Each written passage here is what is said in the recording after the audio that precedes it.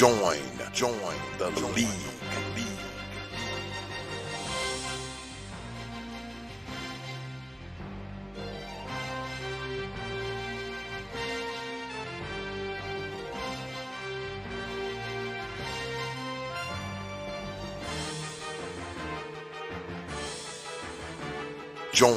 Join the league.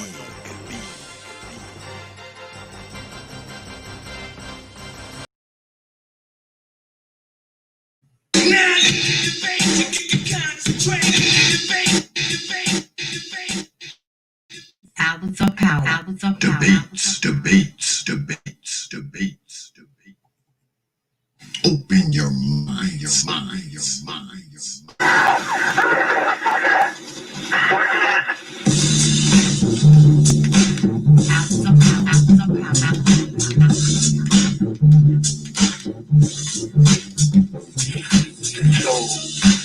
A community is you control your beliefs, you control your power, you control your education, you control your heart. We don't control none of that. We live in a hood. Well, what about the Negroes that get out? Oh, well, my husband, he's a multi-millionaire, almost got $1 million. Great PhDs, working on 2 more. Driving down the street in Chicago, in his Rolls Royce, enjoying himself, and he hit his sorry, look to the mirror, and see his top car, flashing lights. He squeezed the steering wheel, man. Heart beats fast. But he knew the price of a Negro. And there was that car passing by. He said, thank God he wasn't after you in the first place. That Negro that you can't get university. They wasn't coming after you. All your billions, your road cars, didn't help. That's true. Why do you think you never pick up the paper tree over and over? See white families, thousands of black cops in America. Why don't you see white families cry? That's black cops shot my loved one once. I took the back of the head. Why do you think black cops they get more spiritual? They get better sex? No. They got enough sense to know that white folks ain't I will stop in our neighborhood when we decide we will not tolerate. Now, if we were organized, which is hard to organize people who are different but crazy, you don't know you're crazy. But if we were, with the money we have, and the big people who would come to our aid that don't know what it's like to be a Negro, and we said, look, if we don't get a federal law to deal with police brutality, at any time a cop or anybody carrying a gun have to have a license to make you drive a car. And if you use it wrongly, you lose your license. And if you look hell, you can never work again as a cop, a store guard, or a private detective. How do you get Congress to put that through? You take your economic power, and you call on your friends, black, white, young, and old, and say, this coming Christmas, if we don't have a federal law, a cult law, police brutality by law, we call it a nationwide boycott of Christmas, and it started on Thanksgiving. 79% of all retail in America happens between Thanksgiving and Christmas. People did business all year. Lose money just for Christmas. Well, what happened? Taxi drivers, toilers, theaters open, restaurants. They ain't gonna get the deal, and all they got to do is make one phone call and say, Harry, Senator, I want that bill put you in 3 days. Okay, it's economic. It's that simple. But we have the power, but the system has wiped us out so bad.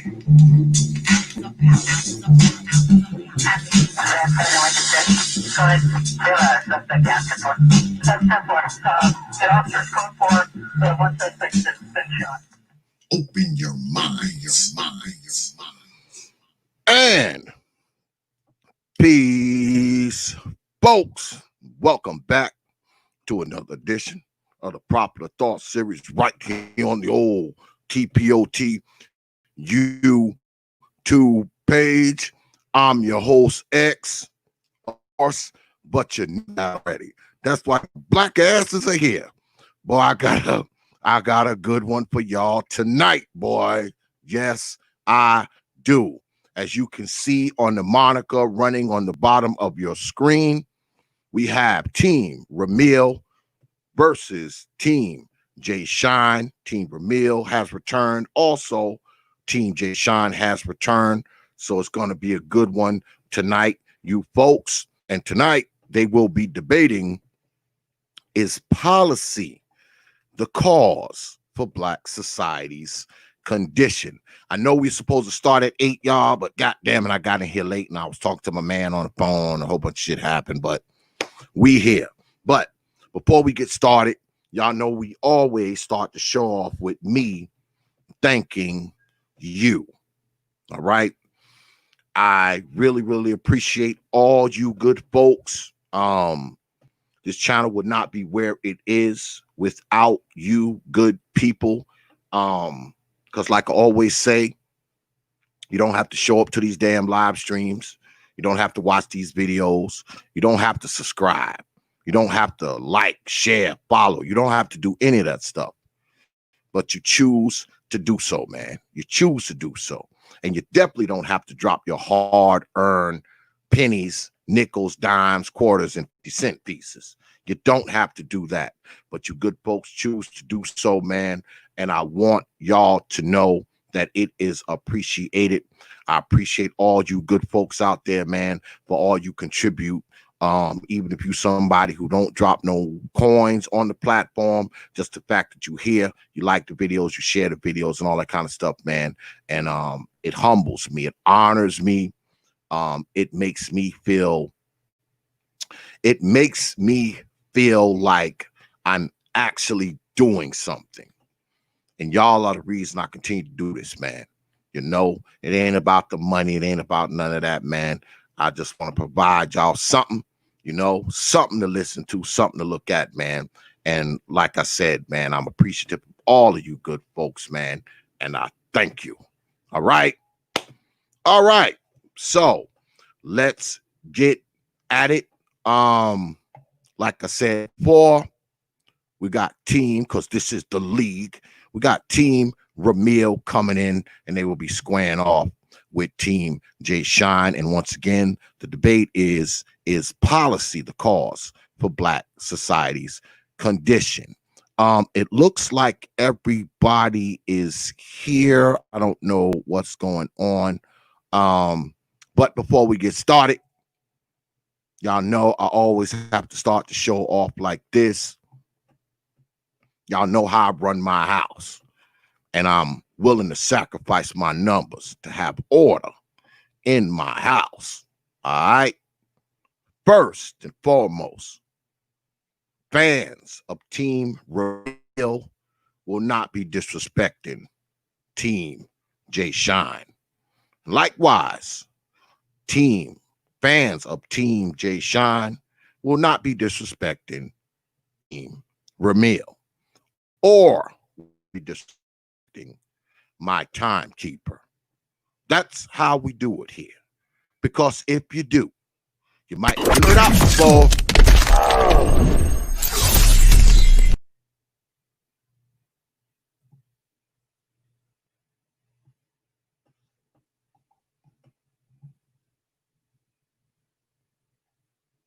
Ain't working. Try this again. Yo, get one word out.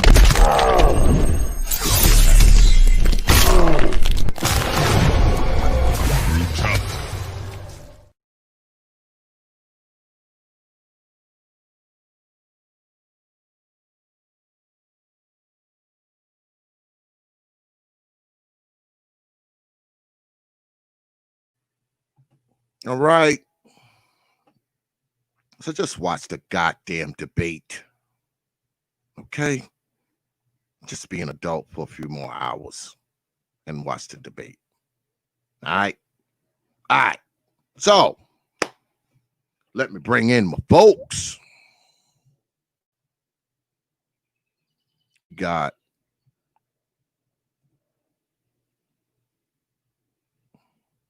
Brother Ramil.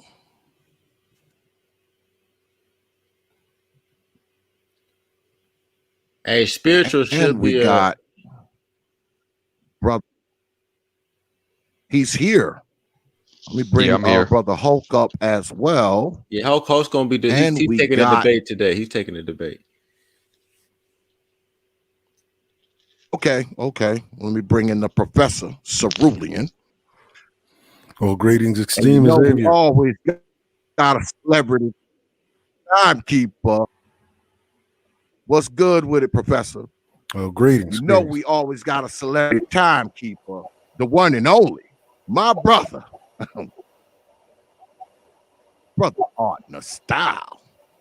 Yeah, what's going All on, fellas? right, so I guess you sending in Hulk tonight, brother Ramil.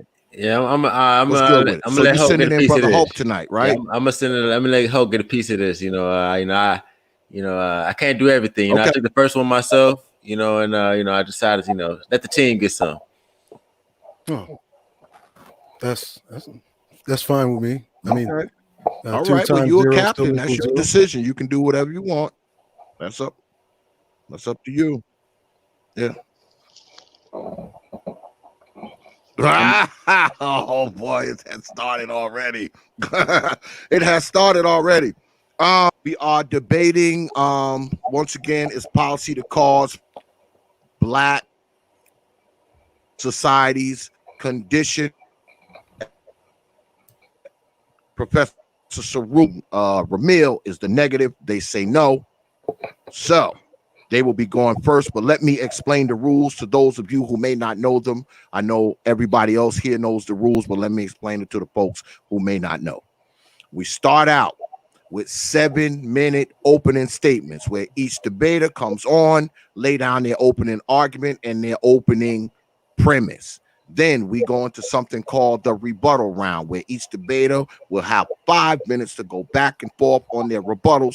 We'll do that for a little while, maybe take a little break. And then after that, we go into something called rapid fire. Rapid fire, there is no clock, there is no timekeeper. The debaters go mano y mano, directly engaging. After rapid fire, we do something called closing arguments. And after closing arguments, we will take a poll to see who has won. And then we will take questions from the chat room, but those questions will be Cash App or Super Chatted. All right. All right. Let's get at it.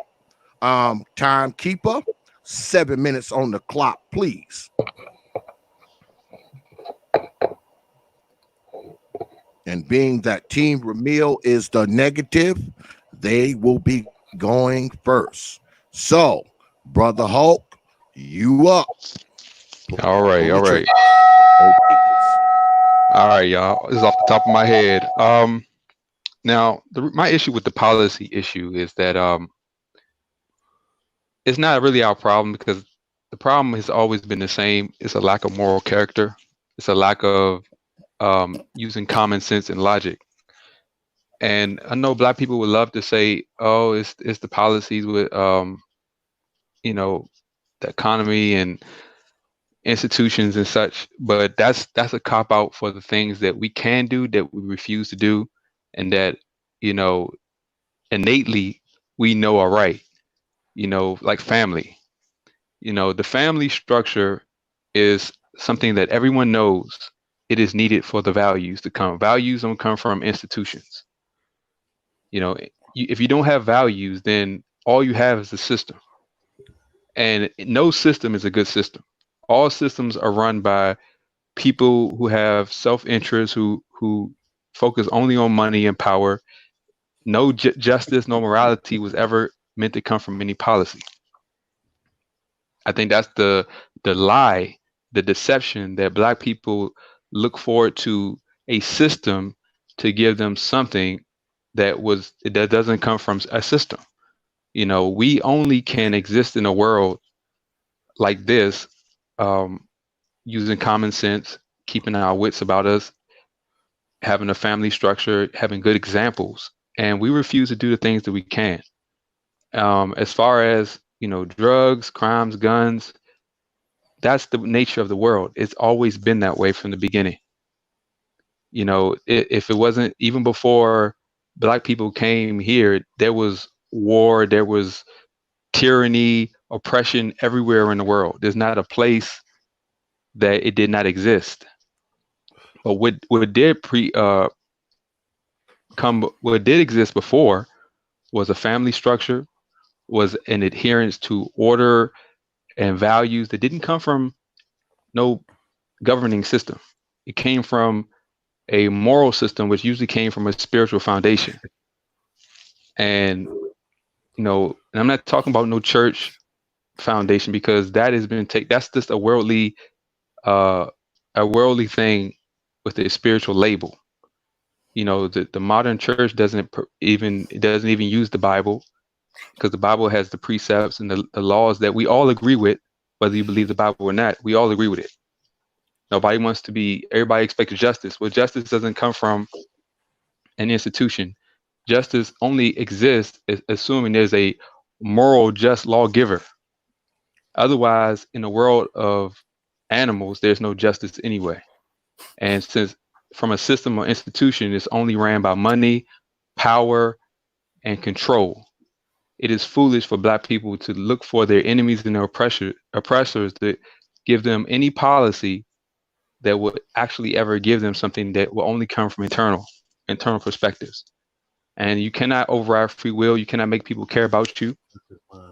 Policies have everything to do with how money is moved, how the system can use you, how you can be taxed.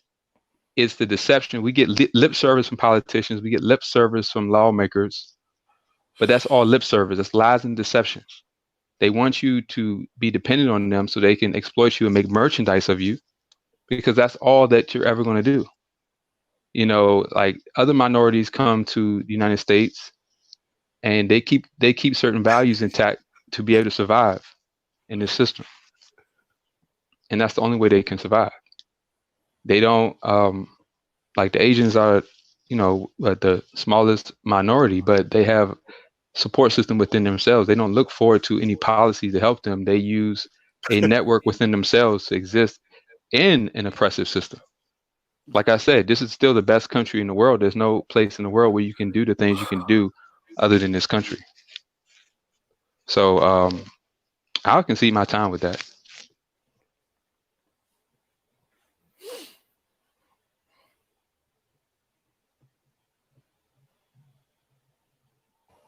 Waiting on instructions. All right.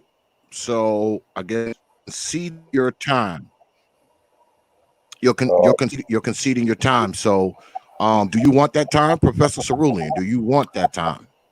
Sure. I'll take the time. I mean, if he wants to squander 2 minutes away, it's fine with me. I'll take it. Give me 9:20. Give me 9. Okay, give me 9:28 on the clock. Timekeeper, please.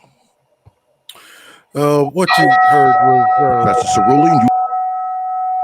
All right, what you just heard was tantamount to a bunch of pseudo conscious community, moralistic, dogmatic, Christian mental framework wrapped in this idea and concept called morality.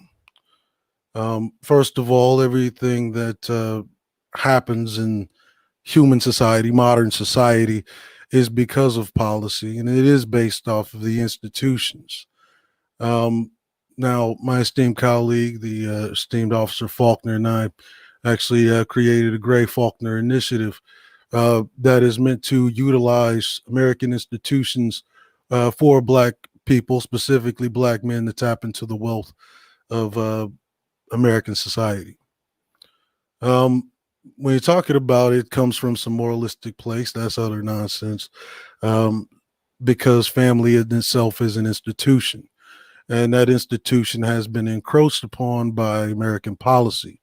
For instance, if we understand that family is the basis of everything, if family is encroached upon, whether it due to being drugs, um, rampant discrimination, um, the classification of criminality of black behavior, which implies some kind of moral burden, then that is other nonsense. What it signifies is that said person doesn't really understand the society in which he lives.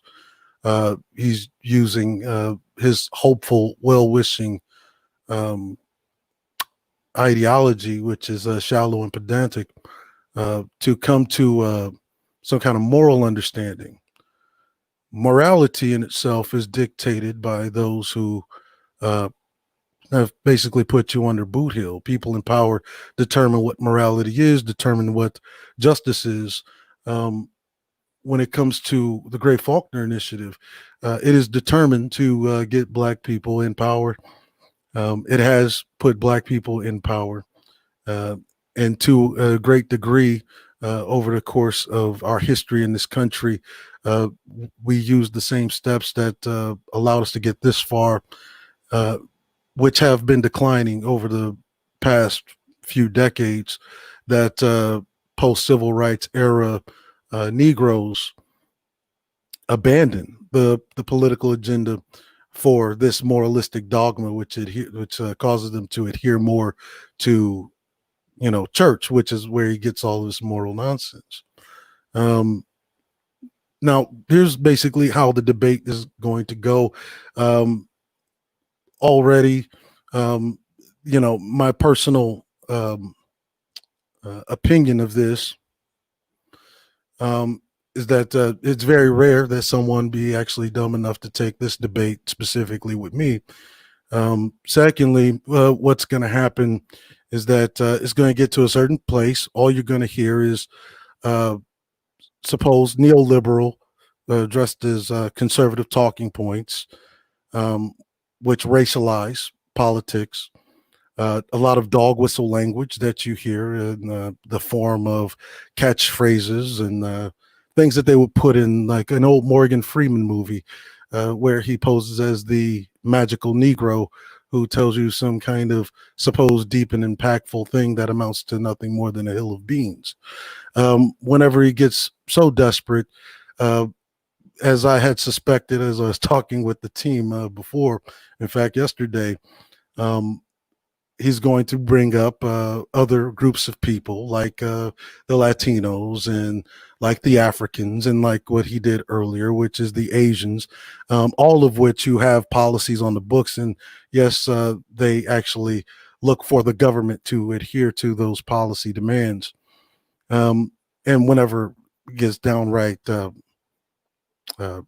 desperate in the deep despair, he's going to try to genderize this thing, which is why he opened with family in itself, because it's a clever cop out to genderize this conversation to where we get into things like welfare reform and yada yada yada, and single parent households. Um, Furthermore, I am going to be using actual references, books. I'm sure that you're all familiar with books. There are these things that have a front cover, back cover, and in between are sandwiched these things called pages, which I'm sure my detractors have not read. But they are available. Some you can order, some I have on PDF. If you need them, email me and I will email you direct PDFs to some of the source material I will actually be using tonight, much of which is off the top of my head because I don't really think I need to prepare for a debate that is this simple, this apparent, and this black and white. And so I had 9 minutes and 30 seconds to put it all out. And the last 3 minutes to state reality. Reality is policy is the only thing that has depressed and put black folk in this state in which you have still since the 1850s a thing called a racial wealth gap, and the lack of wealth, resources, and opportunities are the things that disadvantage black folk. And in fact, it's the thing that determines whether or not a black family will be able to survive or even thrive. It determines whether or not your family unit will be structured or broken. And those policies are things like mass incarceration, as I suspect if my team was of any of its salt, uh, probably already knew that that conversation was going to be had tonight.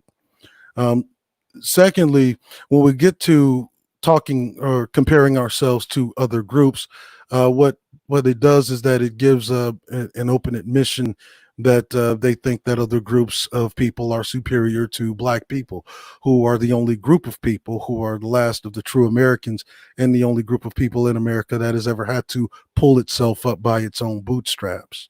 While this country has still remain the idea of benign neglect is the order of the day, in which policies that we fought, bled, died, and were assassinated for still go unenforced, which is why you see the things that you're seeing happening in American society today, in which a police officer or race soldier, whatever you want to call them, can furlough a black man's own civil rights or constitutionally granted rights, such as the Fifth Amendment due process, and murder him on sight. And that's not wholly due to some moral failing, at least not on black people, but the moral failing of the state, considering that they are agents of the state that do this.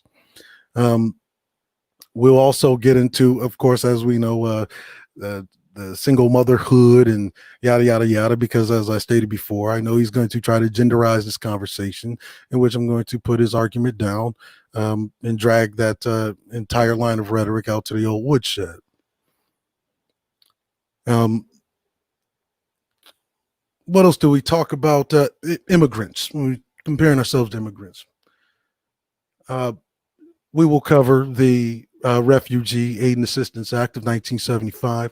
We will talk about the Chinese Immigration Act of 1948, which since then has been expanded to include all those who actually identify as Asians. We'll talk about the money that these people have gotten. We'll even talk about some of the policies that African foreign nationals who come here to pretend to be black folk, whether they be West African or East African, from as far as Ghana to Eritrea, and the things that they actually receive as far as actual physical money. In fact, I would actually go as far as to say there's nothing that an immigrant in this country has built that wasn't paid for by the American government. And the very opportunities that are received to them are opportunities that they did not deserve, they did not earn, and they did not work for. They were what you consider a handout. Now, does that cover everything? We have, 15 seconds on the clock? I will furlough that time. All right. So now we'll go into the rebuttal round. Timekeeper, can I get 5 minutes on the clock, please?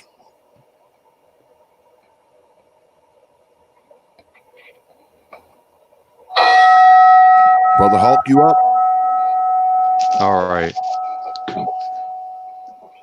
Exactly what happened, what I thought was going to happen. A whole bunch of nothing. All we heard was a personal attacks. You know, did you hear any solutions for these alleged policies that they claim are holding black people in withholding opportunity? Because all we see now are a bunch of millionaires coming out, you know, people who come from very bad situations that just make very good choices in life. And from what we heard about the family dynamic, your family is really your first business. It's your first structure to build generational wealth. A lot of wealth is lost in the first generation because of lack of family. Now, I understand that you don't need a family to gain wealth, but to sustain it with other people in society who have found, you know, generational wealth through families and structures like that, it helps to build communities, because communities are built from the structure of a family. It has nothing to do with no gender thing. That's just a logical aspect of reality. You have no community without families. because that's how people are created. And the conditions of which people are created determines a lot about the conditions of those people. And with all the policies, mass incarceration, here's the thing: the world is not a fair place. And it's funny that the opponent said that morality should come from policy makers. Well, where has that ever been a source of morality from? Where you look for your oppressors or those in power to give you a sense of morality instead of thinking about their own self-interest and how you can be exploited and manipulated. Black people are exactly in a condition that disorganized, unprepared people would be in a world such as this. We have no way to defend ourselves because we choose to reject the values needed to survive. We have no sense of brotherhood or sisterhood among each other. We don't. We've been placed against each other. A kingdom divided cannot stand. These are just logical things, and it's interesting to me that I hear no solutions. Because when people say policy, they can continue that for another 1,000 years. Well, it's the policies. It's because of the system we've been put into. It's because of this. Well, what can people do? Because if there's nothing you can offer to actively do something about these policies in the current generation, then why even bring it up? What is the point of bringing up the past if you cannot learn and grow from it? And see, all we see is a bunch of recycled history where there's no growth or no learning from anything, where people make better choices, apply any wisdom from learned experiences. You see nothing. And even now, notice this, y'all. It's funny. All you hear is snickering, but when I gave him an additional 2 minutes, you didn't hear nothing.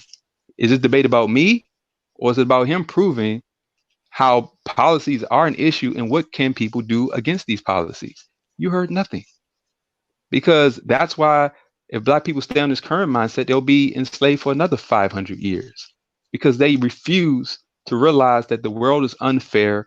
And to us taking personal responsibility and self accountability to do things that we can do, use the opportunities that we do have to build greater pressure on the society, that's all we can do. And I don't understand. They want you to believe that somehow the world's going to open up and just level the playing field. It's never going to do that. The civil rights movement has been weaponized against us because now other behaviors have overtaken the position that the Black people had used to start the movement. And this is what happens when you lean on to government and policies to change the things that we need to change as a people in our own lives. It's not even about family. It's about the sense of morality. Everybody expects morality by how they complain and the expectations they have on other people. Yeah, shooting fireworks around here. But that's just illogical. Morality is something that everyone has. If somebody stole from you, you have a problem with it. If somebody lied to you, you have a problem with it. So morality is an issue. And no one is really as innocent. Okay. So,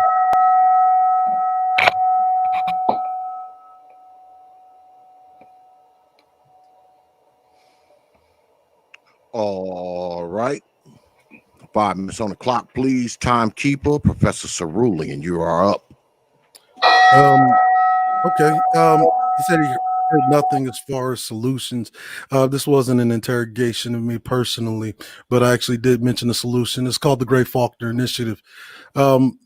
Secondly, let me give you some key points here. Despite significant economic progress over the past decades, Black Americans experience far worse economic conditions than whites or the population as a whole. In fact, they are the poorest amongst all Americans in the United States. Historically, the unemployment rate for Black Americans has been approximately twice the rate that of whites.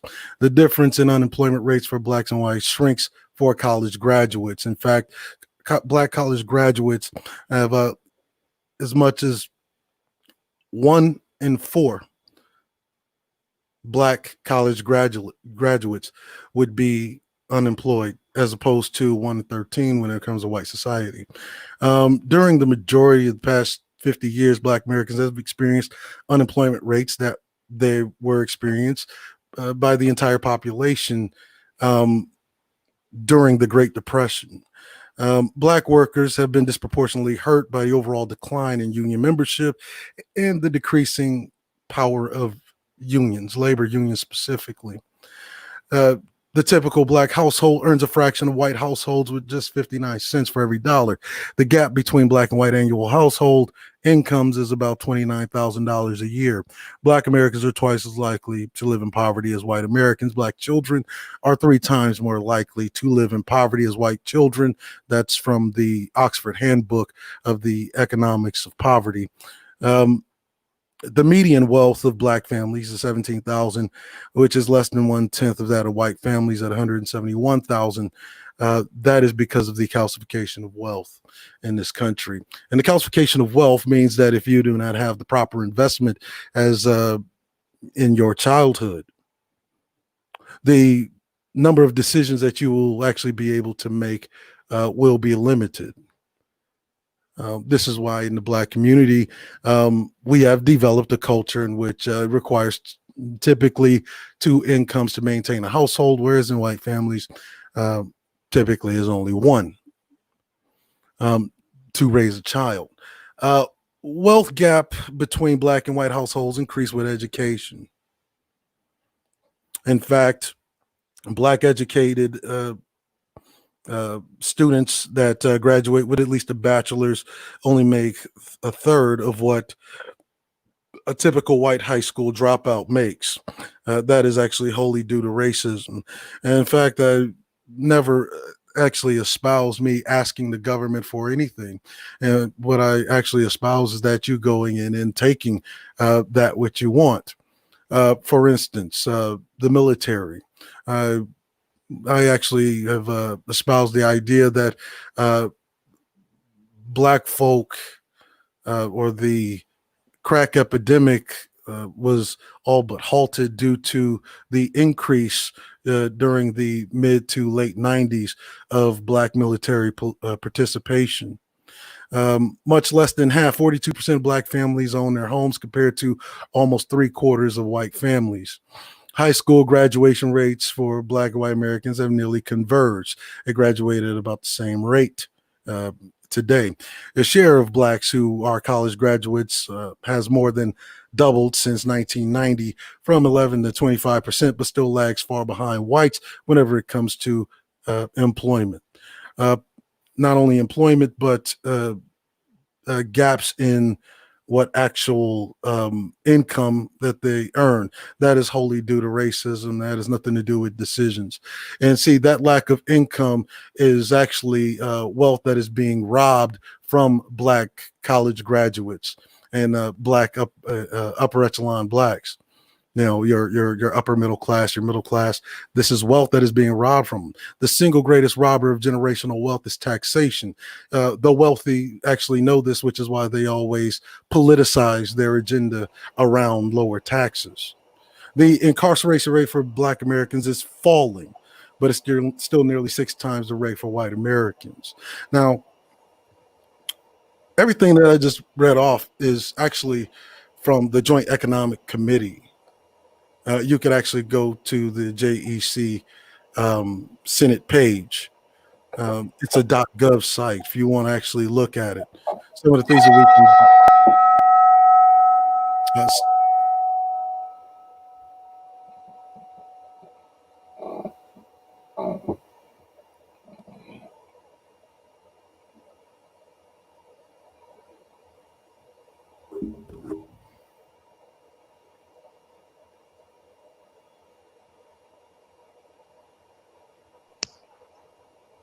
Time, keep it 5 minutes.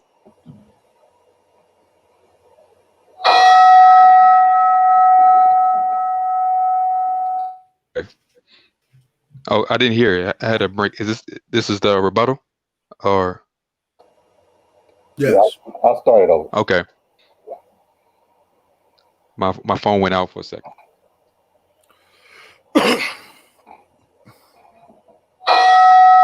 Okay. So I do realize that the conditions that children were are raised in was brought up. Well, that's a family issue. The wealth in families was brought up. That's a family issue. All these things were seem to have been brought up, and this whole thing about the policy and using, oh, I have a .gov stats. So you're saying the policies are bad, but you're using the same information given to you by these same policy makers. If you're claiming that the system is bad, then you're assuming that the system is actually giving you a moral, is giving you like honest information about things. You can't say, well, the policy is against black people, but I'm gonna use what they're saying if they're rigging the system against black people.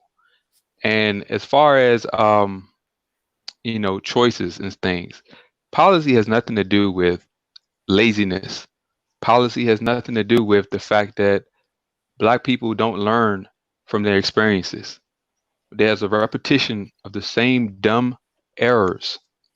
Even after trial and error proves what is the right decision, we don't learn from it. Implementation, of doing something shows you whether it works or not. Because when you implement something and you do it, it'll show you the results, and then you can prove whether it works or not. And we do that because, we understand that having fathers in the home and having certain structures to raise children in, it works. And having the single mother thing does not work. And we understand the consequences of rejecting certain values, and we see that. And black folks do not learn from anything. They repeat the same errors, the same foolish decisions over and over again. It's not ignorance. This is stupidity. It's when we know what is right from example and we ignore it to do what we know doesn't work because we just don't care. And see, the issue with black folks is you cannot legislate people to care about what they know is right. You cannot legislate that.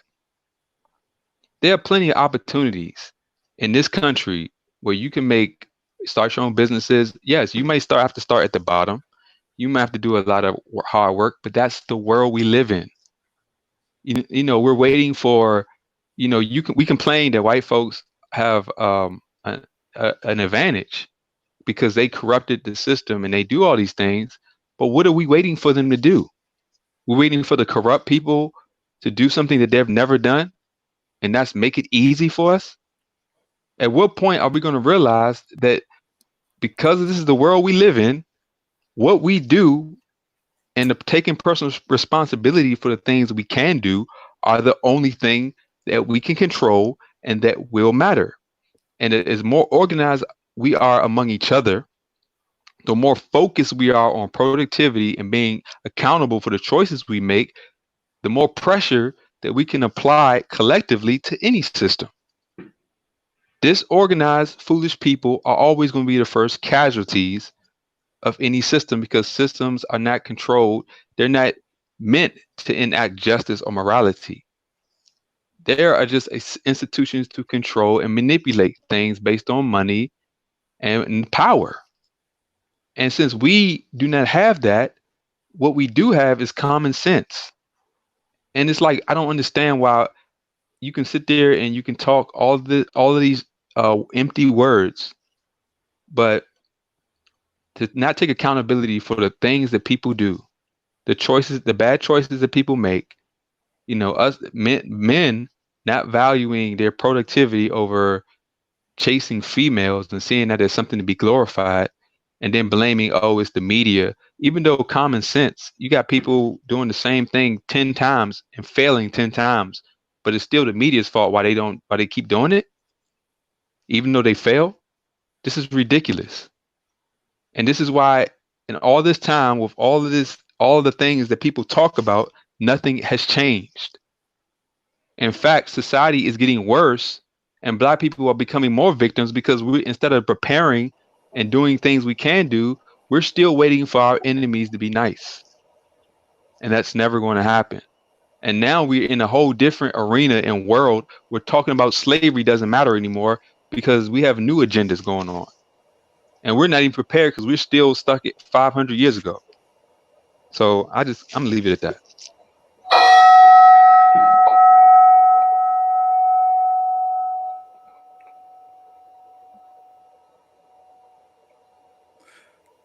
Am I good to go?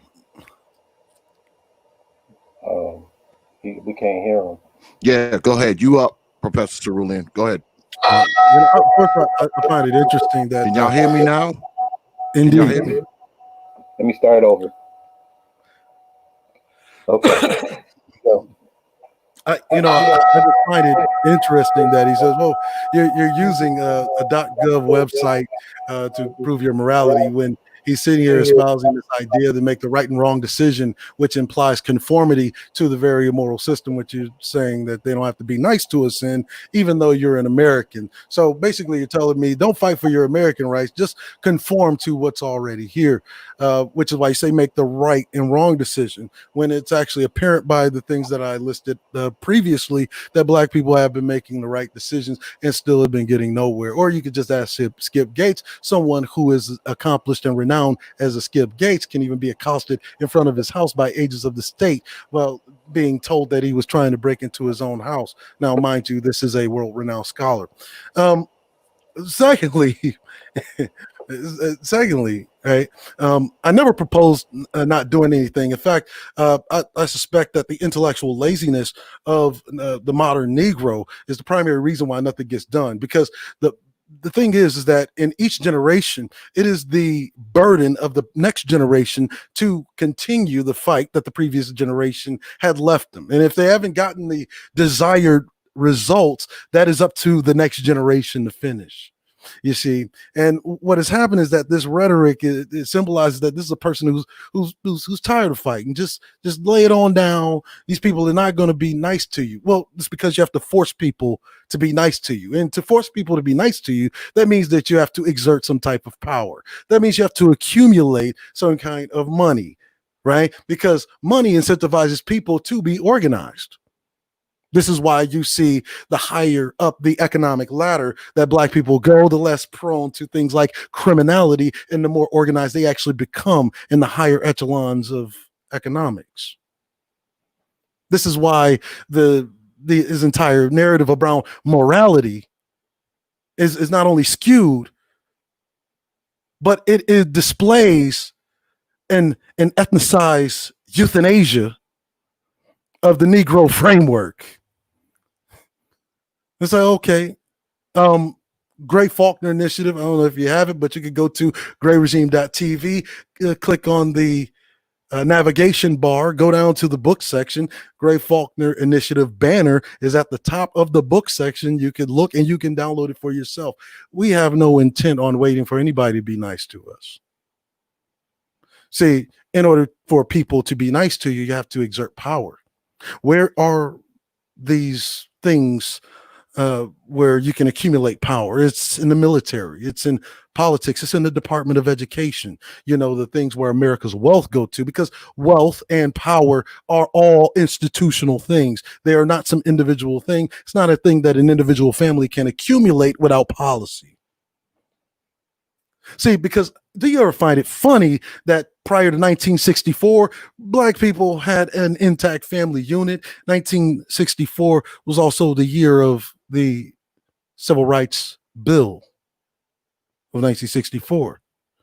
And then 1965 Greater Society Act added immigrants and hunchbacks, homosexuals, and everybody else to the things that you fought for. And then they gave them preferential treatment to take everything that your previous generation fought for and squandered it all the way on them, even though they are, in fact, more prone to violence, as we have currently seen, even though those same people that those benefits go to, though they're more prone to violence, the less they are actually indicted in the court of law.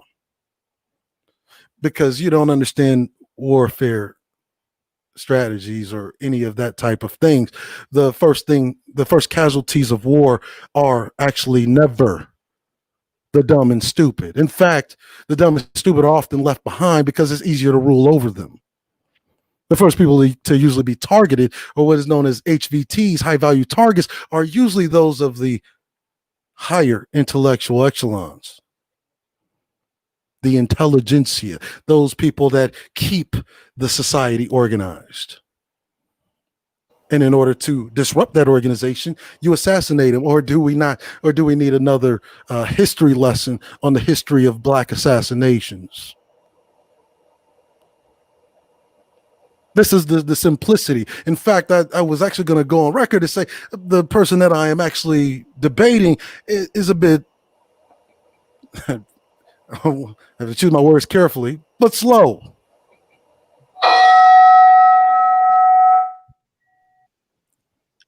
All right. We're gonna go one more round. We're gonna go back to brother spiritual logic. Then we're gonna take a small break, and then we're gonna go into rapid fire. So, Temple, can I get 5 minutes on the clock, please, brother Hulk? You Again, anytime people attack your character and they deflect from the topic. Nothing in my life. I'm very successful in my life. So if you want to talk me, I'm not a victim of racism. I take care of myself. I've been making good decisions. Now we're talking about the collective. Now the collective, on the other hand, they don't make common sense decisions. They wait for leaders, for people who have been placed in conditions to keep them from using critical thinking. Before all these policies came involved, when actually there was more segregation, there was actually, for the time, there was more Black wealth. Black families were intact. Black people stuck together. They had actually owned more for their time.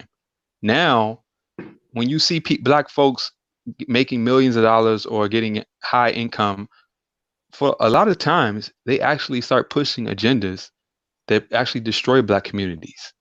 You got, yeah. So he's saying that, we have people who can, making money is the way to break power. We're not. Ask Obama. He made it to the top of the military, and all he did was make the whole country LGBT from the very top of the military. So, you seeing power or some kind of warfare using the same system that you complain about and you say that doesn't accept you is not working. So whatever you're saying is not working. There's no evidence that anything that was said is working. All we see are more hive-minded, unaccountable Black people that are just waiting for someone else to do what they need to do in their own lives. That's what we actually see. That's what we're living in reality. Not this fantasy where I can sit there and say, well, we need to go fight the military, or we need to go out there and put pressure on a government that has an entire military that bribe people, that do all these corrupt things. But with everything that the policies do, they work because we refuse to change. We refuse to make the right, better choices. And morality is not dictated by society. It's dictated to logic, to how others want to be treated. You don't need anybody to tell you what's moral. You just know that how you would want to be treated and what you complain about. And see, even we don't do that among each other. We know what's moral among each other. We don't do it. That's why we can't even create viable families. That's why we can't create viable business partners, because we have no sense of morality based on what we all agree on anyway. When people are honest, see, people have to be honest. And most Black people are not honest about what is right. We're not honest about what's really happening. We live in this delusion that somehow it's always 100% everybody else. No accountability on anything that we do. Even though all we see are collectively bad decision making, not based on policies, but based on what's just not working.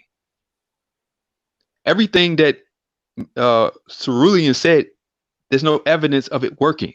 His initiative, if you want to go ahead and start putting pressure and power, then show us proof that it's working. Not anecdotal proof.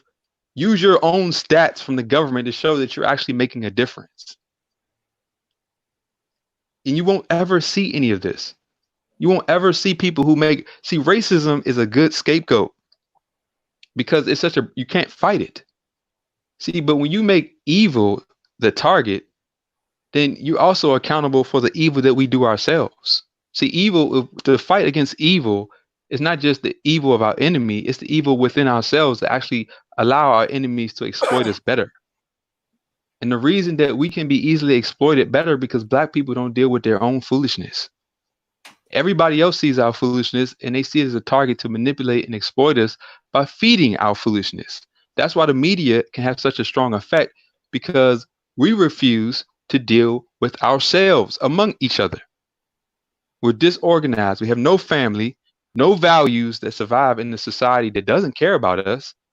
And those values have to extend among each other.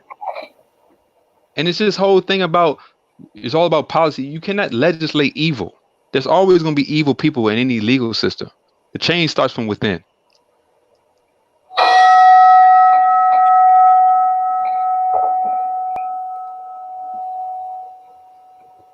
All right. Timekeeper, 5 minutes on the clock, please. It's going to be the last piece of the rebuttal round. Timekeeper. I 5 get minutes it. on the clock. I get what's going on now. My opponent is coming from a Christian mental framework because, why he references something like evil, something that cannot even be quantified. Because if we're going to talk about evil, right? Evil is legislated all the time, like redlining. It's an evil thing. Why is there a gap amongst Americans anyway? Why is there a wealth or opportunity gap amongst Americans? Because when you're talking about black folk, we refuse to deal with other black folk. Black folk are Americans. You see, when other people want something, that's what they do. They organize around a political agenda. The Great Faulkner Initiative is a political agenda, one that is self-contained, specifically designed for black people. But see, it's called an initiative because you have to have initiative to do it. See, when you're talking about the family and all of that, your family unit has been encroached upon by policy. There's a whole warfare strategy. Politics is just warfare by another means, an extension of or a prelude to. You take the father, you incarcerate him, you kill him, you make him economically insufficient to be able to take care of a family. Guess what happens? Family units break down. And all of that was legal. It was legalized evil. How is it legalized evil? Because, well, one, things like highways weren't ran through white communities, they were ran through black ones. They didn't redline white communities, they redlined black ones. Now, if you want to change that and create stability for a black family, you need to be inside of the institutions where those decisions were made. It's as simple as that. It's as simple as that. And and secondly, Obama never made it to the top of the military. When he's talking about proof, we just got a black Joint Chief of Staff for the United States Air Force. So I think that would be sufficient enough evidence, though anecdotal, which is what you're asking me for, to prove that it is working. You see, and it's just like I was saying at the beginning of this, what you were going to hear was a bunch of dog whistle language, was a bunch of politicized racism, because this Negro's sense of morality basically comes from his necessity to conform. Because you're making a right decision, that basically means conform. Saying don't be a criminal. Criminal is a political term. And any black person living can be labeled as a criminal. And even as a criminal, it does not give anyone the right to furlough their Fifth Amendment rights. So you're talking about proper decisions. It's evident that you haven't made any of the proper decisions, because the fact of the matter is, while I'm saying that it's a policy issue, You're complaining about black folk, which lets me know that you haven't really made any proper decisions, which is why you have complaints about black folk who are the victims of said policy. Oh, and nonetheless, no matter how successful you think you are, you're only a third as successful as a white high school dropout, which is a fact by the evidence. You see. And so, with that, you say, just like I said at the beginning, what you were going to hear was a bunch of nonsense, a bunch of jibber jabber, a bunch of politicized racism dressed up as morality, which comes from a Christian mental framework. Do the right and the wrong thing. What's the wrong thing? Oh, he's going to say be a criminal. De-incentivized behavior. Oh, what's the right thing? Oh, make the right decision. What's the right decision? Of course, he's going to say something as silly as get a job, as if black people don't have jobs. Yeah, you see what I'm saying? Like, okay, I'll give my point at this. He was a little out of his depth. All right, that's going to end the rebuttal round, folks. We're gonna take a short break. It ain't gonna be long because I gotta get up on here and talk crap to my audience and make a few programming notes. I want y'all to know that possibly Tuesday I may have the wife of Calvin Munnerlyn on the show. Those of you who know Mr. Calvin Munnerlyn, he was the security guard that got killed in, I think it was in Flint, I believe. Might have been in Detroit. I'm not sure, but it was Michigan. He got killed at a dollar store, security guard. He told some ladies that they couldn't enter the premises if they didn't have on their mask. They left and they came back 20 minutes with some fools and they shot Mr. Munderland in the head. I may have his wife on the show Tuesday. All right. Also, Wednesday, I believe Wednesday, we are going to have a Team Fantastic versus Team BMT throwdown. I'm not sure of the specifics of the debate as of yet.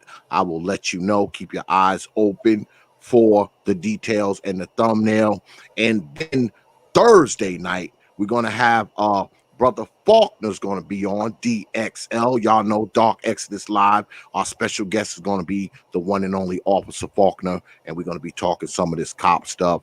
And pretty good lineup coming up this week. So make sure you have your black behinds here, 9:30 p.m. Eastern time on the T.P.O.T. YouTube page. We throwing down Tuesday, Wednesday, and Thursday. Make sure you have your asses here. All right. So we're going to do a little station identification. And then we're going to get into rapid fire because I know that's what y'all are waiting for. So I will see y'all on the other side of these here commercials. Hey guys, T.P.O.T. on Facebook, Instagram, and Twitter. But you knew that already.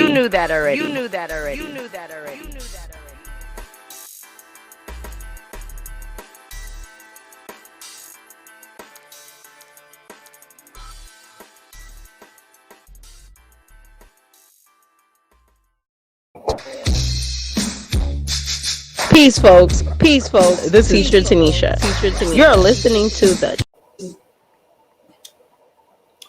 Look at that nigga. Am I muted? Go ahead and do it.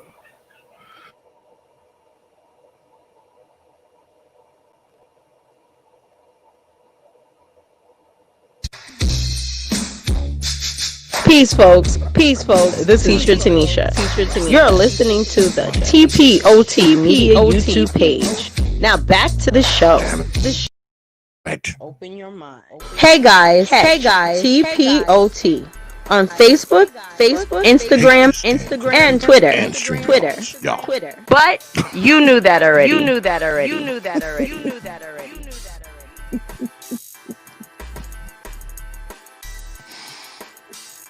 Let's see.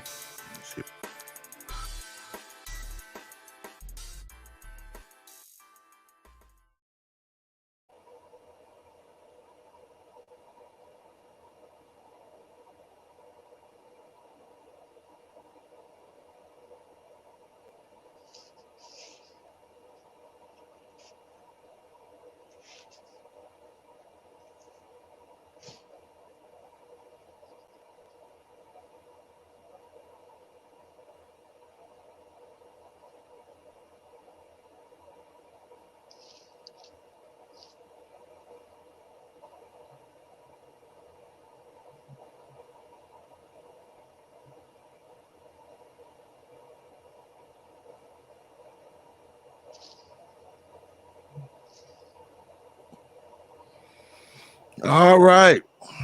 So now we're going to go into rapid fire.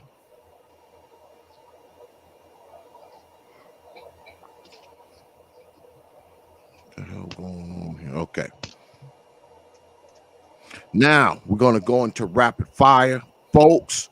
No timekeeper, no time clock. We left off with Professor Cerulean, so we will be picking up with Brother Hulk. Brother Hulk, pull the trigger, rapid fire. All right. So Cerulean, where does your expectation for a society to be equal and just come from? That's my question to you. You up, Brother Hulk? Oh, can you hear me? Can y'all hear me? Can everybody Hold hear on. me? Can you hear me? I can hear you. Can y'all hear me? Oh, I can hear you now. Didn't realize I was muted there. I can hear. Can y'all hear me? Yes. Okay.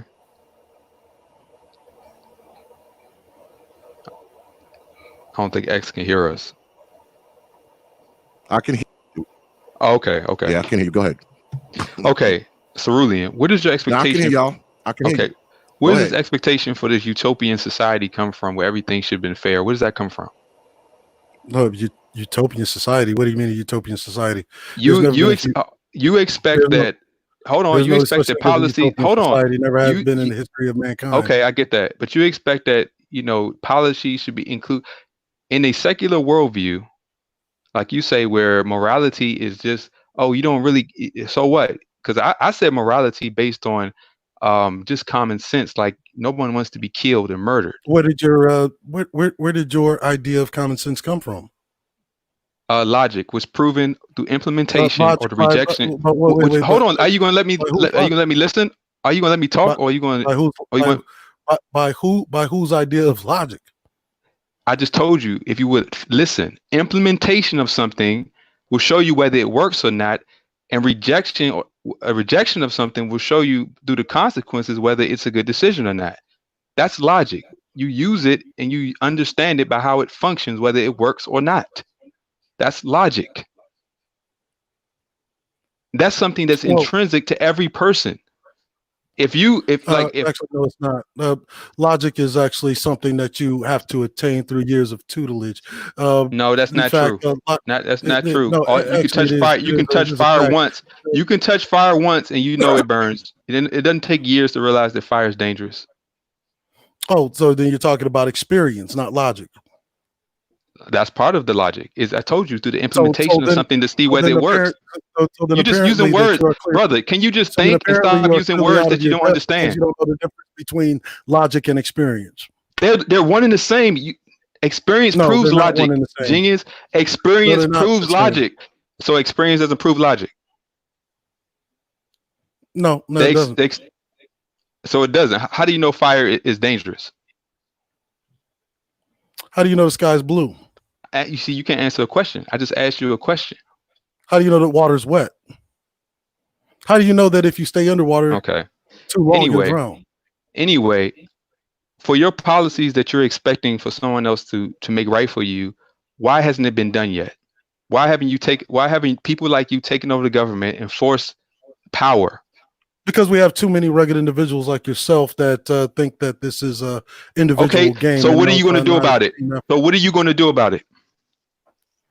Well, this is a real simple thing. I don't have any expectation that everyone will be so-called saved.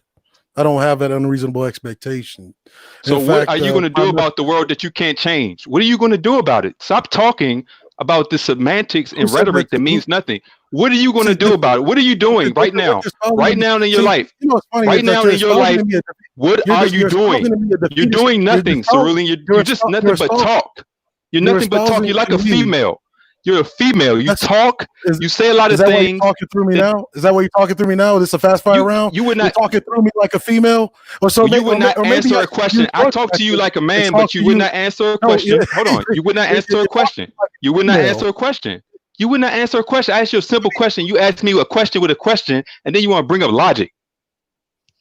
Well, you don't know the difference between logic and experience, and I'm just telling you the simple facts. They're one and the same. I'm giving you reality. You're giving me a bunch of hopeful rhetoric. You would not understand logic unless you experienced it. Logic is something that cannot be quantified. Because you have to understand it, but you have to understand it for it to actually be aware, to have awareness of it. You have to understand it. To understand it, you have to have some engagement and some experience and interaction with it. What's clear to me is that you have no actual real world experience. What you just have is. How do you know what I have? How do you know? Hold on. Speaking of logic, how do you know anything? You don't know nothing. You say a lot of things based on assumption. I mean, that's exactly what I do often hear from my detractors is that. No. Detractors, nobody cares about you, bruh. Nobody cares. You don't have no detractors. You're not important enough to detract from. Let's just stay on the topic. The topic is you can't do nothing. Hold on, you said that black people like me. You said that black people like me are whoever. So what are you going to do about it? You can't do nothing about it. Tell me how you're going to change. Tell me. Why has the policy changed? Wait. Says the fact that it hasn't changed. Who says you can't? Who says you can't do nothing about it? You. I never said that. Then I asked you, why isn't it fixed? Why isn't it fixed? Because of the team effort, and we have too many rugged individuals. So how do you make the rugged individuals do right if that's the only way it works? Oh, you don't, because the rugged individuals eventually die off, or they get their nigga wake up call, and then they want to, be a part of the group again. Just ask ASAP Rocky, who thought he was a rugged individual, went to Norway, and then whenever they locked him up in Norway, he got to crying about how he needed support from the black community. Right? Okay. So your plan is to wait for people to die off, and so you won't see any evidence that what you're saying is true in your generation. See, my message is for anyone that has ears to let them hear, that want to actually take the advice, they take it and they run with it, and then they be a benefit to their own communities. It's not for everybody. Okay, give me some evidence. Well, give me some real-time evidence that anything you're saying is making sense. I need real-time evidence of anything you're saying is making sense. Real-time reality. Just ask any affiliate that's a member of the gray regime. All of my adherents are actually not only adherents but advocates for the Gray Faulkner Initiative, as many of them had already employed the Gray Faulkner Initiative before I created it. Okay, so you brought up. Okay, hold on. So wait. You just took a break, man. Wait. It was based on things that me and my esteemed colleague Charles L. Faulkner Jr. Had experience with. Okay, let me ask you this then. So, based on what you're saying, and you said the Great Faulkner Initiative, and I get that. So, my problem with what you're saying is that you're saying that a generation of people is going to have to die off. I was asking you for real-time experience where, like, you brought up redlining, you brought up. Hold on, wait, man. I didn't finish. Look, man. I did not finish. Are we gonna cut each other off? I can talk over you all day. I could talk all over you. Your voice is passive. I can out-talk you. So if you want to do that, I will out-talk you, and we'll do that. So let's keep doing that. So can most. Otherwise, are you going to listen? Are you going to listen, or you want me to over-talk your passive sounding voice? Is that what you want me to do? Because I Pass would the do time. that the whole time. I would do that the whole time. I gave you a chance to talk. Now you shut up and listen. You shut up and listen. I mean, is that You shut up and listen. Shut up and listen. Shut up and listen. Shut up and listen. This is a conversation, and I've listened to. You haven't listened. I haven't heard anything. I haven't heard anything. You said nothing. You just use words. Actually, it's just the other way around. You just use words. You said nothing. That's why you have to overtalk me. That's why when I listen to you talk, you say something, and then when I talk, you immediately cut me off because you can't say nothing. You just like listening to yourself. You just like listening to yourself because that's all you can do. You have no real world anything. You don't live in reality. Reality. I don't care about what you think. Cerulean, you're nobody. You're nobody. I'm very direct. You're nobody. Right? People that you're know nobody. Me know that Look, you're nobody to me. So you either meet me where I'm meeting you. You either meet me where I'm meeting you, or we do this the whole time. You meet me where I'm meeting you, or we do this the whole time. Listen, you meet me where I'm meeting you, or we keep. Look, man, I could do this all day. Because I already made my point. I already told you that personal responsibility is how you actually start to fight the system. I am meeting you at your level. That's why I'm engaging you the way that I would engage a female, because females have a tendency to talk over you. Well, then that explains why you talked over me while I listened to you. So thank you for proving my point. You did a run-on sentence, just like having a conversation with a woman who doesn't know how to get to the point. I listened to you, Cerulean, and then when I tried to talk, you cut me off. No, you're not. You're a liar. You're just a liar. No, you don't have a point. You lie. You just lie. You're being this run-on thing. No, you just lie. And if I'm not done, I'm not done. I waited till you finished your point, and then you waited till I started talking to talk. No, you didn't. You just okay. Exactly. You're a liar. So you're a liar, and I get what we're dealing with. That's why the black community. That's why the black community will not do anything. It's nothing but lip service, folks. Anybody can go back and rewind a tape, and nobody needs to go back and rewind something. No one needs to go back and rewind something because we all know the truth. I'm talking about for posterity's sake. Not. I don't care. That's for somebody else. I don't care about that. That has nothing to do. You're either talking to me or you're talking to no one right now. So what are you doing? You tell me. What are you doing? I'm trying to be cordial. So you say what you gotta say. How about you get to the point? How about you get to the point? Because I see how this debate is actually going. It's not really a debate. It's really me educating you. It's no education, Cerulean, because you can't provide a solution. You just said that people need to die off. That's not a solution. Okay, wait. See, in order for you to ask me for a solution, you first must be proposing a solution, and then I will tell you my solution. I do have a solution. Wait. I do have a solution. My solution, which is an actual solution, not something that's filled with this false sense of morality and just make the right decisions, which is nothing more than dog whistle language stemming from the 20s. Okay, so tell me your solution. Why is redlining wrong? You're asking me for a solution. No, listen. See, here's how the debate works. Here's how the debate works. The debate works like this. If you're asking me for a solution, this is a debate. We're here to debate facts. Okay, we're here to debate facts. We're not here to debate beliefs and rhetoric and what you believe or any of that. We're here to debate facts, right? And so if you're asking me now for a solution, you must first already have a proposed solution, and then I will give you my solution that challenges your solution, and then we see where we meet. You see how that works as a conversation. It's not you just continue to run on sentences. Okay. Like, can you speed it up, please? Keep talking. Just keep talking. Everybody will just listen to you until we get tired of listening to you. Go ahead. Do you have a point? Do you have a point to make? I mean, we are still. This is called the rapid fire round for a reason. Well, because you were talking the whole time. You were talking the whole time, idiot. So okay. So if the complaint is that I wouldn't let you talk, how valid is your conversation really? It's not a conversation if you're just the only one running on talking.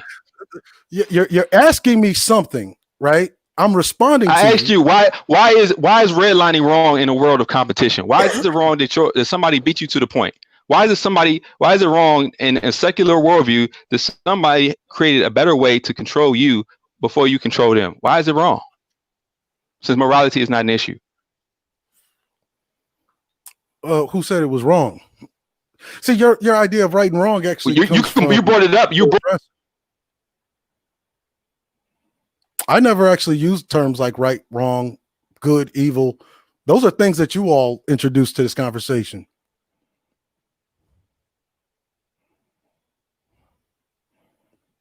those ideas, right? Those are things you introduce to the conversation. Things like good and evil, right and wrong. I'm telling you that none of that adds up to a hill of beans. Because if that's the case, you're asking me why it hasn't worked yet. Let me ask you this: why is it that Black folk have had morality, and during the time we had the highest moral character in this country, why didn't that work? How did that fail with such a high level of morality prior to the Civil Rights Act 1964?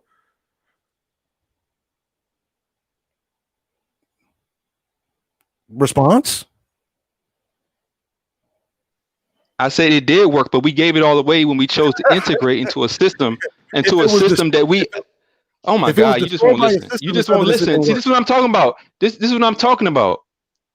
You want me to be respectful to you, and then I started answering your question, and then you cut me off.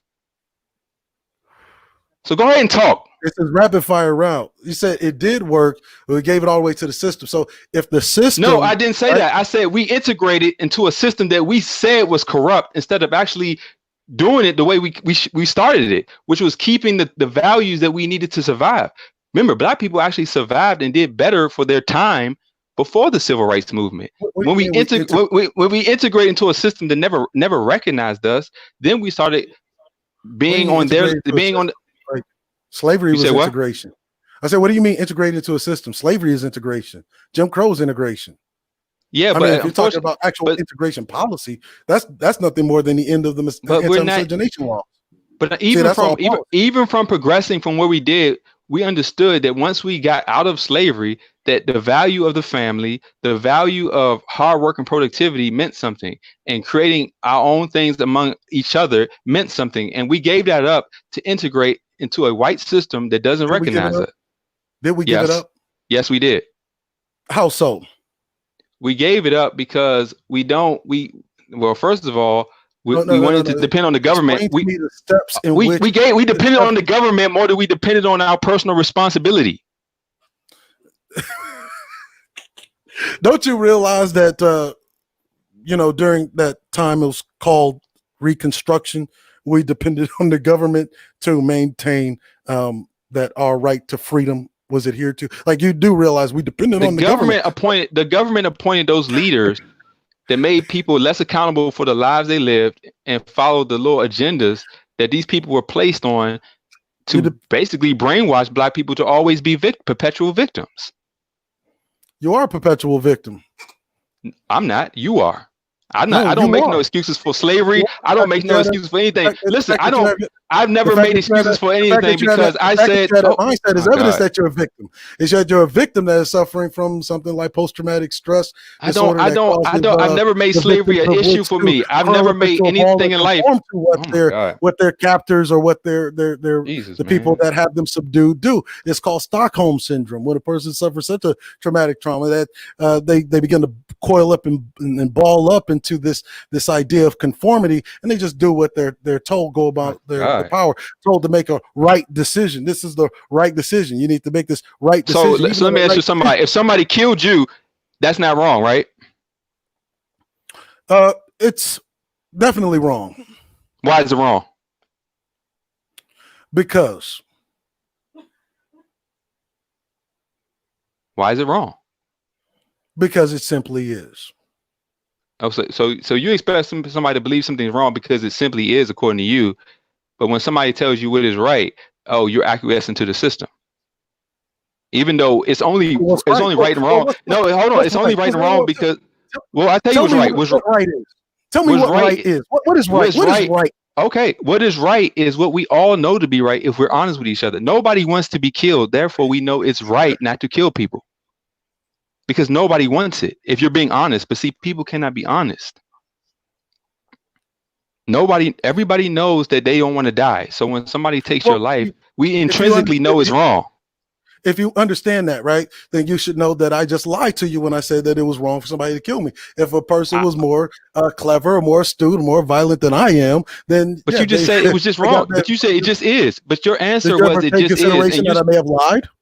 You called yourself an intellectual, but your answer was it just is. Did you ever consider the fact that I lied to you? Just so you could get to this point and speed it up, so we could get to the other part of the conversation that you really want to go into.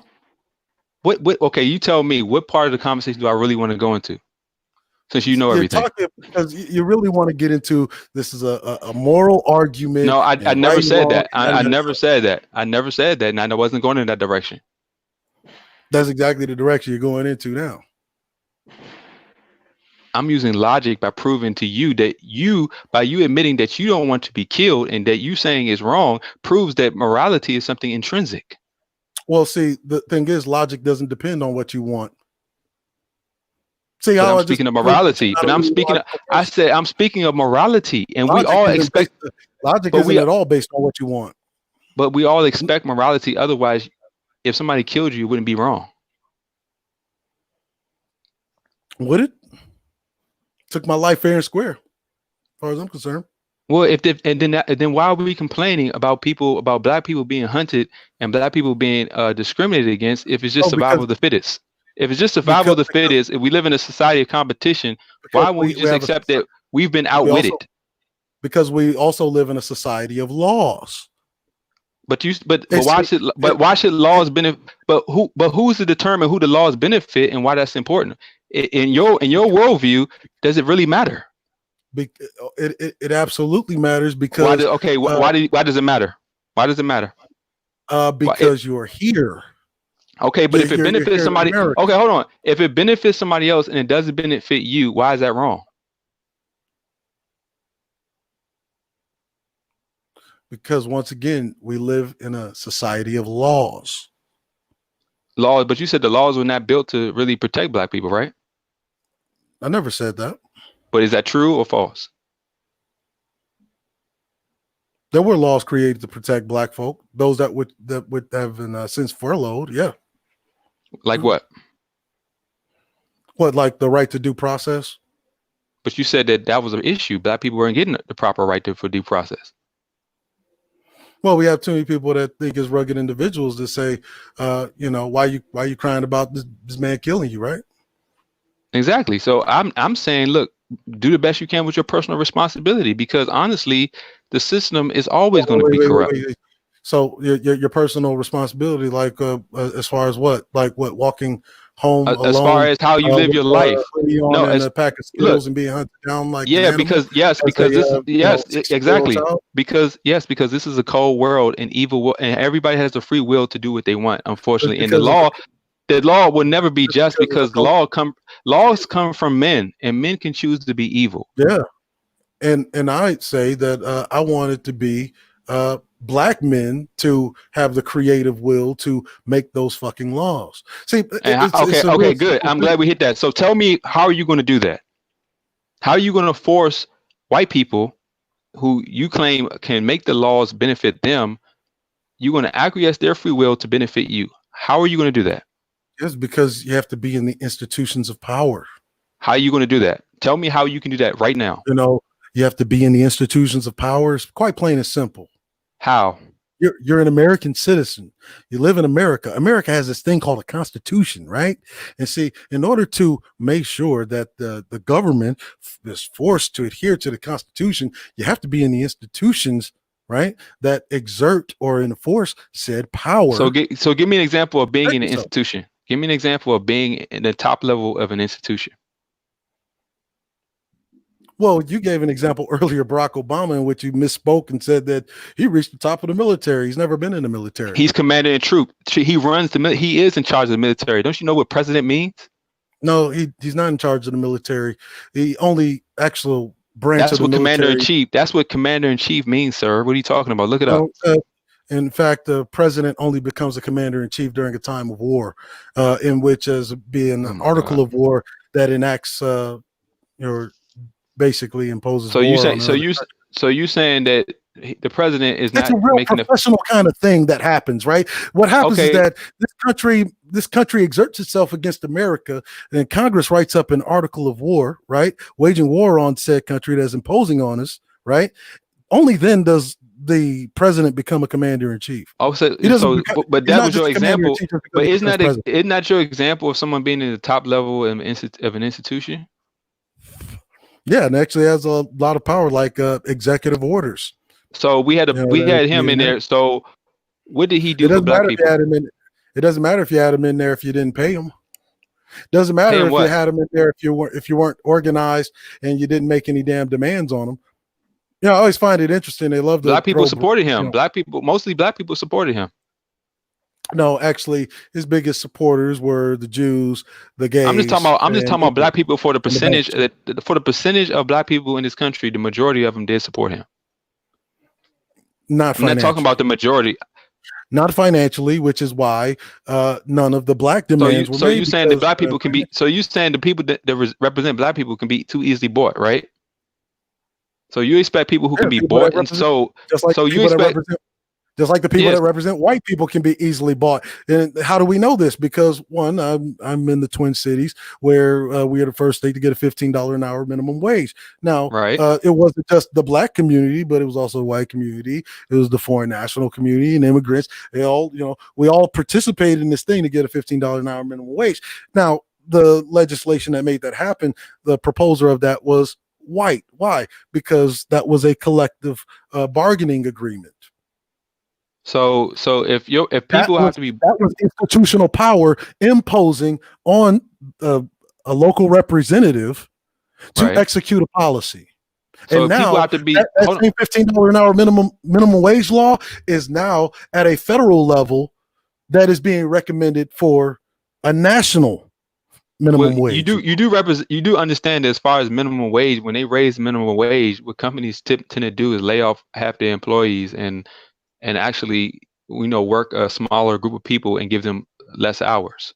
So in the end, automation usually comes in. Hold on. Automation usually hold on. Yeah, what you mean? It's proven. Automation has come in and swept away a lot of the jobs once the minimum wage went up. That's true. That's what you're talking about. Do you really think that's true?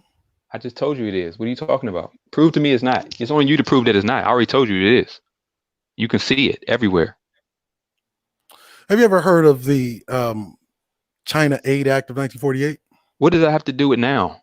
I'm talking about right now. It has everything to do with now, considering the fact that adjusted for inflation, the Chinese community, the Asian community, still receives. But didn't you have a problem when I brought up other races? Didn't you have a problem when I brought up other ethnic groups? And now that's all you're doing. Well, the China Aid Act of 1948. We're talking about black people. We're talking about black people. We're talking about black people. But black people have nothing to do with that. Black people are the first. Actually, black people have everything. Black people have lost more jobs. Black people have lost more jobs. This is my problem with Negroes. Black people have everything to do with every other immigrant group. And the reason why is because your tax money goes to pay to prop up these other groups. Minimum wage, because you are an American citizen. Oh See what happens? Okay. What happens with the derelict Negro male is that they fail. Okay. They fail at this thing that they call logic that they try to play at. Right? Okay. Keep going. So if another community is getting $400 million a year, and that was in 1948, adjusted for inflation is something to the tune of $12 billion a year to prop up Asian communities. They don't have to go to an American bank. Why? Because, well, they have their own Asian banks here that money flows through, even though that is your money. That is your money because, one, you are an American and the Asian that immigrates here is not. The fucking Latino that immigrates here is not. The African foreign national that immigrates here is not. See, these are American issues that you are racializing. These are American issues that you're racializing as black, though. This is why it still pertains to black society. But you don't understand that minimum wage being raised affected black people more. More black people lost jobs. More black people got swept out from automation than anybody else from raising minimum wage. That's a fact. That is incorrect. Okay, then tell me how this works. The reason I'm saying that, the reason why black jobs get swept out is because of immigrant privilege and preference. This is true. And you look at, it doesn't matter if you are a Republican supporter or a Democrat supporter, what you actually see is black issues that are being brought to the forefront in politics being pushed aside for preference for immigrant for their policies for immigrants. And see, immigration has always offset black labor. Why is that? That's the main reason. See, But automation is just the next thing. Your jobs are being pushed away because of one, immigration already took a hit on you. Okay, And if an immigrant comes here and say, oh, we have a $15 an hour minimum wage, how do corporations get around that? Well, if they hire foreign nationals or immigrants, and immigrants are willing to work for the standard $8.50 that previously to the minimum wage law, guess what happens? The cost of the wages go down. That is the reason why they downsize. So let me ask And you, they've downsized in every minimum wage law. If you look at the history of minimum wage in this country, you'll see that every single time that minimum wage was increased, layoffs happened, and they laid off, black people first to give immigrants preference, which is why you see in places where there's a lot of black communities, you see what's stopping a lot of black people from starting entrepreneurships and businesses? What's stopping them from capital. doing that? It's called capital. Capital just doesn't come out of your ass or thin air. You haven't heard people actually starting businesses from their car, from starting broke and working their way up? I have, You and never- also You never heard that before, right? I've actually heard of that, and I've also heard of black entrepreneurs who are often targeted for things like prison. Selling mixtape out of the trunk of your car, selling So how are you going to stop that from happening? How do you stop that from happening? It's called policy, but they have to be. What kind of race-based policy would stop that what type of specific policy would stop that from happening today? You already have a specific policy on the book. It's called the Civil Rights Act of 1964. So why are we talking about it then? It's just not going enforced because you've been prioritizing immigrants over yourself. So how do you make someone enforce something that they can choose not to? You have to be in the institutions of power that enforce law. How and are we black? So black people have not been involved in any kind of legal matters. Actually, there's a lot of blacks that are in these institutions of power, and a lot of them, they're not even actual native born blacks, but immigrant blacks. So how do you change that? One, this is why we have the initiative. And it's for specific people. It's not really for everybody. And we make that clear that it's not really a thing for everybody. It's for people that are willing first. You have to so be let me willing ask you a to question. Is there anything that black people can do for themselves? Anything? Yeah, black people start organizations all the time. Hell, I co-founded an organization right here in my own city. What are you talking about?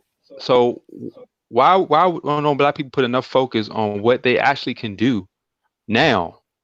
While they're trying to, so they can gain more collective power together. See, because the limited access to wealth, resources, and opportunities puts most black folk in a state of survival. Which is why you're talking about entrepreneurship. One, entrepreneurship without some kind of political arm or enforcement is nothing more than a hustle. Which is why you see most black businesses, they die within 5 to 10 years. So let me ask you a question then. That's also a policy issue. Policy protects your economic interests. So, these are facts. So for the black people who are very successful, why are they successful? Well, couple of reasons.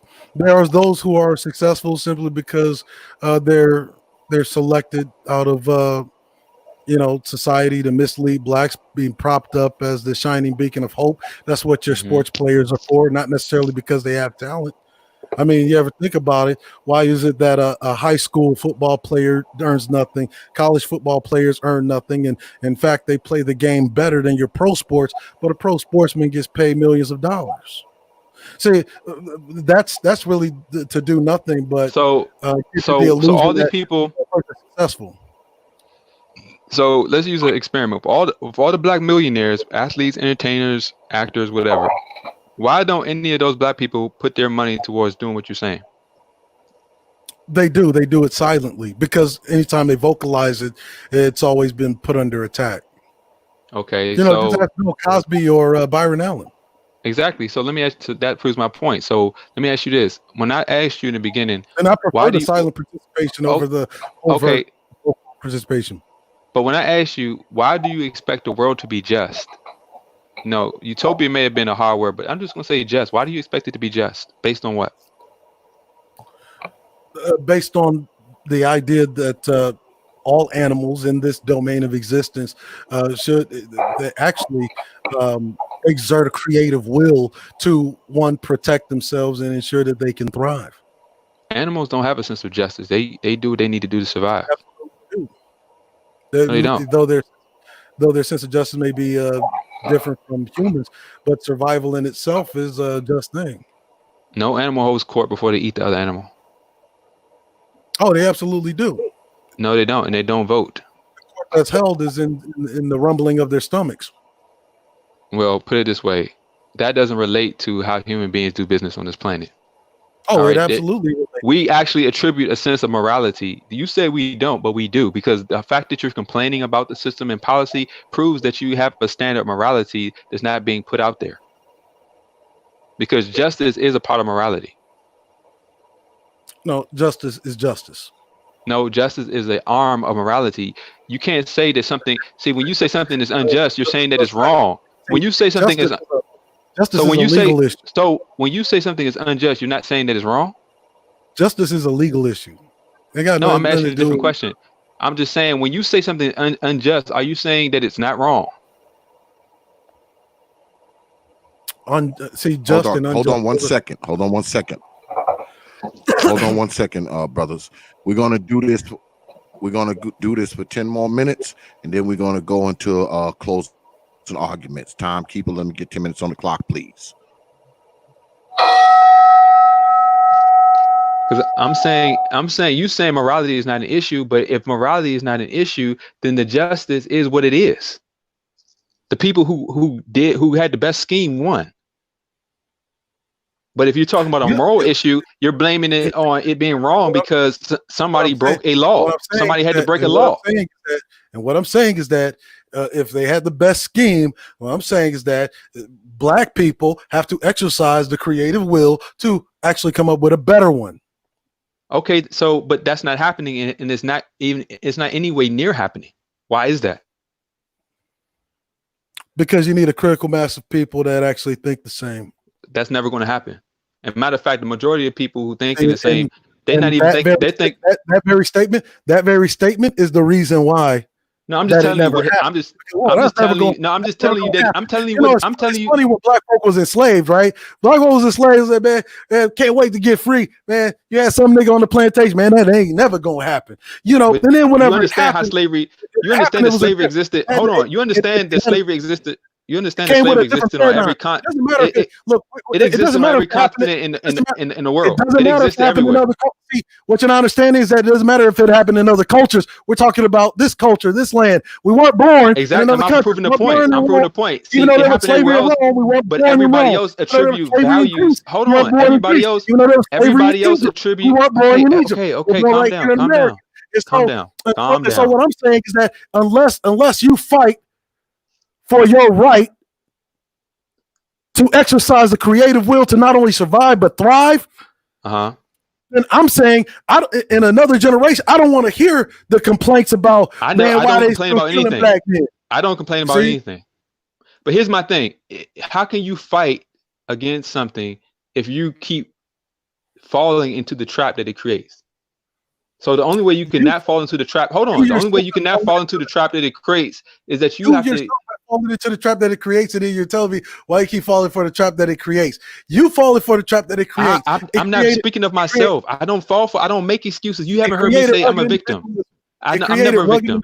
I'm not a victim. My heart. Listen, I had a very hard life. Hold on, Cerulean. Listen, Cerulean. Listen, I had a very hard life, and I'm thankful for it because it made me the man I am. It made me how to be resourceful. It made me wise. Adversity has made me a better person.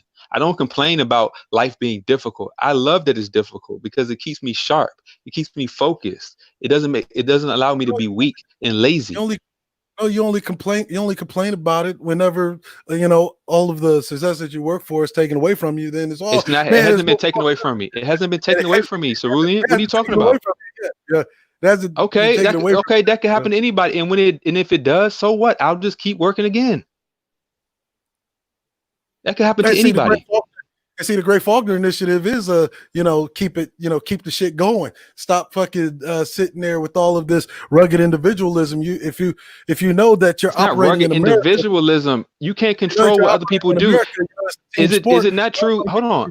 Is it not true? Rugged individualism, which only fucking halts the progress. It's not rugged individual. Is it a fact? That's how you got people that come out as individuals. Well, I'm successful and I'm successful over here. You brought me into it. You talking about I was complaining, so I had to defend that statement. I had to defend that statement because you kept bringing my personal self into it. You are complaining. See, because you're telling me that basically.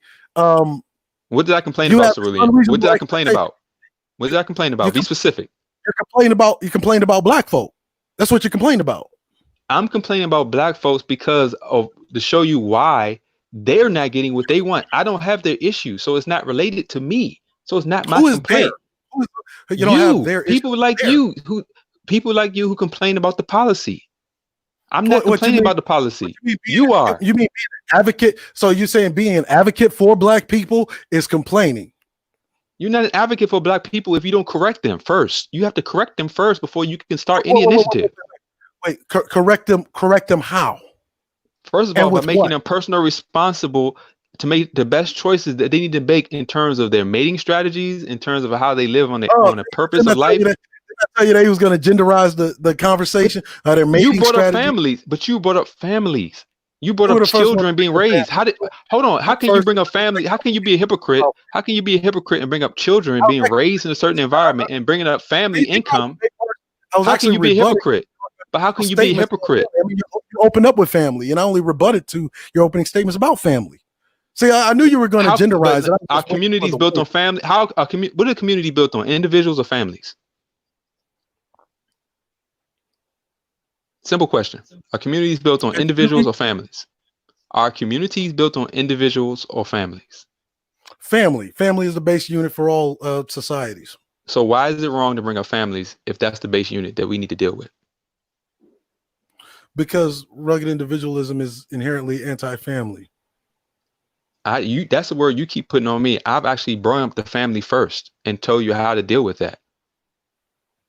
Okay, well, how do you propose the black folks solve their family issue? Well, first of all, we have to have self-control, and self-control is a moral issue that you keep rejecting. If we don't think that just being reckless and foolish and lacking self-control is wrong, then we will never stop doing it. So we have to draw a moral. Hold on, we have to draw a moral line in the sand to attribute the values needed to actually build these initiatives and these concepts that you're talking about. Those are values. Those are values. If we don't values are what make you care about the things you need to do something. If you don't care about them, you're never going to do them. You can say the right thing all day, but you cannot make people care about them. See, this is why I said Great Faulkner Initiative for everybody. You see, I'm not trying to get everybody. See, because there's people that just simply won't listen. There's people that simply don't really care. Right. So it's for people that have the creative will to want to exercise. Family is the cornerstone of all societies. But see, in American society, what has happened, especially since deindustrialization, family has become income dependent. And income dependency determines that, well, how much money you got in the bank is going to determine how stable your household is. It's the number. You missed a step. People have to actually value not being lazy. They have to value productivity before you can even convince them that working is a good idea. Some people don't care about surviving at this point. They don't have values to actually want to survive.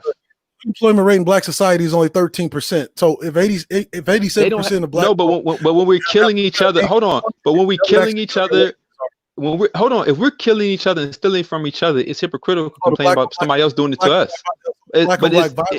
It's hypocritical to complain about somebody doing something to us that we're doing to each other. So the black on black violence. also we talk about personal responsibility and accountability. When a black person kills another black person, that black person is held accountable in a court of law. See, this is why I say that justice is a legal issue. No, I'm not talking about in the court of law. I'm talking about the fact that we do it. Why are we doing it? If we in such a bad situation, then why are we doing it? Then I will have to refer you to the Dr. John Calhoun Mouse Utopia experiment. Can you just speak from your own brain? I don't care about these people. They're probably dead. You speak right now. As a matter of fact, you don't have a brain.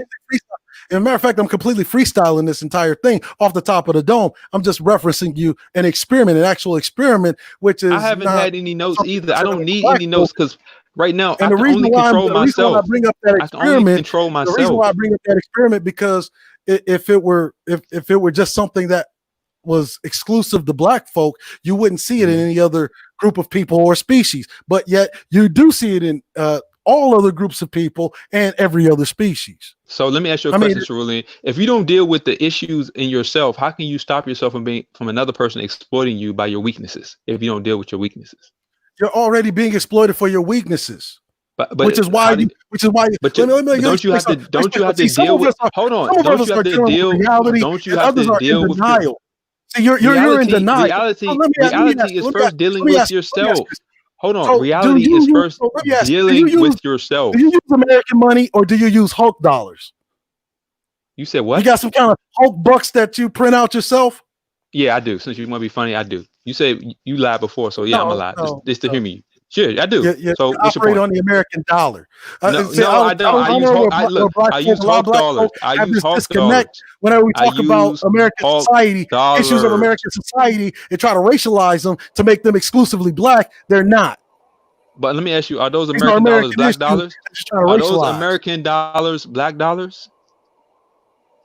No, they're not. They are American dollars that are in the possession of blacks. Are they black dollars? That's a different That's a different question. Are they black dollars? If they're in the possession of black people, yes.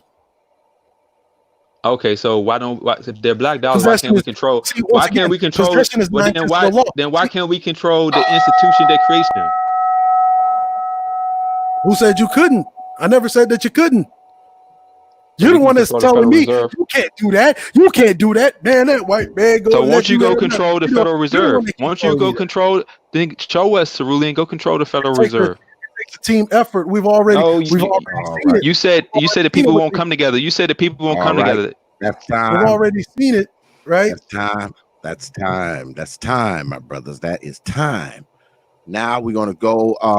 We're gonna go into closing arguments. We opened up with Brother Hulk from Team Ramil, so we will be opening closing statements with Professor Cerulean. Can I get 7 minutes on the clock, please, timekeeper? Professor Cerulean, you are up, sir.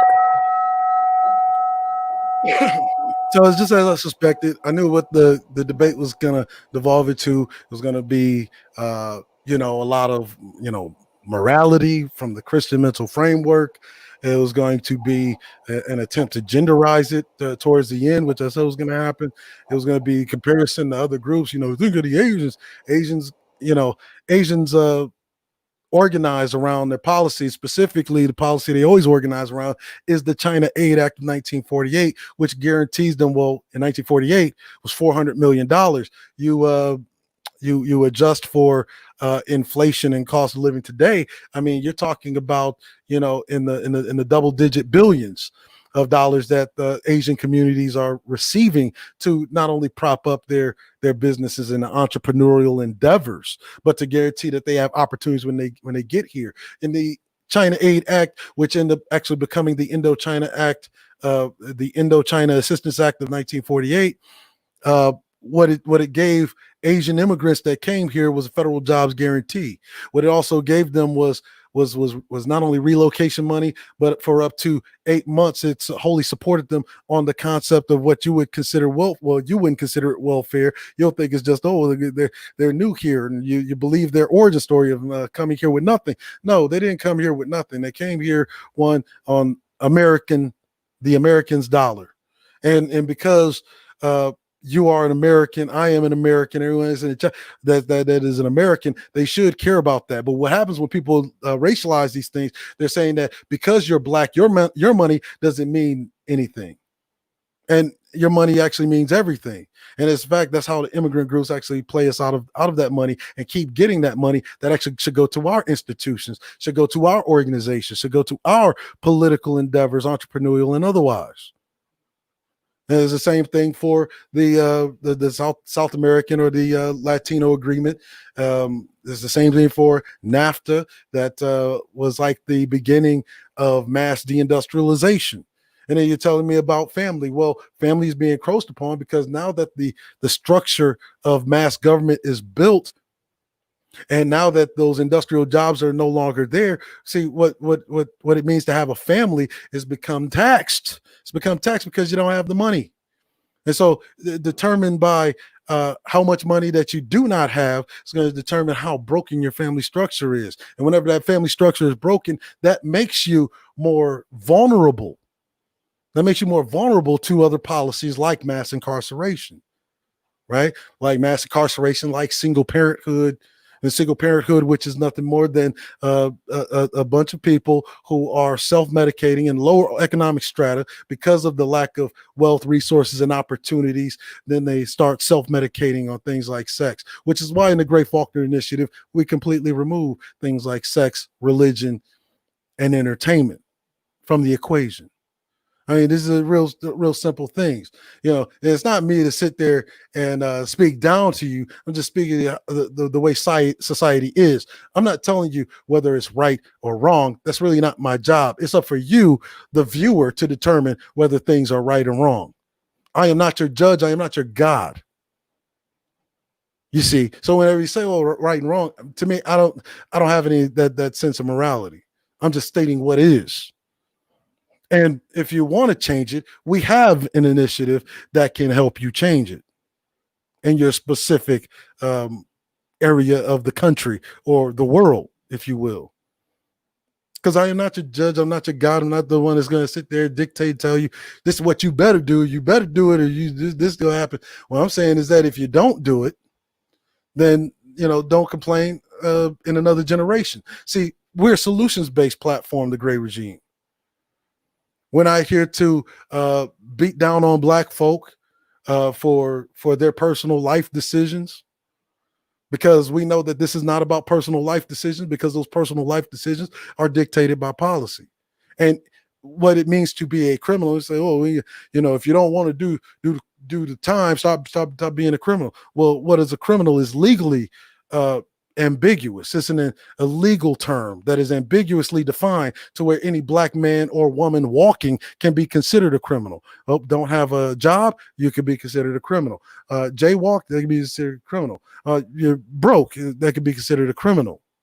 You see, we're not here to tell you what to do. We're just here to tell you what is, and if you want to change it, how you can.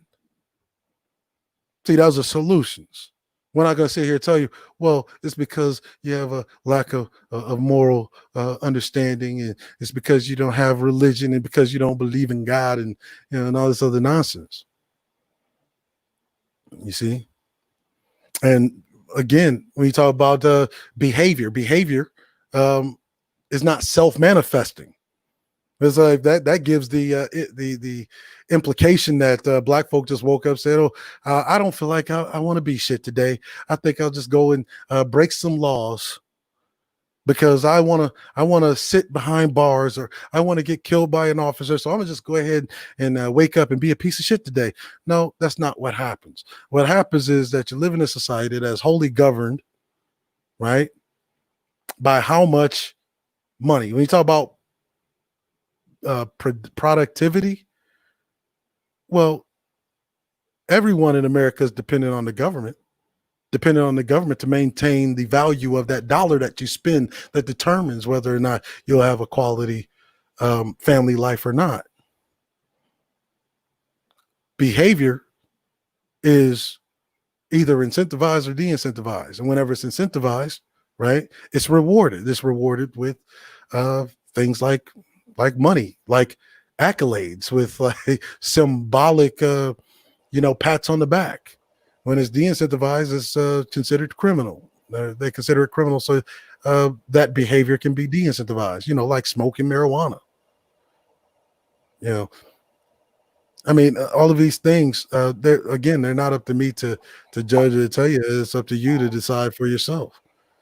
If you want to change it, we have an initiative that can help you. If you don't, then obviously my words aren't for you.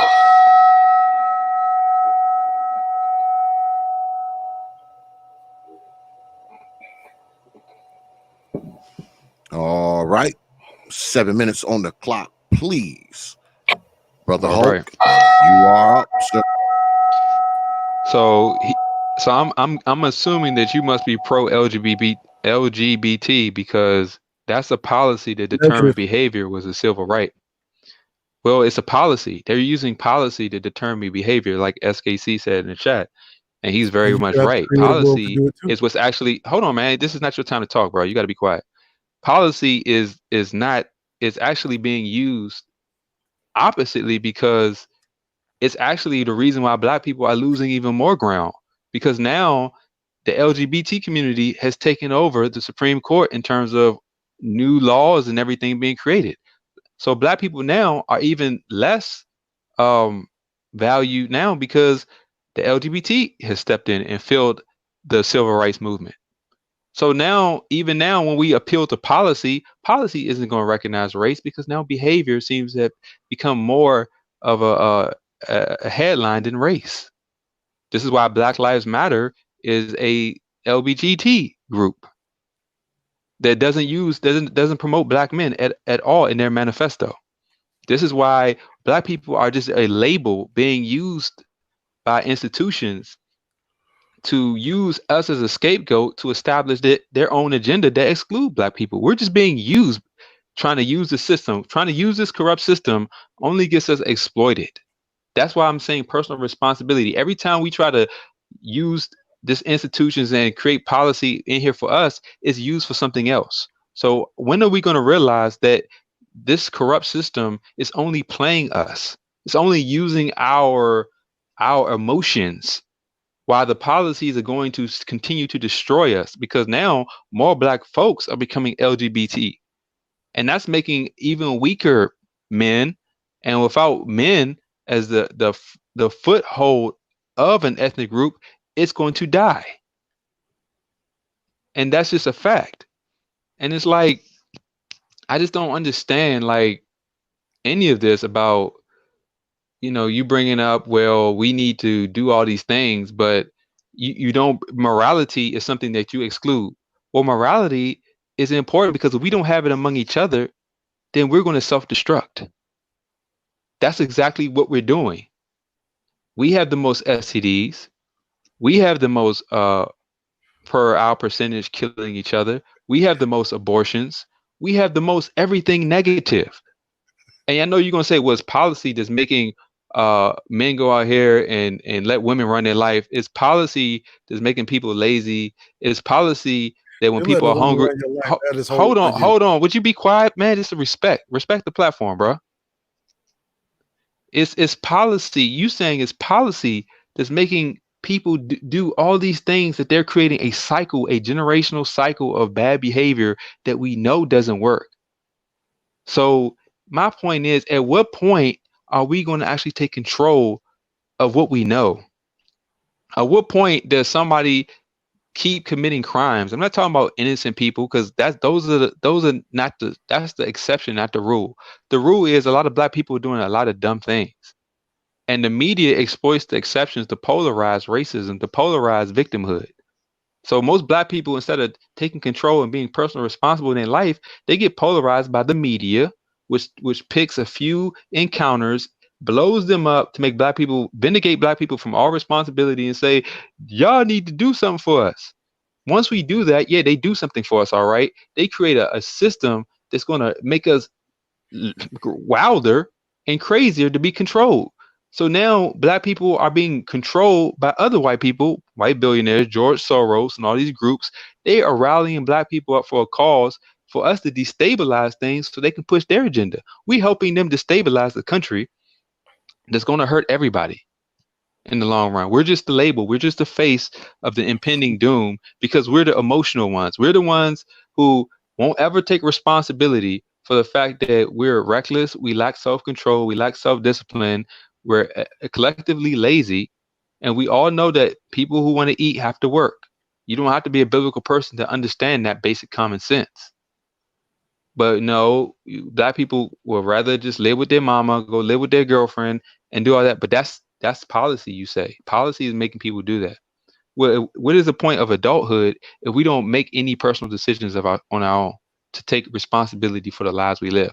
What is the very value of adulthood and manhood if we don't enact our will to do something? If we're always waiting for other people to do something for us. And I know you say, no, we have to take policy by force. We have to use the institutions they created to move in the legal system and the corrupt system they created to do something that they didn't give us space to do for ourselves, instead of just actually realizing that, you know what, let's stop making bad decisions that we know are wrong. And because you either making bad decisions or you're waiting for the government to make you a victim. That's what we see in reality. And black people rather be a victim and keep making bad decisions. And it's not working because the government is just creating more restrictive. I mean, listen, look at the world we're in now.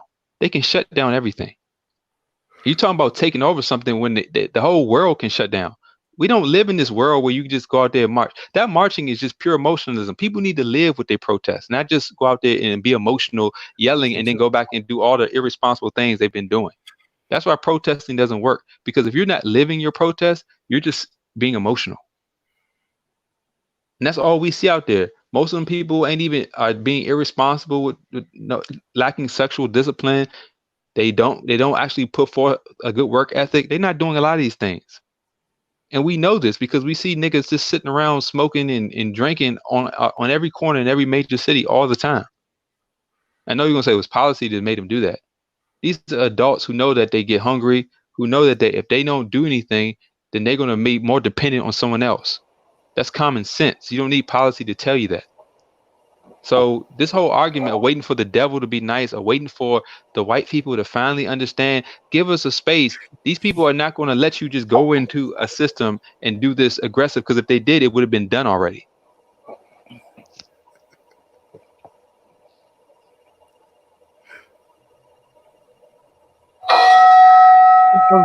I'm sorry. If I could just 2 minutes. So, like, All none right. of these assumptions, right? Did I make any of these assumptions, right? Never did I Hold on a say. second. Hold on a second. No, hold on a second. Hold on a second. Hold on a second. That's going to conclude the debate, folks. So now we're going to go to a poll. So get your voting fingers ready. If you believe Brother Hulk won the debate, put an H in the chat. If you believe Professor Cerulean won the debate, put a C in the chat. H for Brother Hulk, C for Professor Cerulean. Come on and hurry up, goddammit. Go ahead, Professor. Never did I say anything about protesting. In fact, I don't advocate for or against protesting. Two, I never said I was going to wait around for white people to be nice. But I find it interesting how the same people that created the system, it's funny how LGBTQ can, occupy these institutions that execute power and make things happen for them. Jews, they can occupy these institutions of power and make things happen for them.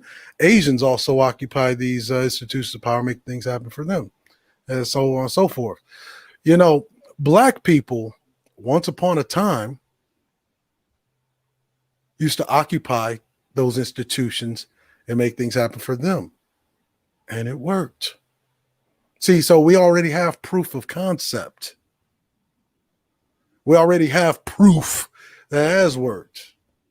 But see, whenever it does work, you see, of course, the dominant society is going to fight to, take all of those gains that you made back, which is why you should have the creative will to do it yourself, like the previous generations did.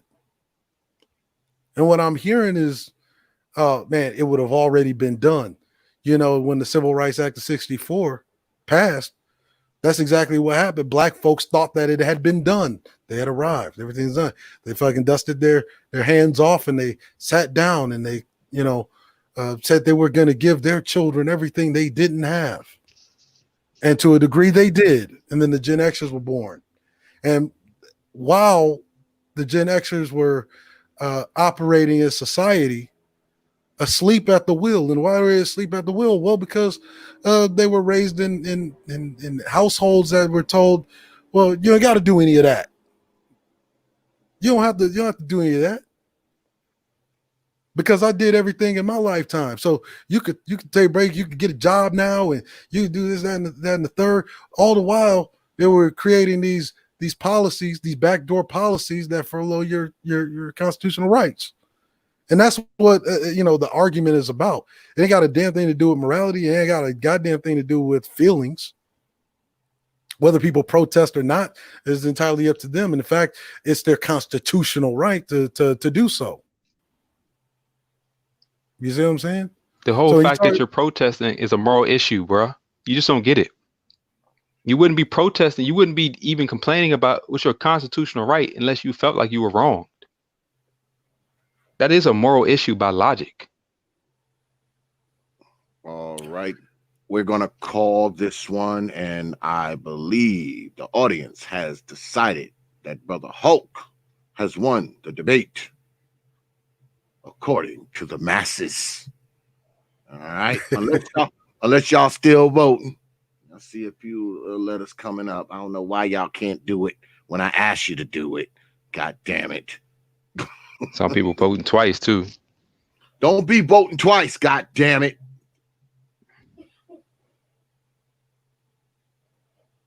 Goddamn T.P.O.T audience. I'm telling you. Yeah, it's looking like we're gonna call this one for Brother Hulk. We're gonna call it for Brother Hulk. We are going to call it for Brother Hulk. Of course. I mean, yeah, if you leave it to the popular vote, there's obviously more Hulk supporters. Bro, people actually, the manosphere is very individual. They just like personal responsibility. The black manosphere. Hold on. They like personal responsibility. They like men taking control of their lives, making good choices in life. Actually, no, they don't. Learn. No, they don't. No, that's true. Because if that would, because everybody in the manosphere is not going around having a whole bunch of kids, and we're all productive members. We actually all. There are a lot of entrepreneurs. There are a lot of people doing business. What are you talking about? What are you talking about? You're all productive members, right? Because all you are 6-figure niggas, right? Okay, yeah, okay. We don't know. We don't know your life. I'm not.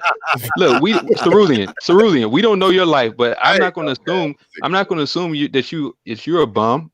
But I don't know your life. But I'm just saying that there are people who actually shown their receipts, man. They actually live and show what they do. Oh, and they actually help other people get. MOT helps other people get government contracts and everything. They definitely show what they do by arguing over the lowest common denominator. No, I'm talking about people like MOT who actually show government contracts, who actually give people good real life advice. Ramil does it too. Everybody is doing real things, bro. That's all great. That's all great. Fantastic is from my alma mater, so he has a sense of that ingrained in him. So I mean, it's like again, I'm not here to be your judge and tell you, this, that, and the third. This is what you better do. No, I'm not here to do that. Like, look, this is Cerulean. You judge everything, bro. You judge who you bring around and who you agree with. Everything is a judgment. I don't know why people are afraid of the word. There's nothing in life that you don't judge. You have to determine what's better or worse for your survival, for your betterment. That's a judgment. We do it in everything. You judge what you wear, who you hang with, whose house you go into, whose food you eat. what job you prefer. Everything is a Yeah, judgment. I judge those things based according to me, according to what I like, my preference, right? I don't do it, to And that's impress or to somebody else. but isn't that what white people do? I really That's don't what white care people other do. people think about. That's exactly what white people do, and they're winning because of it. So you're using the tactic of your enemy and losing.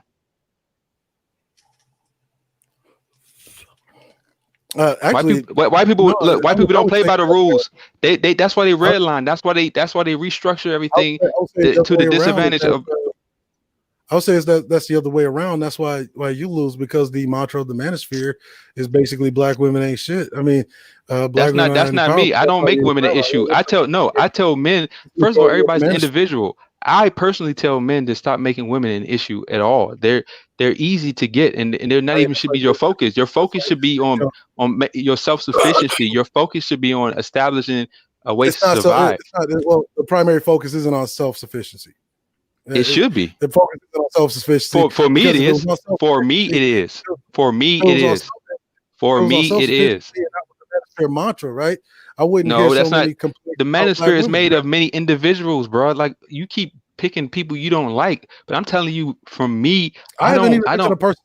Hey, I literally haven't mentioned a person's name. We talk about a person I don't like. You keep saying the manosphere, I'm just saying in general, like that's the majority of the content. but you don't. But that's not true. You're not even a part of it. It's a fact. It's a fact, man. How would you know? I could go any day of the week and find a crybaby panel about how a black woman did them wrong. I mean, there's very few. They're trying to tell. I'll say it like this, right? I would say if I went over to the Black Brain Trust on any given day, right? Mhm. I could listen to a plethora of things from financial advice, right? Stock picks. I mean, that's So you to me, haven't heard Ramil's business panels. You haven't heard MOT's business panels. You haven't heard all these people talk about business. I've heard some of MOT's business stuff. In fact, I actually can tolerate MOT when he's talking business. Can hardly tolerate him whenever he's talking about anything else, because it was like, but when he's talking business, I'll tune in though. Hey, You ever gentlemen. listen to SK? Hey man, you ever listen to What's up? SKC? SKC talks about SKC is only tolerable when he's talking business. Hardly tolerable talking about anything else. But hey, gentlemen, can I handle it just real quick? Yeah, sure. I just want to say, good debate, gentlemen. Well, hold on a second, brother Jay Sean. Hold on a second. This is the question. This is the question time of the debate. Y'all know how we do it here. Same way. I just want to say something real quick. I'm about to go to bed. It's 4:40. Okay, go ahead. Go ahead. I ain't gonna be long-winded or nothing. I just wanted to say, good debate, gentlemen. Thanks to Ruler for coming through and representing Team Jay Sean. You did a great job. I was going back and forth with some of the gentlemen in the chat room, and I just wanted to say, it's a political season, and politics. If policy doesn't matter, then we wouldn't have a political process. It's just sometimes I put my hair out because it's like we're not even living in reality. I believe in personal responsibility too. I live it. You know what I mean? But you can't have anything really worth anything without policy, because you have a whole bunch of group of people out here, whether they white, Asian, LGBT, whatever the case might be, all fighting for policy. And they got to get together as a group to get policies that benefit them. And that's why they win. That's all I want to say. Well, yeah, like anytime you hear me talk, I always address things from a policy, a political, organizing standpoint, right? The morality thing, like I leave that to the preachers and the pastors, and but isn't policy a deception now? Politicians are lying and deceiving people. They're saying things and doing different things. They're not. See, policy is just to get us believing stuff that they're never going to do, and so it makes black people stop doing the things in their own life and look for these liars to give them lip service, and it halts progress. I agree. Actually, Hawk, I agree with what you're saying, man. But the problem is that on the back end, people are not just doing what they do because of what the politicians are saying. They do them based on what they feel. For example, I'm going to do a story about this brother Elijah last year who got killed walking from the store. He was an eccentric kid. He was a nerdy kid. He was different. He really didn't fit into the black thing, whatever the case might be. And he was walking home, violentness, and he got murdered by the cops walking from the store. Yeah, What decisions did he make that put him in that? What personal right? responsibility put him in that situation? I get See that, what I'm saying? Jason. Hold But on, my brother. let me say this Okay. real quick. Let me Okay. just say this real quick. You good? What I'm saying is that, Hawk, I'm just saying this. The policy that got him killed is the policy that the cops already have. Is how they police us. You see what I mean? That's policy. You see what I'm saying? They have a tint towards us. You just saw it during COVID. They're out there handing out masks to white people, slapping up black people in the same city. You see what I'm saying? And and that's policy. You know what I mean? That's just the way it is. And you can talk about personal responsibility, but when people are getting murdered, I think it's kind of callous. But we can't talk about murder. Dying. But we talk about murder, but then we ignore the murder that we're doing to each other.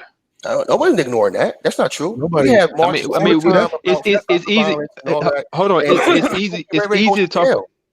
No, it's easy to talk. Hold on. But it's not about going to. Hold on. Let me say something real quick. It's not just about going to jail. It's the fact that once somebody dies, who cares if they go to jail? They're dead. I understand. There's no. I agree.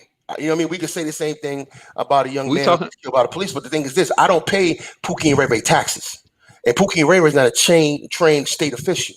But so people are going to be evil. People can do wrong. People can break laws, but people can break. Lawless people don't use the laws. People break laws all the time. You cannot control free will. You cannot control somebody who gets in the position. Black people. Actually, I disagree, bro. Because I live in Germany right now. I'm staying in Germany. I'm in Germany assignment right now, and the Germans made a decision to be a civil society. They know they still have racists among them. They still know they have right wingers among them. They gather all the time in the polls eyes, sitting there watching them. And you know what they can't do? They can't have racist tattoos. They can't salute. They can't even have the fucking name Adolf over here. That's the law. You can't regulate behavior. You can't regulate the heart. You can't legislate the heart, but you can legislate behavior. But see, Jay, you're talking about but they're trying to preach. They're trying to preach behavior to 5-year-olds in the LGBT community and make it in the school system. They're using education to educate people. Right? Why don't we? It's just demonic. Why don't we stop it? See, because if we don't do anything about it, then we can't really complain. Well, you don't believe in morality, so you can't stop. You don't believe in morality, Cerulean, so you can't deal with the LGBT. That's a moral issue. Hawk, I'm going to something. You just said something that did to me. Could this happen? No, it's not really a moral issue. I mean, in Northern Virginia, they tried to pull that same thing. You know what they did? The parents in Virginia, because there's a lot of conservatives in that state, push back, right? So you know what they did? They tried to get it still pushed through as a health issue. See, now if you can teach it as a health issue, then the parents can't disagree with it. They can disagree with a sex education, but they can't deal with health education. So it all comes down to policy, and you got to fight the policy. So the parents got back together. But that's the deception. We fought the policy. No. But that's the deception. They cloaking the word, but they cloak the word instead of saying sex. They did health, but they're still talking about transgenders. The school board that we had to get somebody elected to the school board. This is real work, man. We got Miss Jessie when Barack Obama was running for the first term. There was only three people on that ballot. I forgot the senator that was running for Virginia, Barack Obama and Biden, and Miss Jessie. Miss Jessie was a school principal that got removed who was pushing for conservative things that the parents agree with. They removed her. There's a sister. We got her ass on the school board. You understand me? So we can get policy back in play. It takes work, Hawk. That's all I'm saying. It takes work. But you can't do it as an individual. That took a group effort. I'm out there holding signs with a husband. But I'm just saying, how are we going to start engaging in changing policy when we have no rules among each other? We got to create them then. I tell you what, I'll meet you halfway. But let's do that first. I agree. The black community is a fucking crater. And I've said this on my live stream before. I don't give a shit if 99% of black women are ratchet their hours. And the analogy that I used was this. Afghanistan, man, they had no respect for their women. They treat their women like shit. They throw acid in their face. They fucking stone them to death. They don't care nothing about them. But you know what you can't do, Hawk? You can't touch them. You understand me? Every group knows how to operate, but we do not. This individual shit is killing us. We've been rugged individuals. That's why we are what we are. That ratchet hole you complain about, she's being a rugged individual. You understand me? Rugged individualism is what's killing us. But that's why I teach values that teach men self-control. So they actually dealing with their own problems. They're dealing with their own problems. So they. Here's the number one problem, right? And X, J, Art, they all know I've been talking about the sexual irresponsibility for years, man. Like the first thing that niggas respond with is why you dick policing me? Why you worried about what the grown man doing with his dick? Well, because you're making all these fucking babies that everybody else has to deal I don't with. think Hulk disagrees with us on that one. I think Hulk. You see, like, I've heard Hulk talk about I don't disagree with that. Yeah, I heard him talk. It comes down to what is the creative will of the people. Like, but that's a moral issue. That's a moral issue, man.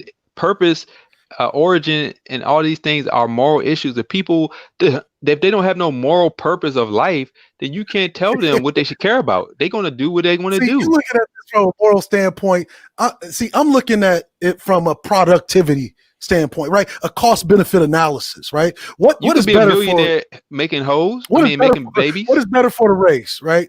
What is better for the race? But people are not going to think about that. Fatherless children, they're not thinking.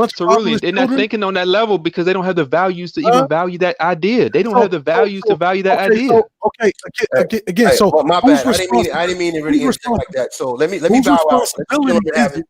Let me bow out real quick. Whose responsibility is it? Respect, bro. Right? You good? Whose responsibility is it to encourage and initiate that change? Is it you're going to sit around and wait? It's the parent, but that's a moral issue. Or are you going to try? Are you going to try to organize with people that's already got a certain way of thinking and get with those people and try to organize around your initiatives and here's the thing: if we regain our moral character as a people, we won't look for the government to tell us what is right and wrong. You waiting for somebody to regain. How you think they're going to regain the moral character if there's not enough examples? Because more people, because we that's what I'm saying. We call it out. We call out wrongs. We not afraid to tell people what's not working when they're foolish instead of just making them victims. You have to correct people. Children, you know what children are when they're not corrected. You know what children are when they're not corrected. They become very bad, man. Here's a little fun fact for you, right? Because the people that you talk about are the minority of society of black society. At a 13% unemployment rate, right? That means 87% of niggas have some kind of gainful employment or at least some kind of sustainable income, right? And what I find interesting is that we spend the majority of our time talking about how niggas are so bad and not focused on the good ones. Do you ever think to yourself that probably the reason why that they haven't gotten that moral compass, right, properly calibrated on true north? There's a reason why is because you keep focusing on the people that don't even fucking matter, which are the people that you, by your own admission, are out here fucking up instead of focusing on those that do. What do you think black society really needs to see more examples of? Right? The positives that are 87% employed or the negatives that are struggling for survival and yada, yada, yada. What do you think is a more important image to show the people? How you think they're going to get that moral compass back unless you show them? See, people, they don't listen to advice. They don't listen to your admonishment. What they do listen to are the things that you show them, the examples that you make. See, that's why I could go out into my community and I have people, some people think that I'm the worst thing walking. Some people think, look at me like a fucking hero. Okay. And why is that? It's because you can't please everybody. I'm not going to sit around trying to please everybody. I'm not going to sit there and waste my time trying to be a people pleaser. I don't have any children out of wedlock. I don't have a criminal record. I don't have a criminal record. I don't have anything. So when I'm correcting, hold on. I'll let you talk, man. I'll let you talk. When I'm correcting people, I'm doing it because I'm living the example they can see, and I'm helping them come out of whatever they're stuck in. You're one individual. What do you think the impact would be? What do you think the impact would be? I've changed a lot of people being one individual. And so one individual, if everybody was one individual, they can change 100 people. What are you talking about? What do you think the impact would be, right? If that was happening in mass, right? And that's all that you showed. Hold up for one second, brothers, and I'll let y'all continue to conversate. RBR, this fucking dude, he's the proper thought series. X is scared to death of some real discussion and debate. He's too stupid to realize he'd make more money if he'd save black lives and just let these dumb motherfuckers bash us. First and foremost, RBR, I could probably buy and sell your black ass. All right. I probably can. I probably can do it a couple times. All right. I could probably do it about 2 or 3 times easily. easily. Second, this is my goddamn platform. I will run it the way I want to run it. You don't like it? The door is all over. There's a million doors that you can go out of. It ain't even one door you can go out of. There's a million of them. Just choose one and make your exit. All right? All right. Continue, brothers. My chat room talking shit. Yeah. See what we Block advocate your for ass. at the great. What we advocate for the great regime. See, we're not trying to tell you that you better do this. No, we're saying, look, this is the Great Faulkner Initiative. There's some simple solutions here. Get with the people that agree with you, that are on that level, right? Then get organized around what you want, right? Like, for instance, what do you think the impact would be if there was a dozen of you in your community, 100 of you in your community, 1,000 of you in your community, versus just you out here trying to hold the burden on your shoulders and, you know, be the one shining example amongst a sea of people who aren't trying to But be that's the how. example. But that's actually how a lot of things have changed. One person had to step against the flow of conformity and go against the grain. What's working is victimhood. That's what the mainstream media is preaching. That's what everybody's hearing. No one's hearing correction. You do know that whenever you say the victimhood narrative, that is a white shaming tactic used. Exactly. So everybody is hearing that. That's what's making people weak. But that's what's making people weak. No, it doesn't mean that you're weak. See, because it's making people weak. No, it doesn't. It doesn't make people weak. See, yes, it because does. There's no such thing as victim being a victim making you weak. In fact, right? You ever had a broken bone in your life? No. Okay, if you know anybody's ever had a broken bone, you know that when that bone is reset and rehealed, it actually comes back stronger than it ever was. You are a victim of a broken arm, but that arm is stronger than it was before it was broken. That's not true. I've seen a lot of people break something and it stay broken. That is a fact. No, I've seen a lot of people break something and that's their bum leg. They tell me no. A lot of people are limping. Hold on, I've seen a lot of people limping. Okay, I've seen a lot of people limping, and they say, "What happened?" Well, I broke my leg when I was 5, and they're limping, and their leg is shorter or it has a deformity that the other leg doesn't have, and it's to their detriment. All being a victim means is that at one point in time you took a fucking major L. Now, what it really means is that you have to get beyond where you're just surviving after being victimized to where you're thriving, and then you start taking home some wins. See, just because I'd say that black people are victims of racism doesn't mean that I'd say that they're weak, right? No, they're choosing to be weak. You're not. They're choosing that whether you say it or not. Weakness isn't a choice. The weakness is just a matter of how many people you have. Weakness is just a matter of how many people you have. Weakness is a choice. No, it's just a matter of how many people you have. Huh? So you're saying if somebody was hungry, and instead of going out and becoming a janitor, they shot up somebody's family, they weren't weak? No, what they were was ill prepared. Okay, that's a form of weakness because you're ill prepared. No, it's not a form of weakness. Just to be ill prepared. Be ill prepared for anything. It's not a strength. What, that someone took advantage of your vulnerability whenever you're not looking for a fight or looking to be murdered, and they take advantage of that and murder you? That it's actually. Look, we could talk that all day, but if it happened to you, and God forbid, but if it happened to your family, you're not going to sit there and be self-righteous on the pious high horse talking about, oh, that person didn't do nothing wrong. You're going to be pissed, and you're going to want some real restitution going on. You're not going to sit there. See, everybody talks this game until it's happened to them, until it's their family that is on the other end of the gun, until it's them being robbed, until it's them something happened. Then you want to sit there. It's easy to say it now. Oh, they're not victims, but then when it happens to you, you're not going to make the same excuse. You're going to want them people get the full penalty of the law. You're not going to excuse somebody who murdered your whole family. No, because somebody that murdered my own family made them a victim. And that's basically what American society did with black people, made the victims. But when you say, oh, the victimhood mentality and the victimhood narrative, that's just fucking Southern But strategy policy makes era. people victim. Policy made the LGBT victims. That's what policy is doing. See, I don't see no evidence of the good of policy. All I see with policy is the bad. Hold on. Is the policy making the LGBT victims, or is policy making the LGBT community bullies? Because last time I checked, you could say nigger, Well, nigger, it's victims. Nigger, It's victims yada, because yada. it's You victims say faggot because one time, they're getting then, laws. it's wrong with that. Well, they call themselves victims. That's why they're creating these laws. They're controlling everybody else and what we can do because they're victims.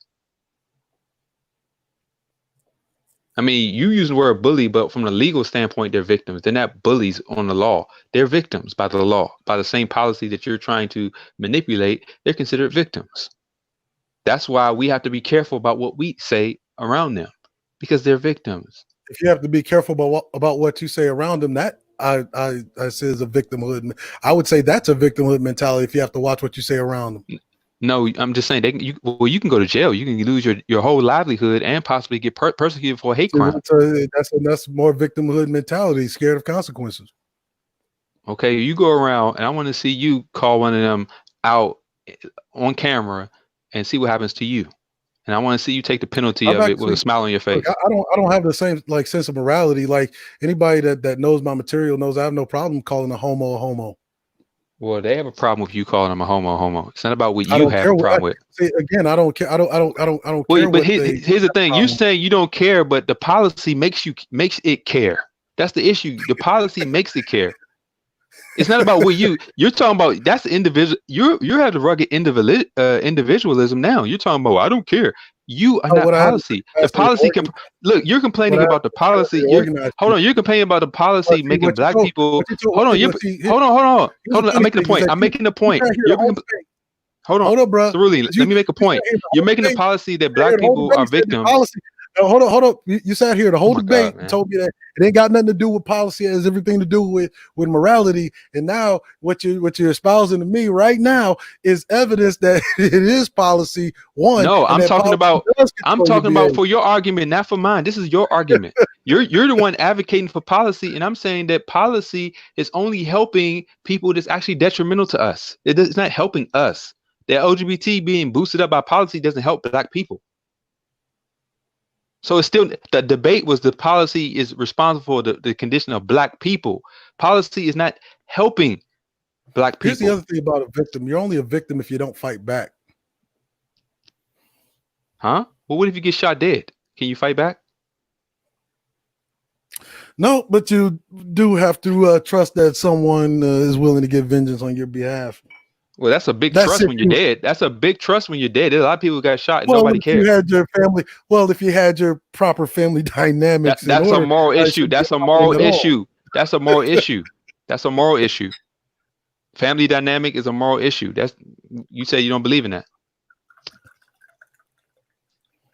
I'm just trying to tell you, based on what you told me, the family dynamic, you brought that up for me and said that was bad. Okay, fam. So I'm gonna step out and great debate. So, all right, I appreciate you. All right, bro. One of my official timekeepers, the one and only brother Art and Style. You know, I always appreciate you, my brother. Oh, thank you for having me up here. So I like that clock you used tonight too, man. Oh, it's the same one. I did a close up. The damn bell, something else. That damn bell is something else. I like it though. That's a nice touch, man. I like it. I like it, man. Different every time. So, well, I see you on the next one. Because you know I alternate between you and brother KIT. So I guess I'll see you for if we do a debate next Saturday, I'll see you I guess next Saturday. All right, fam. So brother Hawk, brother Cerulli, and y'all be good. Take care. Appreciate you. All right, bro. Appreciate you, brother. Peace. Peace. Yeah, I mean, look, man, I get what you're saying. I just don't think that see, every time we try to think we get into policy, like the civil, like you brought up 1964, that policy was used to deceive black people into engaging in a fight that wasn't even ours. See, they scooped us up, and feminism and LGBT swooped in once we paved the way and took it over. That was deception. Because what happens after the 1964? Well, the women went to the government. It wasn't just the men got locked up. They walked away from their men. It's called co-opting a movement, right? Like I said, whenever you have the creative will to take what's rightfully yours, you can't expect the dominant society to sit back and you're like, oh, they're gonna just take this and they're gonna be fine. So what's keeping them from co-opting any policy that Black people try to fight for? What's stopping that?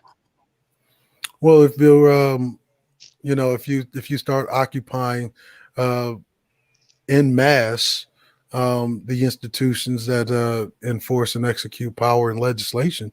But you said that's not happening. Black people are not going to do that.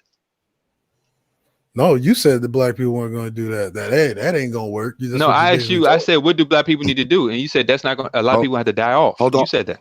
Hold on 1 second, brothers. Hold on 1 second. Good look on that Cash App, brother. New Soul Night, and yeah, he asked me did I have an email. My email is prophet of thought, one word, at yahoo.com. That's prophet of thought at yahoo.com. Good luck on that Cash App, brother. Appreciate that, man. Go ahead, brothers. That's what you talk. What I said is, there's just going to have to be a lot of people that just perish. And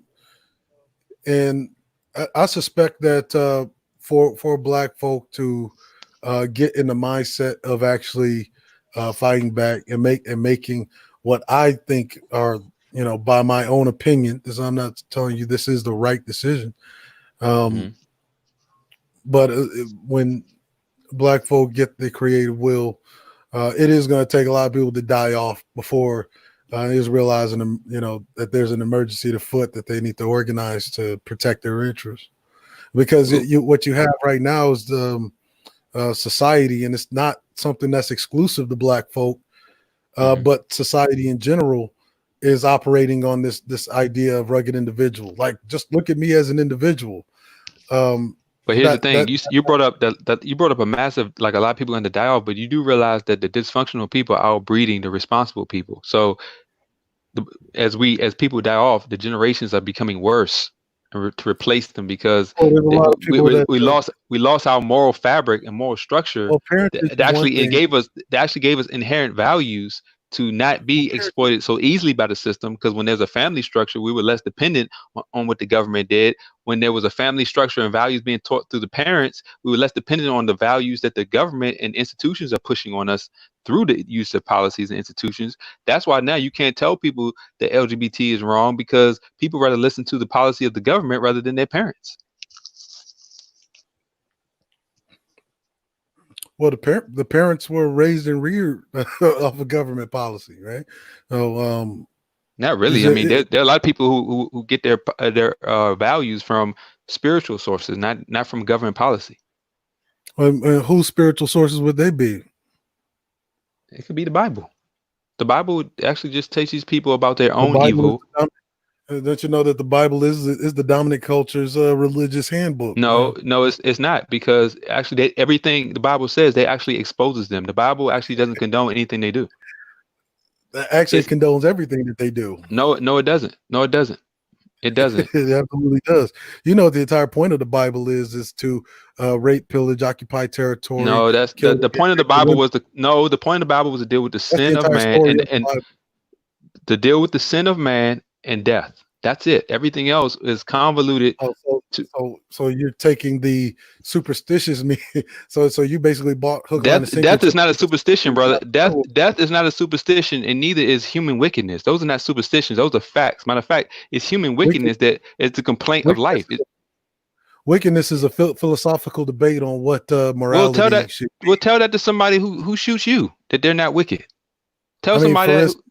Well, then, see, here's my problem with you, man. You're saying that wickedness is a philosophical debate, but you're complaining about people who use policy to do things that you don't like. I don't get it. It's a disconnect with me with that. Because if it's not wicked, if it's not wrong, then why are you complaining? Who's else complaining? You talking about the policy or the reason that black people are in their condition, right? It is. That's a complaint. It's not a complaint. It's a statement of fact. It's a statement of fact. Well, It's usually, hold on a second, Brother Hulk. Usually this about this time we open it up, but I leave it up to the debaters whether or not to open it up. Let a few people on and I guess talk some of their shit, but I leave it up to y'all to decide if y'all want it open up or not. It don't bother me. I mean, everybody wants to It's jump up to up, y'all. you know, after Brother X. Yeah, I'm not averse to it. I mean, you know, just as long as we. All right. Being that my debaters, okay, that's cool. Being that my debaters said that people can come on up, I will drop the link, and people can come up. Everyone except RBR. Anybody except RBR. Yeah, that was disrespectful. Even Kermit the Frog can come up. Kermit the Frog can come up, but RBR cannot. Yeah, I appreciate you letting me up. You said in my chat room, RBR. Oh, absolutely, man. You're part of the league, man. It's a league debate. You're part of the league, man. That's how it goes. And Professor, you already know. So, indeed. Yeah, so I guess your brothers can come on up. It was a good debate, though, man. Very good debate. Very good debate. Very good. Yeah. It's been a while since you've been up here, Professor and Brother Hulk. This is your first time. Yeah, my first time in the digital squared circle. Yeah, so it's all good. It's all good. I'll be even more prepared. Here, man. This is what we do here. Well, this is a Saturday night throwdown. Our regular debate night is usually Wednesday, but you know, every now and then we do a Saturday night throwdown. You know, if we can put one together or not. You know, it all depends. It's hard because it's summertime now, so it's kind of hard for me because my hours are unfreaking believable. So you know, I try to throw it together as much as I can. We start the Saturday ones early, and even with that, man, I still didn't get home till like 7 something. Like, God damn. And then I was rapping with my man, and that's why I had to start late. You know, yeah, man, my hours are crazy, man. My hours are very, very disrespectful. So you know, but I try to patch them together though. You know, we got one coming up this Wednesday. This week's, like I was telling everybody, this week is going to be really, really tough. I'm probably going to be going to bed late, you know, at least 3 nights out the week this week, because I have Calvin Munnerlin's wife is supposed to be coming on Tuesday. Then we got a debate on Wednesday, and then I'm going to have Brother Faulkner on as a special guest on Thursday. So 3 good shows lined up. We're going to see how it goes. All right. I see Brother Supreme down there. Perfect Blackness down there. Brother Supreme. Hey, what's going on, X? Black. That better not be no RBR on that 6 slot. Yeah, you got a free RBR, man. That's funny. I ain't like that shit he said. I ain't like that shit he said in my damn chat, man. Me in my chat trying to talk shit. Hell out of here. He just doing what he do. Oh, I don't blame you. He just wants to get paid. Man, you know how many super chats I had tonight? I think 1 or 2, man. I mean, really, RBR? The fuck out of here, man. I could probably buy and sell your black ass, man. Talk about me just trying to get paid. See, here's the thing, right? Like, if you want to get paid, which is why, you know, RBR literally has the intellect of pocket lint. But if you want to get paid, you wouldn't be even talking or discussing or debating issues that only affect black folk. I mean, That's if you want to get paid. Exactly. I mean, I could get paid on this shit if I want to. But see, what motherfuckers don't understand is If that you want to get paid, all you do anybody, is turn into nigga night. yeah, Well, I well, mean, well, I think a debate has. anybody who knows who X is, they know that X works for his. All right, I work for mine, Negro. I work for mine every goddamn day. Every Well, day. I think a debate has formed in the chat. X. It looks like RBR and Uncle Ruckus want each other.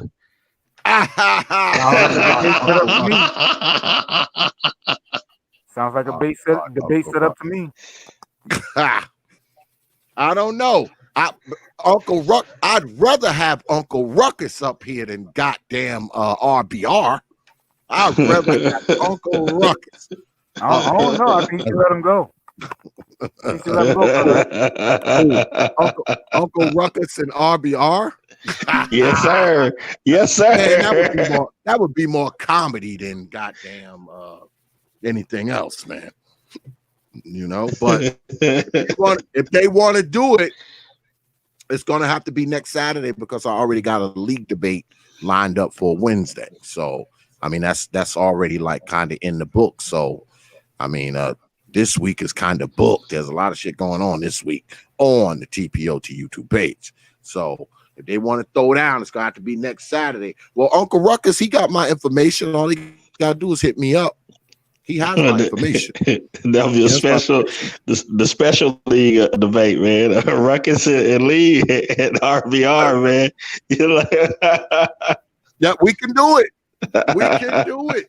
We can do it. Uncle Ruckus hit me up, man. Uncle Ruckus has my information. He can hit me up. We can do it. We can do it. Let's do it. Let's do it. I know Uncle Ruckus will show up. Funny. Yeah, we can do it. We can do it. That's about the only time you're gonna see damn RBR up on this shit. So shit, I do have go to talking crazy. I'll declare him the loser off top just because. Get up here and go to talking crazy. Go ahead, brother Supreme. Yeah, I just do have a quick question for Cerulean because I was listening to the back half of the debate, and so if I'm not mistaken, Cerulean says that humans are just another form of animal. Am I mistaken in that? Yep.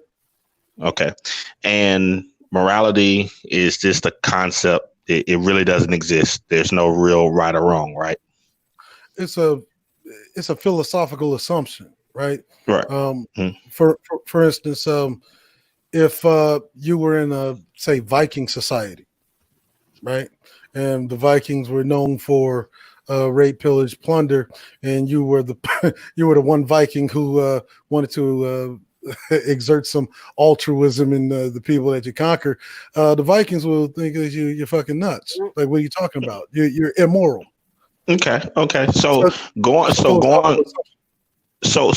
with both of those and assuming that both of what you just stated was exact fact that humans are nothing more than the animals, and morality is it's subjective. Okay, so with the policies that are in place right now that benefit, as a lot of people will say, white people the most, what's the problem? Didn't just the better animal win? The problem is that the better animal continues to win as long as the animal who I think is actually better doesn't have any creative will to fight back. Well, I mean, just think about it. If we just looked at it from just, like, say, if we were two observers from a whole nother planet, mm-hmm. and we were looking down at it all, we would say, oh, this white animal is the dominant animal. Right. That would just be stating what is currently. So I looked at the society from an anthropological standpoint. Just because they're dominant doesn't mean they'll always be dominant. We could look at any period in history and see that there is no such thing as an empire that is forever, and how empires fall are usually from within, not from without.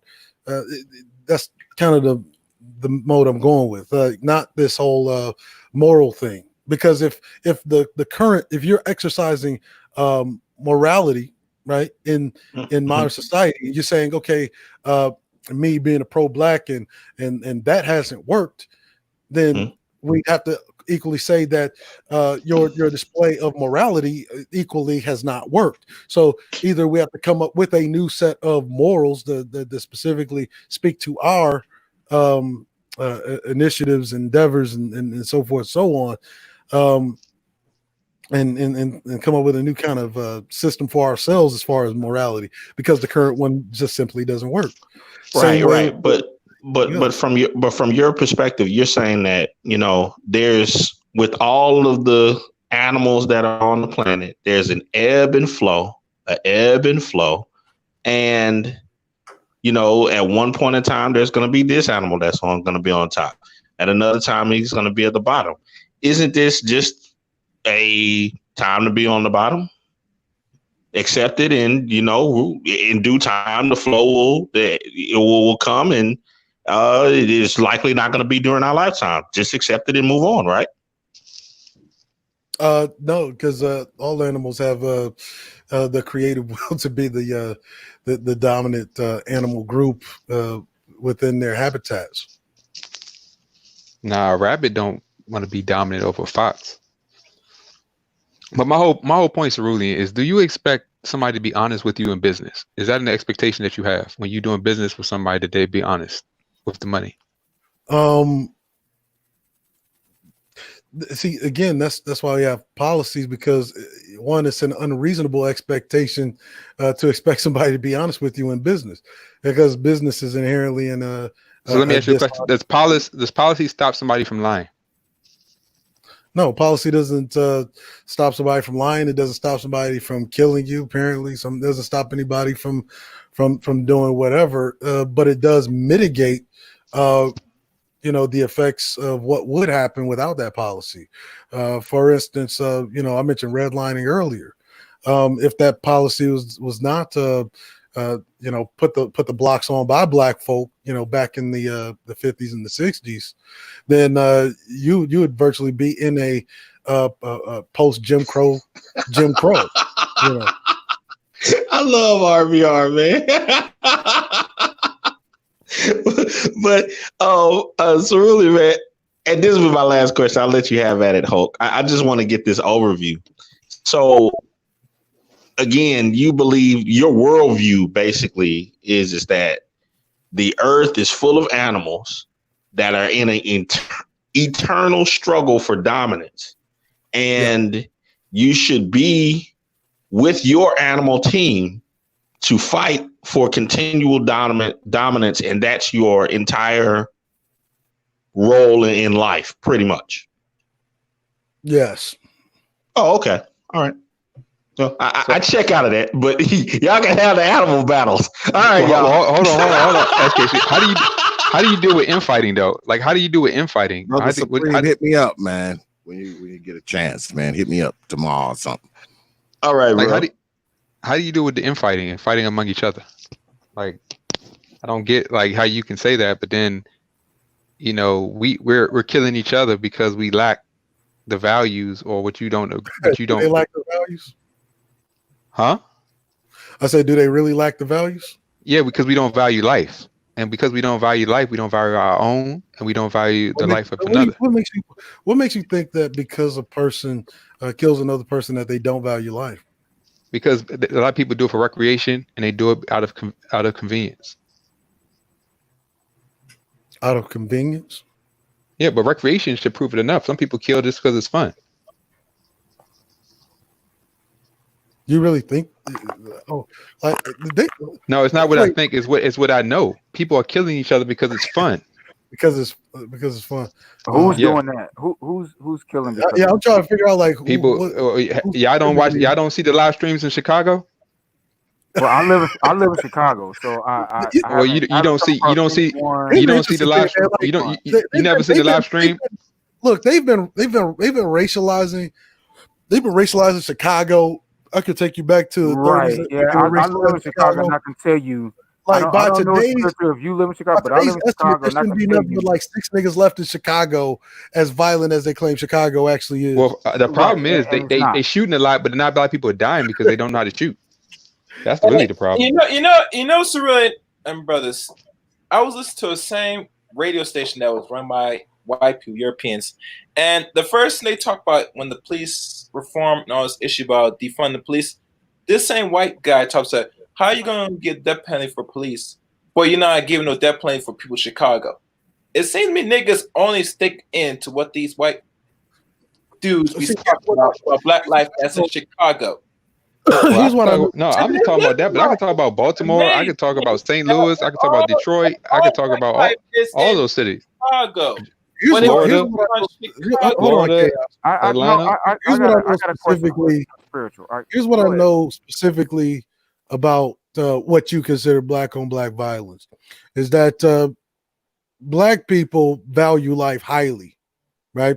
Most of the killings that you see in Chicago are revenge killings, and what happens is an eternal cycle of revenge going back and forth. Because you killed my best friend, I'm going to kill you or your best friend. And they're highly localized in very, very few small areas. Most of the killings and the murders always happen in very, very few areas. See, this is why I say we can't get around this idea. We like to say that we're something more than animals, but we are nothing more than animals. And the same thing goes for any other group of people on the planet. Okay, like so if we're animals and white people kill black people, why is that a problem if we're just animals? I have to refer you back to the John Calhoun experiment, the Dr. John Calhoun experiment, the mouse utopia. In the mouse utopia experiment, John Calhoun he put all of these mice into an enclosure. He provided their every need: activities, food, water. And what happened was whenever they were comfortable getting the food, water, and the activities in abundance, what they did was they populate rapidly, right? And what happens is the scientist starts restricting food, to start restricting access to the water. And when that happened, the mice became violent towards one another, and that's basically what the hood is. It's a mouse utopia experiment. Restrict the access to resources, opportunities, activities, yada yada yada, and what you have is a bunch of intercultural conflict that are scrambling for access to those resources. First, this robbery. You see, poor black versus a black that is well-to-do, easily for the black who's well-to-do to be perceived as a target by somebody who's poor. I say, and it's the same that goes for white society, which is why white people have been robbing banks after robbing banks. But my whole point is, if we're animals, we eat animals. We kill animals to sport. So if we're animals, why is it wrong? Why is it why does a law why does a law need to legislate it if we're animals? Because that's what laws are meant for, is to regulate the animalistic nature of man. That's what well, no law you want to talk about subjective laws are subjective. Law is nothing more than laws are subjective and preferences. Law is subjective and preferences because somebody had to decide what was better than something else. Somebody else had to decide that. That wasn't universal. No, what it was a group's creative will to not only survive but to increase productivity. So why would you appeal to another person's that's not in your group who controls policy? Because then, let me ask you a question: Do you actually believe that black people can take over the white system? Do you actually believe that? You said take over. I mean, you're already a part of it. So either I know, but you're saying that you have to dominate them, or you have to put pressure on them, do whatever you got to do. So do you think black people can take over the white system? And you put pressure on them by populating those institutions that execute power and authority. But so how long do you think that's going to take? Shit, however long that it takes. So we should be focusing on something we have no idea about a timeline for, rather than actually controlling the things that we can control. Have you heard of the Gray Faulkner Initiative? I about 10,000 times. I'm talking about No, I want things you that. to because what you're asking me is a bunch of giving you some ideological basis, and then you're asking me from the point of a layman. And if you actually understood the Great Faulkner Initiative, actually you wouldn't need to be asking these questions that I So what typically policy have y'all changed so far? So what policy have y'all changed so far? See, these are specific to Black people before the policy. So I don't get it. You say policy is the issue, but you haven't changed any Yeah. policy. So See, what? So you're trying to get Black people to change? See, it's like this, right? In So order if you're trying to get Black people to change, then you're with me about personal responsibility. Because if you haven't changed any I'm glad you policy, said this, 'cause I have a No, very see, basic question on there's that. I have a very fundamental question on that. there's a procedure to this, right? In order to Mhm. change policy, you have to be organized. Not only do you have to be organized, your money has to be organized. Not only does your money have to be organized, you have to have some base institution outside of family that can organize young people. Huh? See, those are like the three pillars. Those are the three pillars of changing things. I mean, you look at any period in history of Black folk being in America. What did we have? We had high military participation rate.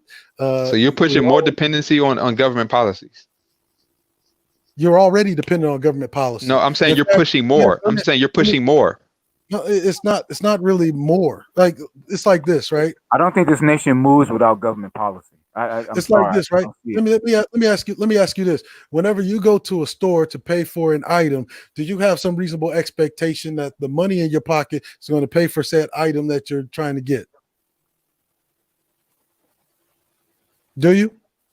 Hold up, say it again. When you go to purchase items from a store, do you have some reasonable expectation that the money in your pocket is going to be able to pay for the things that you want? I guess. I mean, it depends on how the prices That means that I that- get when I get there. See, because that's the first level of dependency in modern society. Sometimes I don't know how. Sometimes I don't know how expensive things. Prices change all the time. Sometimes I go to the grocery store and get the same things, and I get different prices every time I go. So I get the best deal. The value of currency, American currency, is a ideological dependency that Black folk actually have. Not just Black folk, but all of America has. The value of your dollar. You see, that's the first level of dependency. See, the problem is that you need to be in institutions that control the distribution of wealth, the wealth generating revenue sources in this country. See, what has happened is that they've sold you a bunch of rugged individual bullshit, like they're telling you that, oh, this company here started small. There is no company in existence in America other than the small sole proprietorships that were started by individuals with little money. Let me ask you a question. Do you agree with Freemasonry? Hold on. Do you agree with Freemasonry? Walmart started small. Walmart did. I mean, do you agree? I really got a question about this person responsible. I really want to get that out. Walmart received a huge government grant to fulfill a job. The Walton family did. That's after what? Being two grocery stores and a general store. The two grocery stores that were actually funded by the state, not because he had actual capital to start grocery and stores. Walmart got all manner of government grants. Yes, they did. Right, but hold up now. I got to hit y'all with something. Because I like business and I like money. If you can show a viable process of bringing in money, the state's going to be interested and be like, hold up. So what are you doing? Oh, word, you're providing us so many jobs. Well, if you can show that BMT, you don't even see. If you can show that, it actually lessens the steps in the procedure that you have to do. Because whenever you're able to organize your money, people tend to come looking for you. You don't have to go looking for anybody.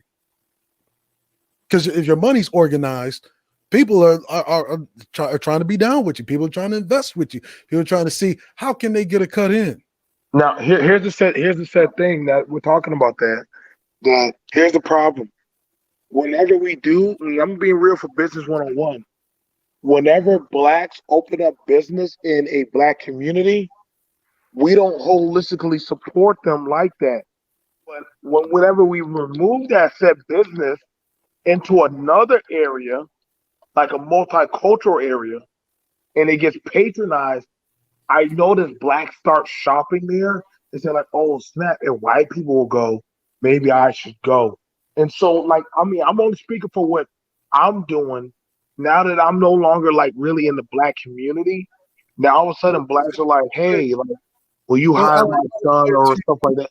So when you have the, I'm just saying, when they have the accessibility, they don't I'm gonna use it. explain it to you from a policy standpoint because redlining still actually happens in modern day America. It just happens in the form of rezoning or rezoning laws, and so what you have when you put a black business in a black community, there's a good chance if you haven't checked like your zoning boundaries, there's a good chance that that area that you're putting your business in has been rezoned, which means that it was looking for investment, which is how you got your black business there to begin with. When you put it into a place that's more multicultural, that hasn't really been redlined, that means that the people there actually have more money. Where do people usually go whenever they're poor? They don't go to a place that's multicultural. They try to go to a place to where they can afford. And those places that they usually can afford are places that have been rezoned. These are places that are typically in high concentrations of black folk where they're at, which is how you get immigrants being poured into your neighborhoods because it's been rezoned for that. Next thing you know, you got an Arab gas station, you got a fucking Arab deli or some shit like that that contribute nothing to the community, but they can do it because one, the Arabs, they have they get government money to prop up their businesses, right? And not only that, they get immunity from being inspected by the health department. That's why you go to you ever been to an Arab deli? It's a fucking rat roach infested than a motherfucker. You're like, where the fuck is the health department? Oh, they don't. But see, whenever a black person puts it there, they get harassed by these government bodies like the health inspectors and safety inspectors, fire marshal, And so when you put it into a more economically and not just economically but racially diverse community, people typically have more money, and then because people have more money, it just gets paid. This brings me to my question. This brings me to my question about the personal responsibility. Okay, my question to that would be, can personal responsibility operate in a inequitable environment, or how can it operate in an inequitable environment? Personal responsibility only becomes becomes the modus operandi whenever you have equity. Well, I was asking you, I was asking Miss Spirituality and anybody else, but I really want to know this. How can personal responsibility thrive in an inequitable environment? I can answer that. Go right ahead. Yeah, I can do this. First of all, you say inequitable environment. Like life is not equal. It never was. It's never been fair and equal. So that okay. So then, expecting how can personal responsibility? Okay, I get that. How can personal responsibility be an answer? Right, you survive by understanding what you need to. Hold on. Let me talk. When he's talking to me, are two different things. Oh my God. Let me respond. You do that by doing by what you know and what you can. It's like I know that a lot of things can happen to me being a black man. I know that, but I don't sit there and worry about. I do what I need to do in wisdom. I make the best choices from experience. I do that. I avoid bad decision makings that will make me exploited easily by the system that's against me. That's what I do. If I know that police are out here looking for people doing things, that I make sure I make the wisest decision. If I know that being in the wrong place at the wrong time is all I need to be murdered, then I'm making sure that everything I do is purposeful. That's just what you. Hold on, because I really want to get. So, but again, that doesn't really answer the question.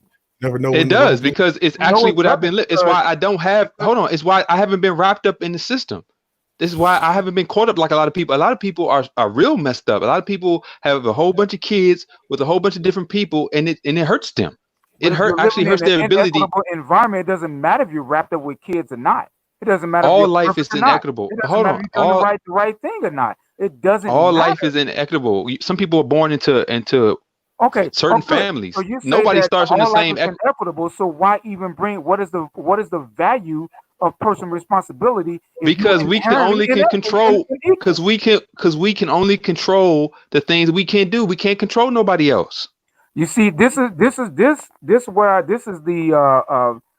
fundamental contradiction in the whole personal responsibility argument. So you can control other people. You can control other people. Hold on, because in order the whole personal responsibility argument, whether you know it or not, it assumes an equal environment.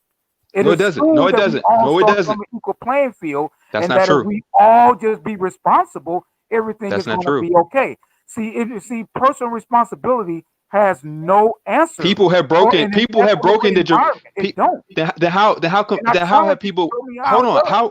How have people broken generational failures where there was in a cycle of repetitive bad decision making, and then somebody decided I'm not going to do what everybody else did, and they actually succeeded where everybody else failed. The history just by making a personal choice. Of America is replete. I'm not talking about the history of America. I'm talking about personal. You cannot. See, and that's the dishonesty of the personal responsibility argument. So how do people? How do people come out the ghetto? Hold on. How do people come out the hood? How do people come out the hood and actually become business owners and live successful lives, respectively? I'm living a successful life, but I also Xavier, brothers, society that I live in. Hold on, so brother. How did some people break the mold then? How did some people break the mold while others didn't? Your argument does not does not comport with reality or the historical reality. I'm sorry to say that, but it does not. So are we still slaves now? Are we still in shackles? Are we still in chattel slavery right now? Hold on. The historical reality. How do we escape? How do we escape chattel slavery if there's nothing we could do? Well, you're not in chattel slavery because of policy, but you know, and that war did not take away inequality.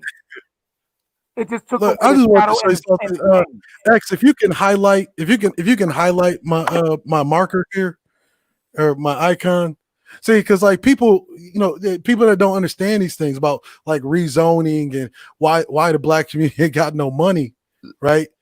Because we're animals, man. That does, you're talking about animals. You call people animals, but then you're talking about stuff that has no relationship between animals. If we're animals, it doesn't matter. It's reality. I know you like. I know it's not reality. You're an animal. That's not everything you're saying is not reality for an animal. It's just a fact. It's not reality for an animal. No, it isn't. No, it is not. No, it is not. No, it is not. You're something more than an animal, but that's all you are is an animal. That's not reality. Everything you're saying is not reality for an animal. No, it's reality is that you are a species of animal that exists in this domain. Okay. Well, why do you care about the? No, it's not, because if you were under a predatory influence, hold on. If you're under my animal brethren to get their hands out of their ass and fucking connect like Voltron and start executing but it hasn't happened. It hasn't happened. Yeah, because we have too many niggas that say so shit. We gonna keep talking about how many hundreds of years. How many hundreds? Okay, how many? No, I'm just asking you. How many hundreds of years are we gonna continue to fail about? Isn't it we're doing the same thing, expecting a different result? What makes you think it's gonna take hundreds of years? Because we see no evidence of it even starting. Actually, we have seen evidence of it already. No, we haven't. No, we have not. No, we have not. Because less than 100 years from the abolishment of slavery, you have the greatest wealth creation amongst black society. That's because black people have morals. That's because black people have moral character. That's not because black people have morals. It had nothing to do with their fucking morals. Their morals only came from white folks. Yes, it did. Then why did they have them?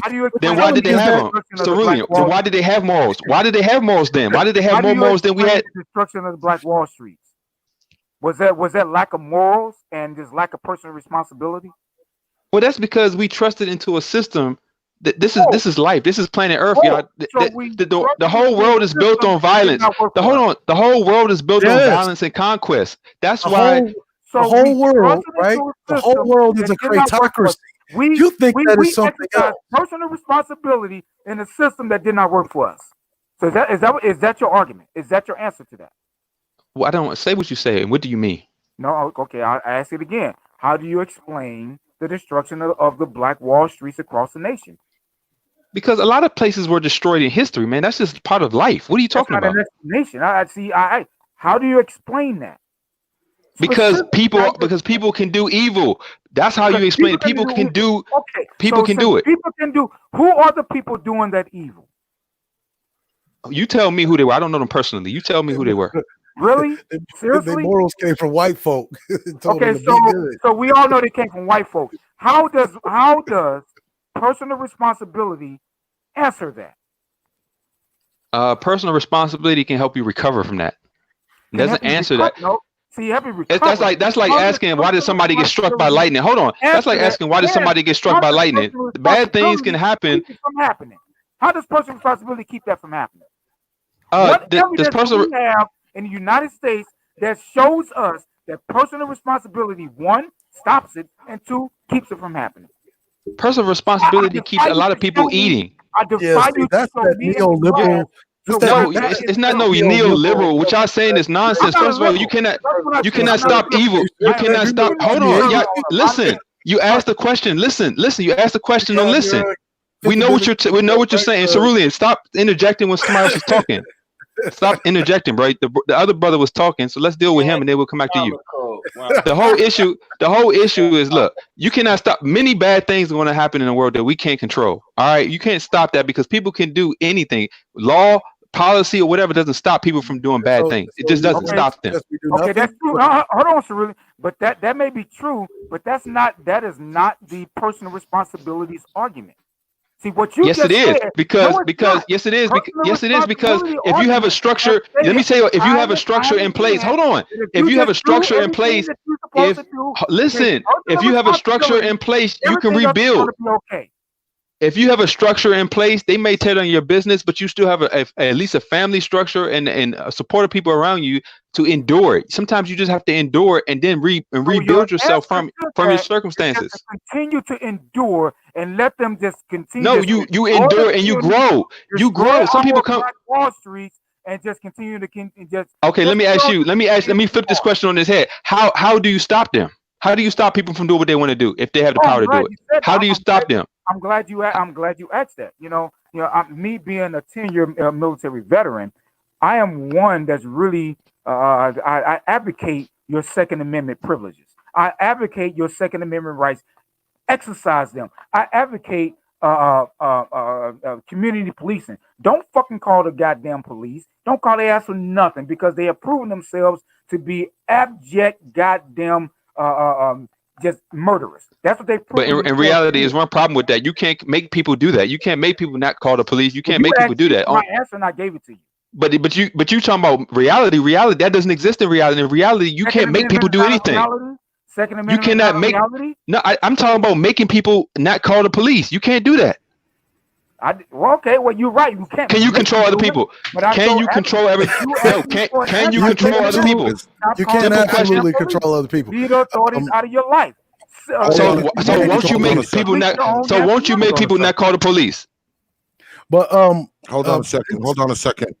Professor Cerulean, is there something you wanna show us with what you got on the screen here? Yeah, see this, because people think that I just pull this stuff out of my ass, but it's funny because when I say redlining, zoning, rezoning, redlining still happens in a form of rezoning, which is why the black community doesn't have shit. And then I'm explaining to them why when you put a black business in a black community, why it's actually bad for business. I mean, if you're really business savvy, you know not to put a black business inside of a black community, because if you understand business, you understand that black communities where there's a high concentration of black folk, they just don't have any money. And the reason why is because of things like urban renewal, rezoning, exclusionary zoning laws, right? Redistricting laws, which determine where your kids or the quality of your kids' schools.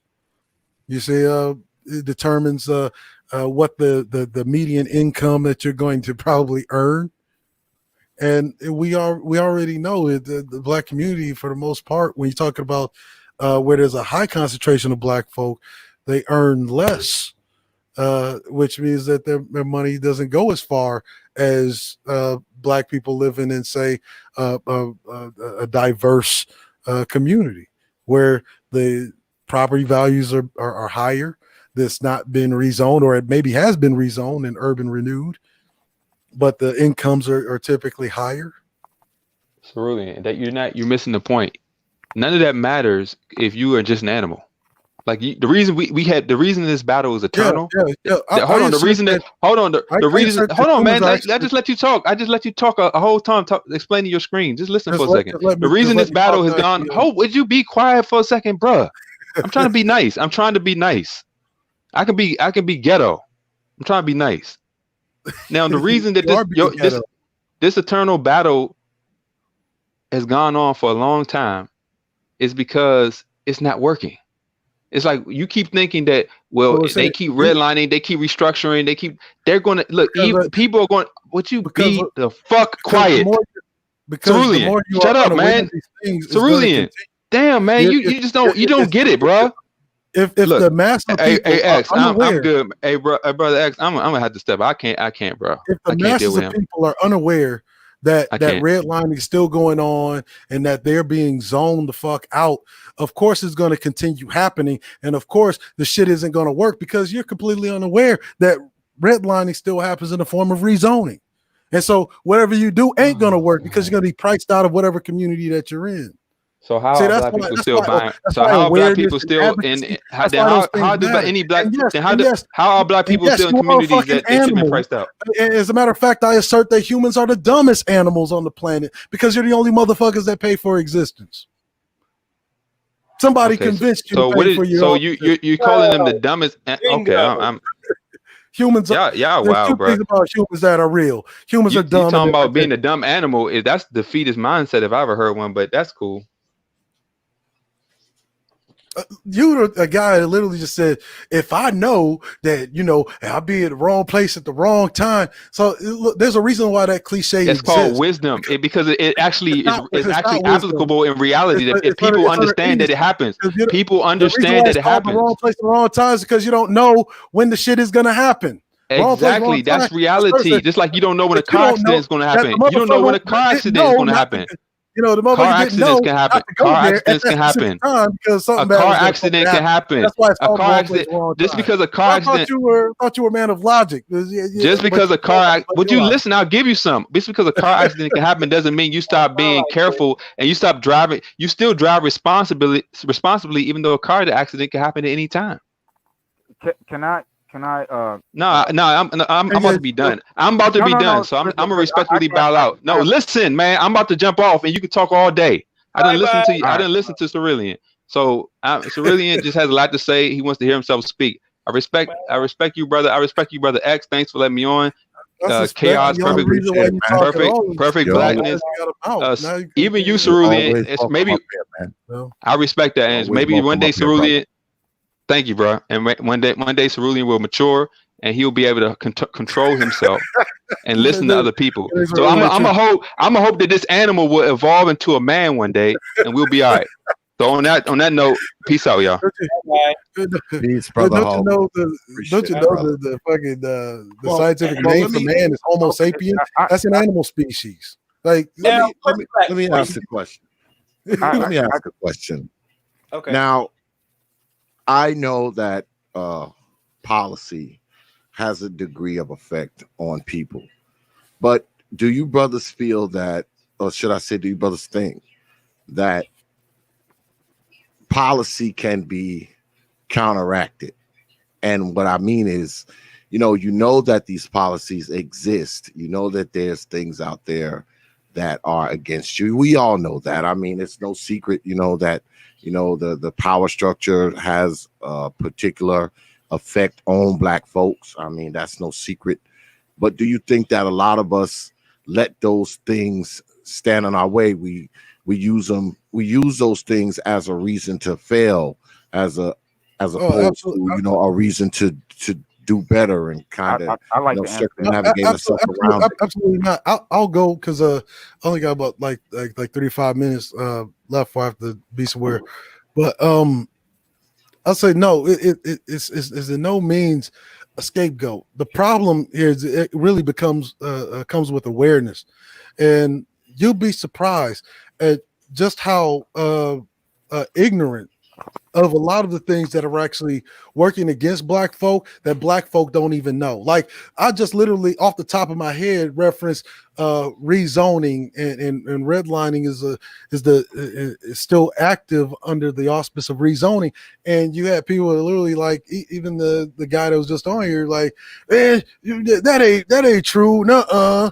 So it's like, yeah, I mean, we have people that are in politics right now that have been trying to end the discriminative rezoning laws that force black kids, like say for instance, going to one school that may be a good school, right? But because schools are upheld by property tax, and if your school is zoned out of the where your property tax goes, right? And they zone all of these houses to be a part of the adjacent community. Next thing you know, that school closes down. And then when that school closes down, then you're also restricted from sending your kids to the better school across town because your house or your apartment building or whatever, wherever you live, isn't zoned for that district. And that's how the the racial segregation in education continues to persist. That's also how the economic disparities continue to increase. And then black folk don't even know this. Like, take for instance, 2008 housing bubble was completely incited by discriminative rezoning laws. And then they came up with this story of how it was predatory lending. Like, let's just be honest, all lending is predatory. That's why they charge an interest rate. If anything you charge an interest rate, it's predatory. But that wasn't the real reason why. The real reason why was because you had all of these houses that were Fannie Mae, Freddie Mac houses that were bought up by these developers, which they got these huge contracts, and they actually became grants if they could build affordable housing. So all they had to do was fulfill the terms of the contract, and they didn't have to pay the grant back. And whenever they did that, what happened was a rezoning process in which now they don't even have to pay the same amount of taxes that goes to that school and yada yada yada, but the cost of rent goes up. And then next thing you know, you want to go put a black business down there, and black folk ain't got no spare money, but because their cost of living went up because of rezoning. Not only did their cost of living go up, the fucking school went to shit and closed down because of rezoning. You see what I'm saying? And these things and you'll be surprised at how many black folk still don't even understand this basic principle. Redlining didn't go anywhere. It just was called something by a different name. It was restructured. People don't even know this shit. You have people literally telling me, I mean, the guy that was just up here. You have people in the chat. Where is he pulling this stuff out of from his ass? No, look, I've always addressed things from a policy issue. All of our issues are policy based, and it's not a scapegoat. What I'm saying is that we have to have some creative will, right, to come up with policy proposals of our own that benefit our group. And nobody wants to do that hard work. No, they don't. Because whenever you start talking money to niggas, like, look, everybody put in a dollar. We're going to try to get this policy proposed. We want to stop the rezoning. Yada, yada, yada. Niggas get to sucking their teeth at you, but they'll come onto YouTube and tell you that they 6-figure niggas. And then they tell you that they're 6-figure niggas. And then you look at the community that they actually live in, and it's been rezoned all to hell. I really, and this is what I really wish the other brother would have stayed on, because I wanted to, because I was kind of going to go into this redlining stuff, but both of my parents, my grandparents on both sides of my parents' side. One came from Mississippi, the other came from Arkansas, and both sides of those, both sides, during that time, they had thriving businesses. They were both entrepreneurs.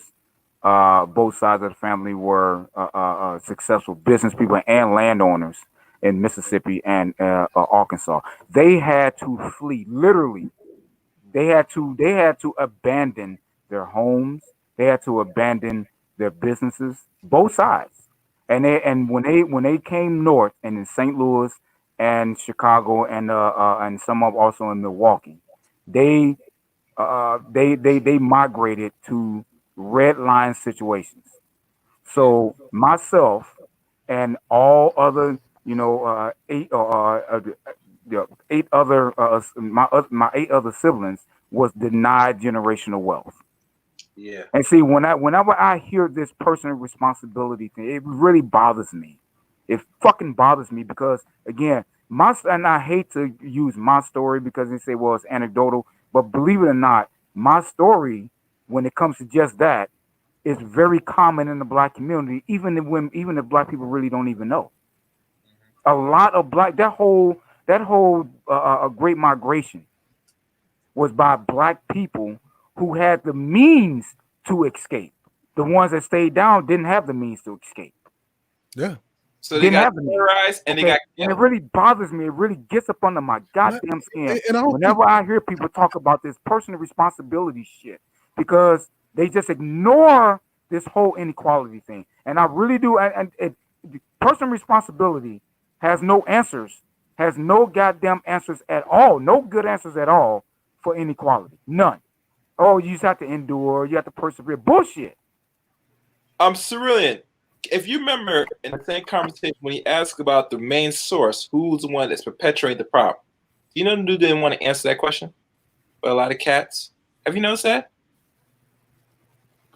Of course not. So even go on because see, again, like the entire line of rhetoric stems from the Southern strategy.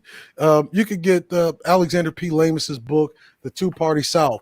Donald J. Folks don't know what the Southern strategy was.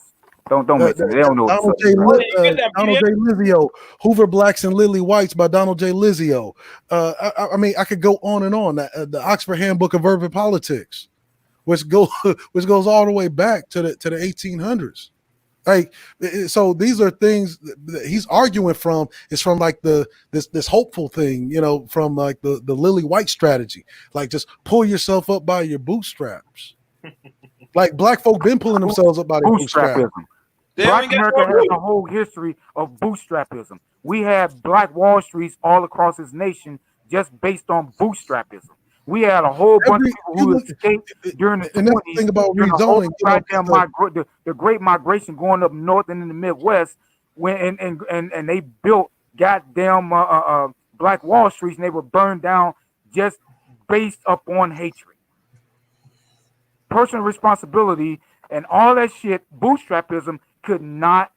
It didn't have an answer for fucking black hatred, and it bothers me when people even goddamn pull this argument. I'm sorry, I didn't want to pull no. Well, see what this. I don't what use this the goddamn Yeah, well, I want to. you know what it is. You know what it is. something, X? That a lot of these guys are operating from a state of fear, right? Facts. They operate from the reality is they're operating from a state of fear, which is why they do not want to exercise any creative will. Because you talk about creative will and what we need to do as far as our politics go, that ain't gonna never happen. The massa ain't gonna let you have nothing. Yep. What you talking about? You gonna get in Trump talk about that? Let you have nothing. No, but yeah. Well, let me. Are we lying? Let me piggyback. Hold on a second. Hold on a second. Chaos.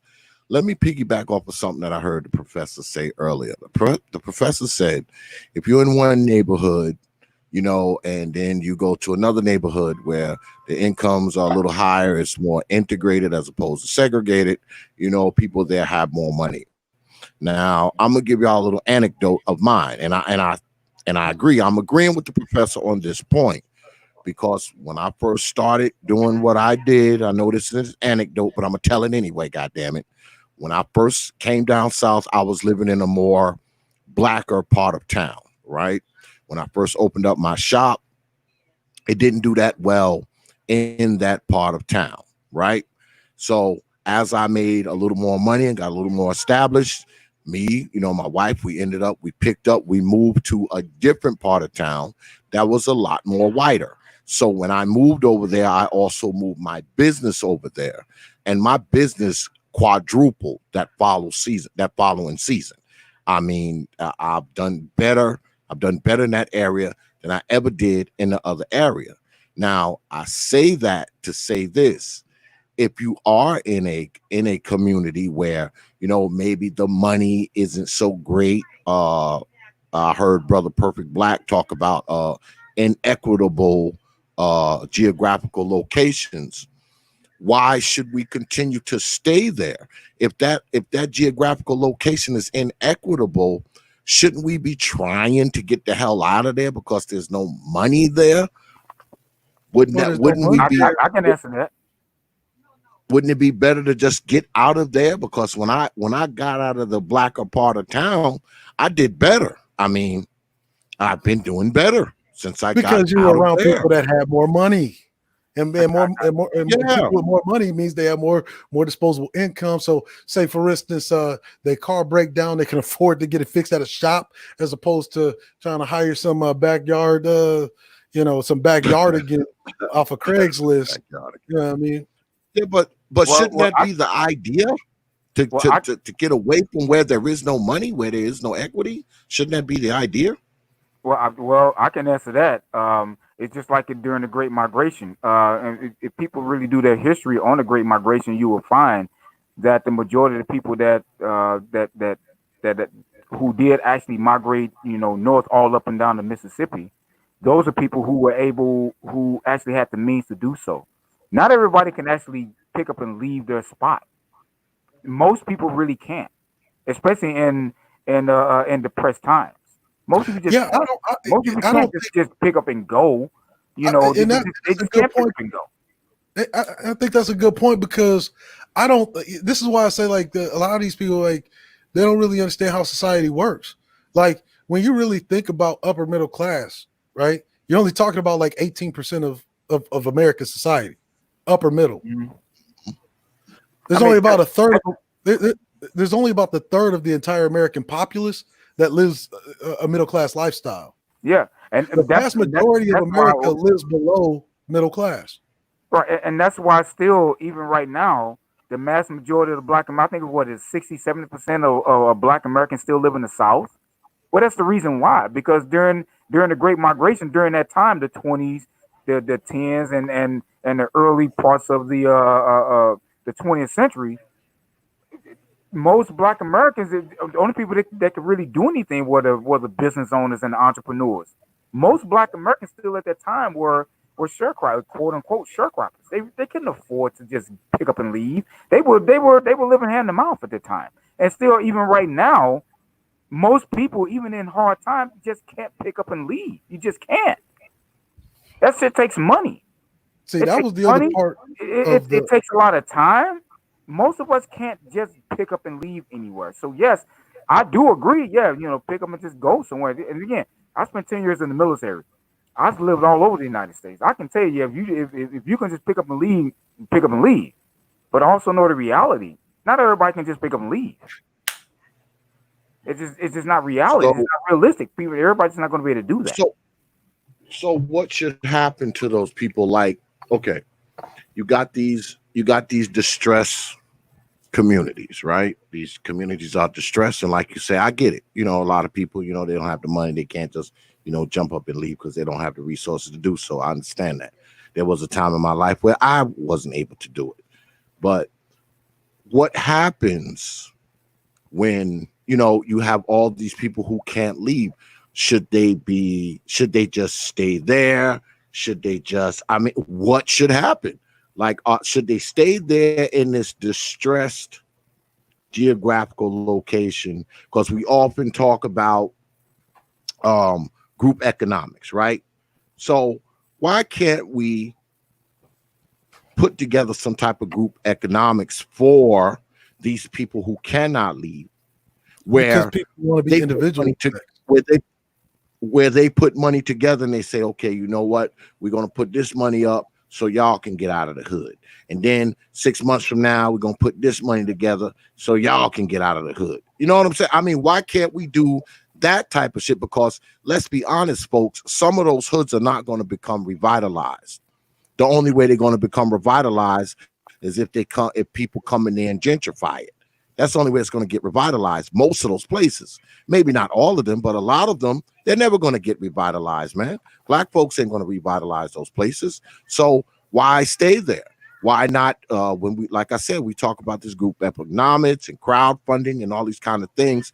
Why can't people crowdfund and say, okay, we're gonna take this money right here, we're gonna move these two families to the east side of the county, and then a year or two later, we put money together, we move these two families out. Why can't we do that? Well, that's typically why, Black Americans have always, politically just gone for the gusto. Like, we're going to bypass all of this moving around and go for the political aspect locally that gets us what we want, like laws against rezoning or redlining, right? Laws against defunding our schools and yada yada yada. That's the reason why we've always gone for the gusto, because we have tried the group economic thing. As a matter of fact, classic example, Booker T. Washington did the group economic thing. Tuskegee Institute was built on group economics by Black folk. But what happened? Rezoning happened. And when the rezoning happened, it allowed a white philanthropist, specifically a Jew, his name was Julius Rosenwald, to come in and buy up the land that his school was on. And next thing you know, now is Julius Rosenwald running Tuskegee Institute and not Booker T. Washington. And what did he do? Whenever he got the access to the land, now he made pay the rent, as you will, because now he becomes the new landlord. Say, oh, you can't pay the rent? Well, maybe you just need new management. I'll take over the management. And next thing you know, Tuskegee Institute, which was a Black institute, now you let the white folk in. Now it becomes a mostly Jewish school. And which is why it's not really a big institution. I mean, it's a big name. We know it, but it's not really a big institution right now because of that. And that's sad. I think that more can be done for people who live. Now, don't get me wrong. I don't believe that the majority of Black people are poor. I just don't believe that. But I think that many Black people who are poor, I think that those poor people can get together and make something happen, so not as many of them are as poor as they are. I mean, I don't think that poor people should rely on people who have more money than them to free them. I think that they can get together and free themselves if they have the will to do so. I think a lot of times we have a tendency to say, oh, these people need to come in the hood and do this. These people need to come back in the hood and do that. I don't believe that shit. I believe that those people that's in the hood can get together, and if they want to make moves, they can make some moves. But you're talking largely about a demographic of people who are largely, based on what you're saying, is largely uneducated about that, and they're conditioned to believe that something else is going to come in and help them. You know what it is. And poor people actually can do this. Poor Black folk, they can't do this. They can do it. They got the power to do anything. But I'm talking about the conditioning. They're not conditioned to do that type of stuff. What brother was saying, they're not conditioned. Do you know what's holding that conditioning in? This is why I don't really like a lot of the moralistic arguments to begin with. Is because that fucking church. Yeah, that's that fucking church. Yeah, where all of that money is don't get me started on that. Oh Lord, don't get me started on that. Please don't get me started on that. Goodness. Me either. It's because of that fucking church. That is a major impediment. That is a major impediment. Black Americans have spent in excess of $250 billion in the church since 1980. You know how much money that is every year up to this point? That is a lot of guys.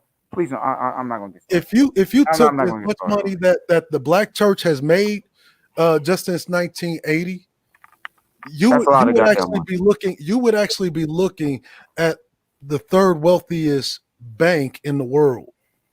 The third wealthiest. I got a problem with the church. I have a sick. That's how much money is. Not religion. That's how much money is passed in the church's hands. Not God, but the church. The Black church has been nothing more than a source of extraction. In particular, a source of financial extraction, monetary extraction in the Black community. And but you'll have a nigga up here trying to argue down about some morality. And preachers. That is terrible. They got fucking TD Jakes. They got a couple of dollars getting fucking how many millions of dollars in a jet and all that. We think that it's better if we're gonna go to heaven if we just finance his goddamn jet. Yes, shit falling apart. Look, shit falling apart. Poverty, shit man. falling. You literally have shit falling apart, right? It's in the rural South. I'm actually originally from Alabama, where there's a fucking church damn near on every fucking corner.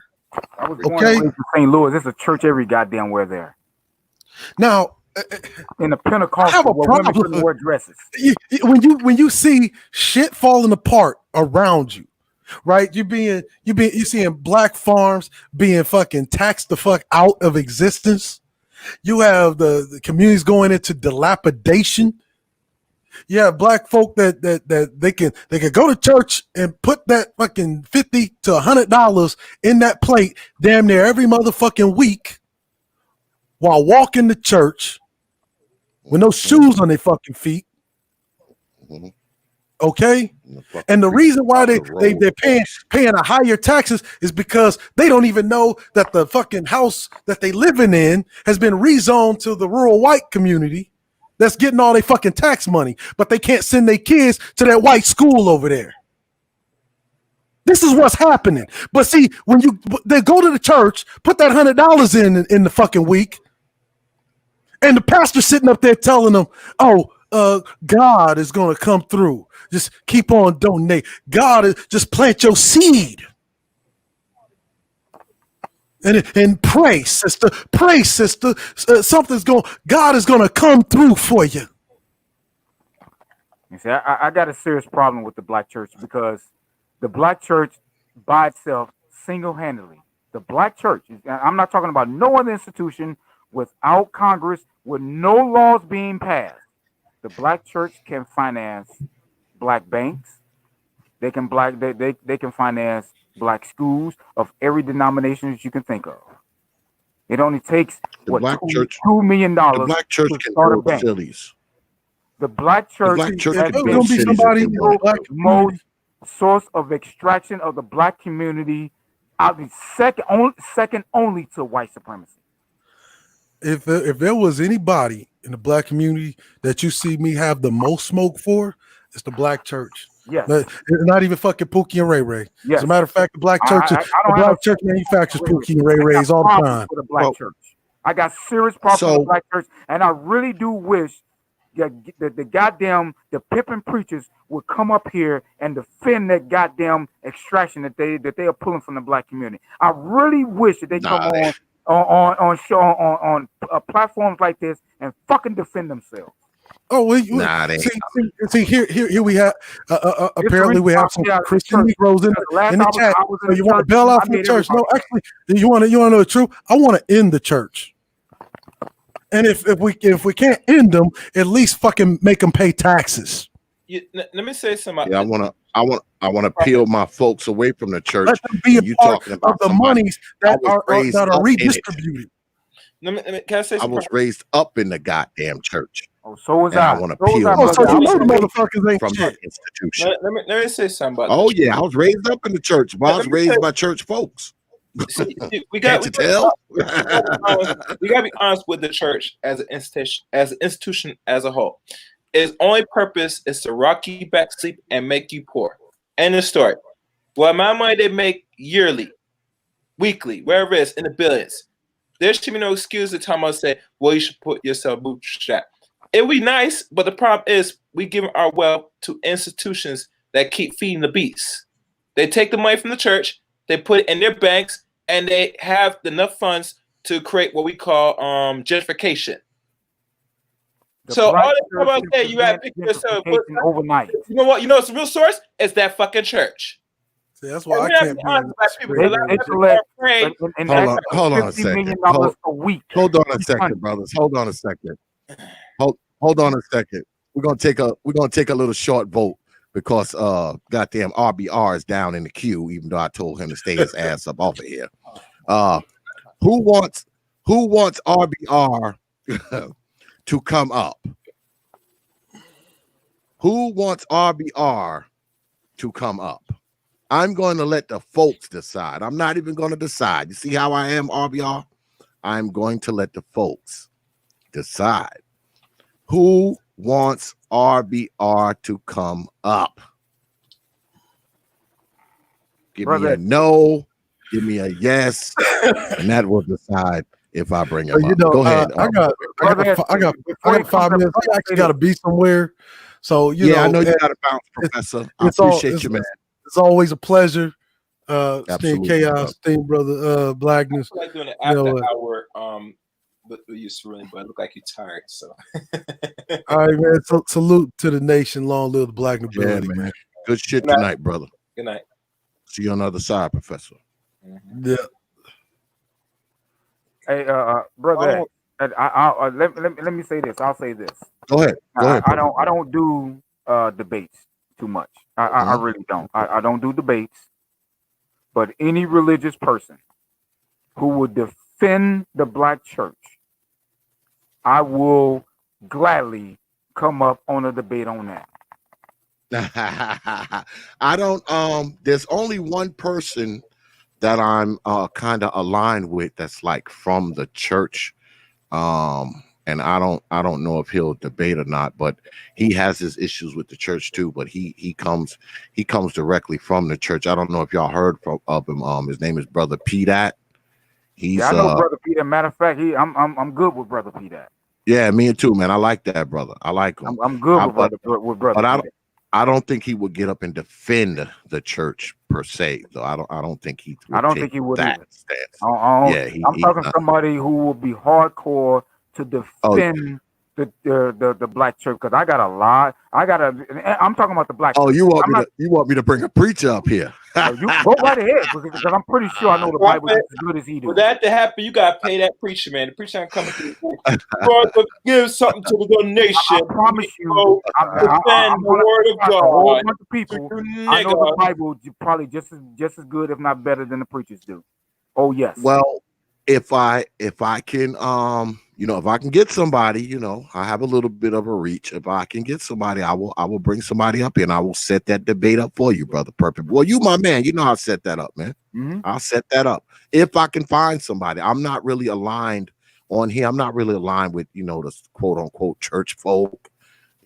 I guess I use too much profanity and talk too much shit about these old mamas. So, I'm not I'm not too I don't give a aligned damn about that. I'm going to talk. If they can't take that, then they don't want to debate me. Because I'm going to cuss. I'm going to use every bit of word in the English language, and then some, to get my point across. Yeah, they don't. The church folk don't. The church folk don't like OX too much. They don't like me. Well, they don't like me either. But again, like I said, last time I was in the church, I made too many people mad. I mean, I pissed a lot of people off. That's the reason why I stayed out of the last time I actually had a church person, full disclosure to everybody, the last time I had like a quote unquote church person, I had the president of the North Carolina Mecklenburg chapter of the NAACP up here. Her name is Reverend God, I can't even remember her name. She's a reverend, she's a pastor. So, she was really, really churchy, even though we were talking about, the NAACP stuff, because she's the president of North Carolina chapter, but, she's an actual reverend. So, she had kind of a churchy vibe to her. We had a good conversation, and I was on my best behavior. I had only a few profanities slipped out, but only a few. Well, actually, no, as a matter of fact, that's not true. Damn, I'm actually friends with a bishop. I forgot about the good bishop. I probably can get the bishop to come on here. Go ahead, bring the bishop. Me and him, because I've debated bishops. Me and him are actually pretty cool inside their church. Please bring the bishop on. Yeah, man, I could bring the bishop up. Yeah, absolutely. I could bring the bishop up because I'm actually friends with a bishop. I forgot all about that. Yeah, and I'll do my best to make sure I keep it strictly to what the black church is doing for the black community, and how much. And I'm definitely going to make sure that I try to get him to answer. I know it's going to be unfair, Yeah. but answer for all the money that they've taken from the black community, vis-a-vis the present condition of the black community. Okay. Yeah. I don't know if people in the North Carolina area or the Queen City area are familiar with Bishop Dunlap. Bishop Dunlap is actually a friend of mine, y'all. Believe it or not. Can you actually believe that me and a bishop actually get along? Yeah, Bishop Dunlap. I know him well.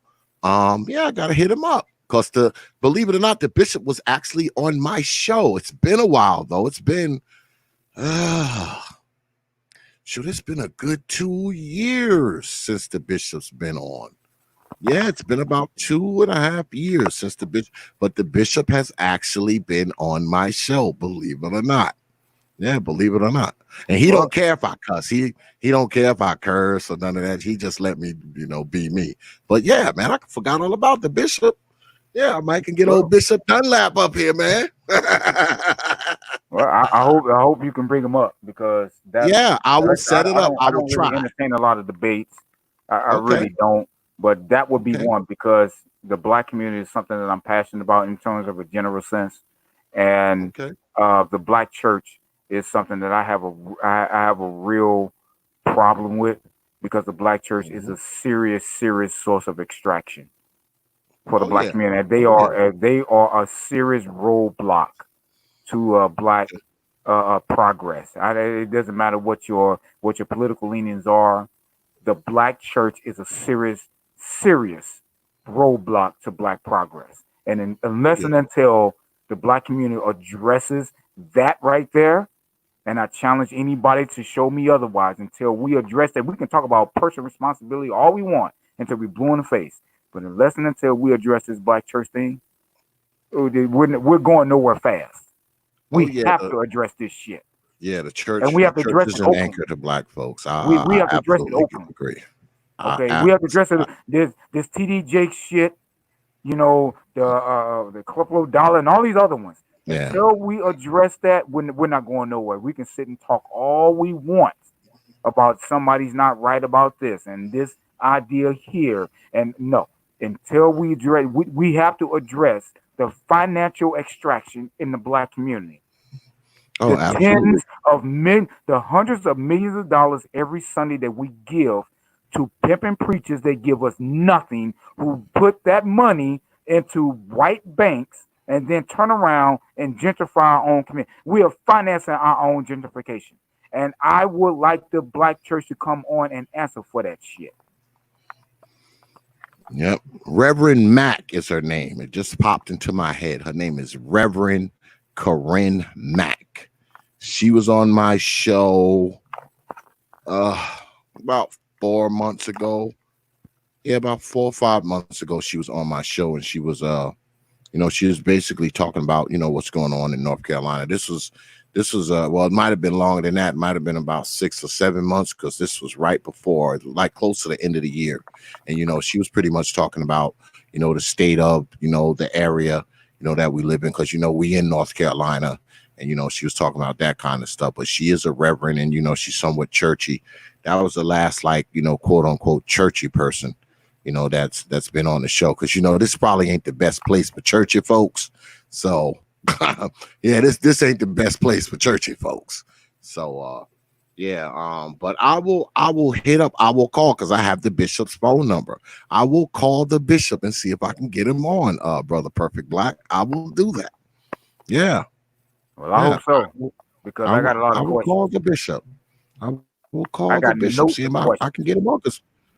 Because me and him are actually pretty good friends. Hmm?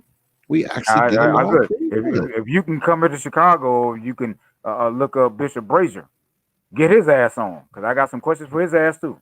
I got questions, man. I do. I got a problem. I have a problem with the black church. I have a serious problem with the black church. Yeah, me too. Me too, man. And I was raised up in the church. I was raised by church folks, man. I got preachers and elders and all these motherfuckers in my family, pastors, and ministers, and Sunday school teachers. Guess what? And boy, I separated myself from them when I was really young. I stopped messing with the church when I was like a teenager, man, because I thought it was I thought it was a bunch of crap back then. You know, I thought it was a bunch of crap back then when I was a teenager. So, you know, I got away from it. My parents and grandparents and everybody, like I said, you know, I come from a line of preachers and Sunday school teachers and yeah, all in my family, man. All my parents, grandparents, yeah. I was raised by church folks, man. Can't you tell? I was raised. Can't you fucking tell? I was raised in the church. I was raised in the Pentecostal type, the Church of God in Christ type.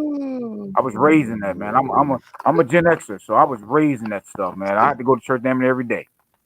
I played sports just to get out of the church, just to get out of going to church. Every day was a reason to go to church. You know, it was choir rehearsal, old folks meetings, young folks meetings, goddamn choir rehearsal twice. It was every day was a reason to go to church. I got tired of it, and I didn't see any type of results into the community. And the older that I got, the more I saw that the church was really doing nothing in the community but taking money. The same people that will go to church and praise the Lord and take your tithes and shame you for not giving any putting anything in the basket that was going around would go right home, lock themselves up into their own damn homes, put the goddamn the bars, you know, on their windows, and act as if they did not see the community being what it is.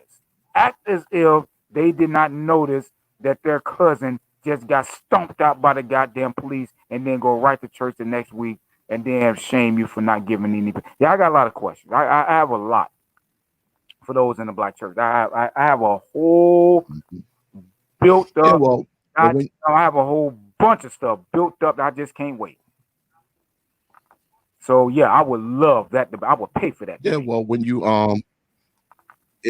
if you get a chance, look up Pastor Leroy. I believe the bishop's name is Leroy. Yeah, Leroy Dunlap is the bishop's name, and his church is Redemption Christ Ministries, I believe it is.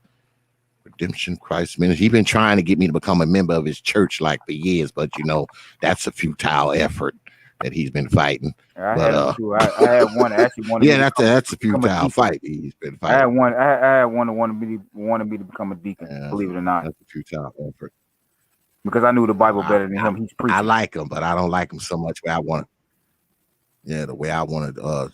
I like him, but I don't like him so much where I want to join his church. I don't like him that much. Nah, that's just way too much like there. That's what I tell them. Like, that's way too much like there, Bishop. You know, you don't want me in there anyway. I walk in there and the black church don't collapse. The black church has no allegiance to the black community.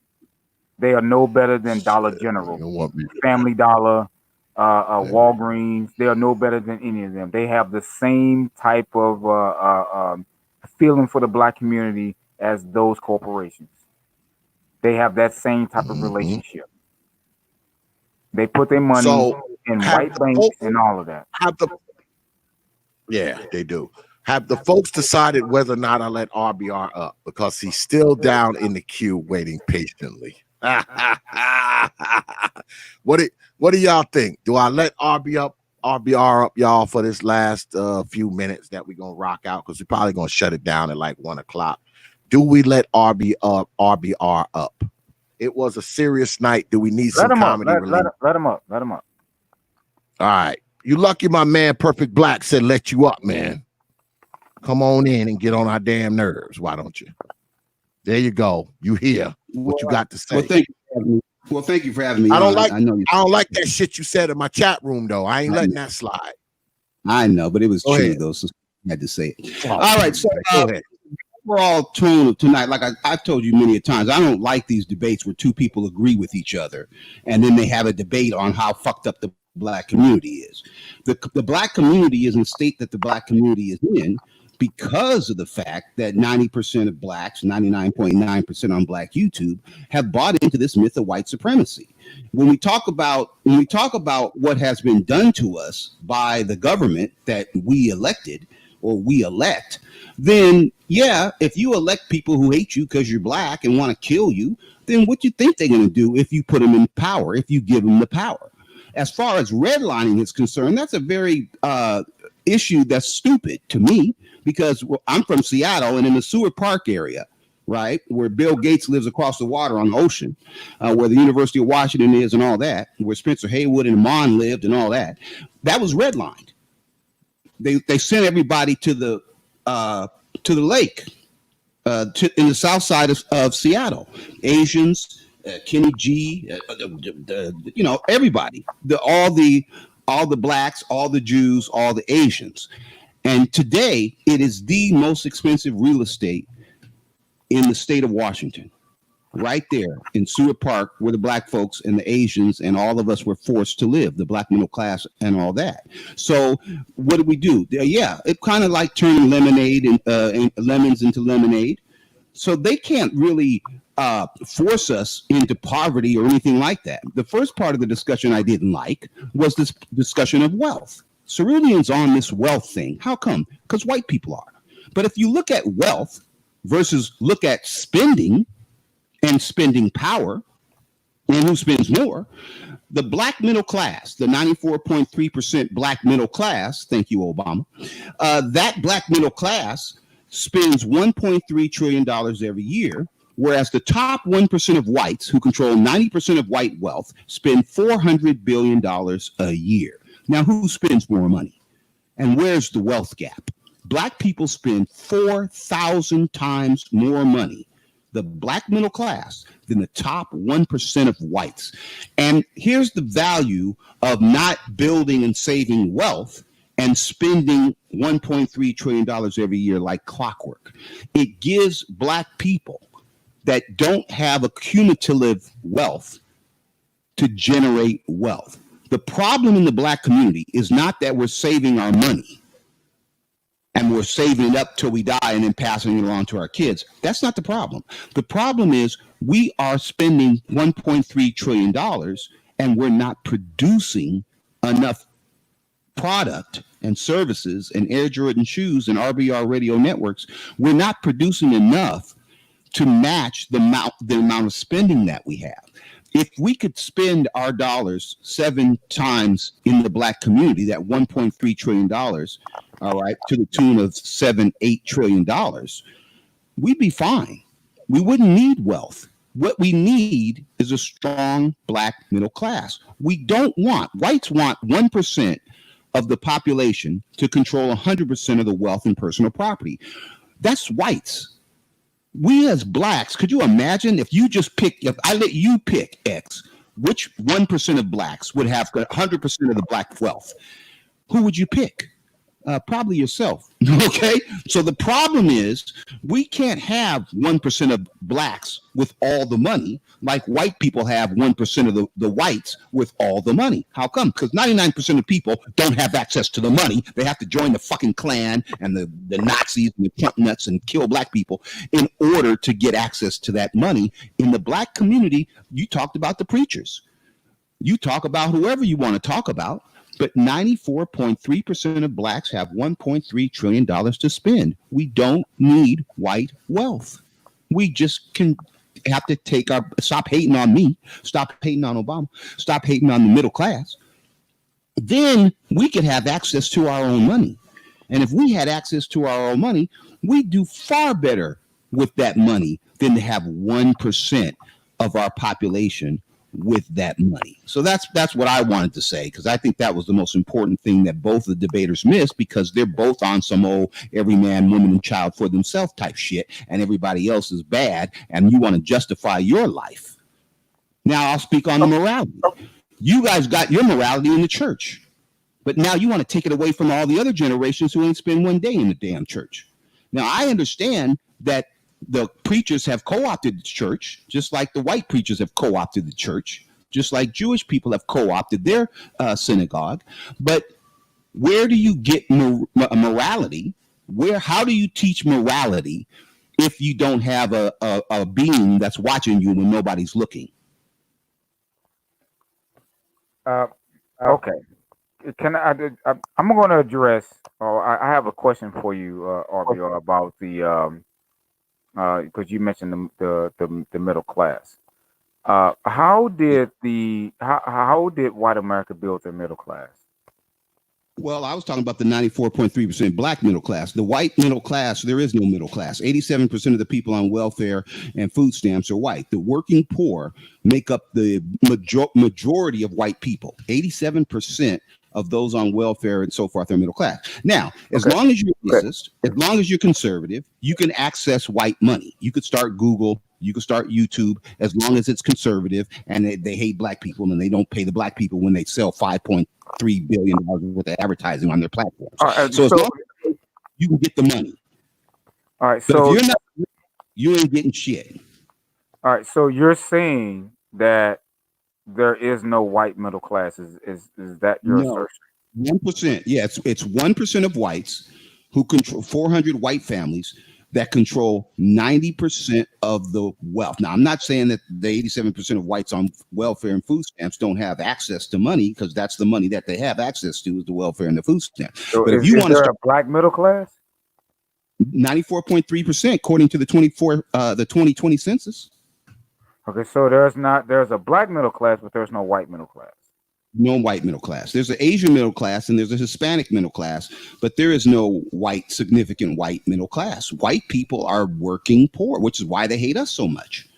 They don't have that. So blacks are doing better than whites. Depending upon if you look at spending power and lifestyle and not being on food stamps and welfare and not sleeping under the bridge in your car, you goddamn right. Okay, so blacks are doing better than whites. Yes. There's blacks have a middle class and whites don't have a middle class at all. Not the size that it needs to be for them to be able to start businesses and sustain their population. No, you have to get your money from Trump and Putin if you are white. You cannot access anything over maybe $10,000 unless you tap into that racism, into that myth of white supremacy. You can forget it. You can forget it. I brought $100 million to Black YouTube. You guys don't want to talk about it, but I've been on a campaign since January because they did $15 billion in sales last quarter, 5.3 billion of it on Black YouTube. And I said, look, you guys owe us $100 million. And so after I did the hashtag pay us YouTube and all that old shit, and now YouTube has set aside $100 million for Black content creators, but that was 6 months ago. So now they owe us $300 million. So that's what I mean in terms of our money. That's our money from our content that they put ads on. And they don't want to pay us because we're Black. And we don't want to believe it, and we don't want to get our money because we think that because we're Black, we don't deserve our money. Because we're Black, we should get a skill, and we should go to work, and we should do this, and we should do that, and we should keep the real brother off the panel because he's going to tell everybody the truth. So we got to stop doing that. We control our money, and that's better than having a bunch of racists who hate us because we're Black controlling our money. We have to stop doing it. Putting them in power. I like the way you always talking about keep the real brother off the panel while you're on the damn panel. Yeah, I like the way you do it. Oh, yeah, keep the real brother off the panel while you sit on the damn panel. The real brother on the panel. No, I'm really curious and to understanding this the idea that there is no white middle class, but there's a Black middle class. So I want to know. I want to know what. I want to understand what do you consider? What is the middle class to you?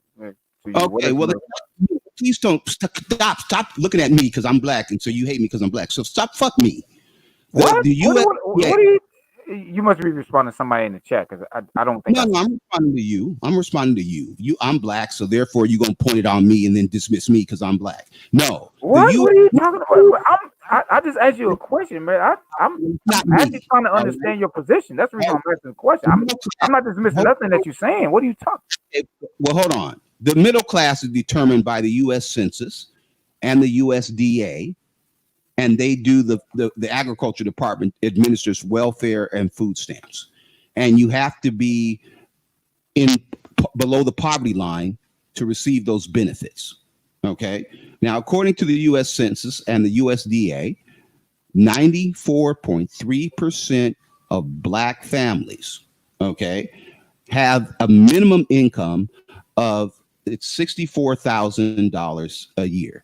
That's the median income. Now you're gonna say, "Well, you ain't rich. Well, you can't ball. Well, you can't buy the Charlotte You home." said the medium. So is that? And I'm gonna ask a stupid question. Is that is that to say that most Black families are making that amount of money? That's to say that 94.3% of Black families. So 94% of Black American families are making in excess of $60,000 a year. Is that what you're saying? Yes, it's $30,000 a year per person. Yeah. So I don't want to. I want you to understand the difference between somebody who's in the top 1% of wage earners, right, billionaire, versus somebody that is in the middle class, and how much money the middle class spends every year because of their circumstances. See, they can't afford to put $1 billion away in the Cayman Islands somewhere. The middle class can't do that. The middle class has all of their wealth pretty much in their paycheck every week, not even in savings. And I understand that you don't like that, but that creates I didn't say that I like or dislike. I'm just trying to fish out everything that you're saying, because I just want to make sure that it's all lined up, everything that you're saying. I didn't say that I disagree or agree with anything you said. I'm just asking you questions, brother. That's all I'm at. Well, I say it's better. It's better if 94.3% of Blacks control 94.3% of Black wealth. Okay, so I mean, you answered one of the questions that you answered for me. You said 94.3% of Black Americans or Black American families, or was it families or individuals of just Black Americans in general, are making in excess of $60,000 a year. Okay. Yeah, well, it's families, obviously. The single mother with 15 babies by 10 different dudes, she ain't doing that. But the families are, yes. The mama, and on average, Black Americans are making in excess of $60,000 a year. How are they bringing it home? Be it welfare or whatever they're bringing home $60,000. No, please stop, because you don't qualify for welfare if you're making $60,000 a year. You have to be below the poverty line to qualify for welfare, which means mostly you would have to be a single mother with at least 2 kids. Okay, so under $24,000 a year. So to qualify, you can't be in a family. You got to be the single mother with the 5 kids by 8 different dudes. You know what I'm saying? You cannot be. Are there metrics out there that say on percentage on how many, I don't know, Black mothers out there who are collecting welfare, and how that factors into that calculus onto that 90 something percentile or whatever? Technically 0, because you can't be a family making $64,000 a year and be on welfare. That don't. You'd have to be under the poverty line, which would be $24,000 a year. So none of them are technically doing that. Okay, so the point is, if you are within the metric of a family, now here we're gonna get into some goddamn hot water. How come? Because if it's grandma and mama, then it's a family. If it's 2 adults and kids.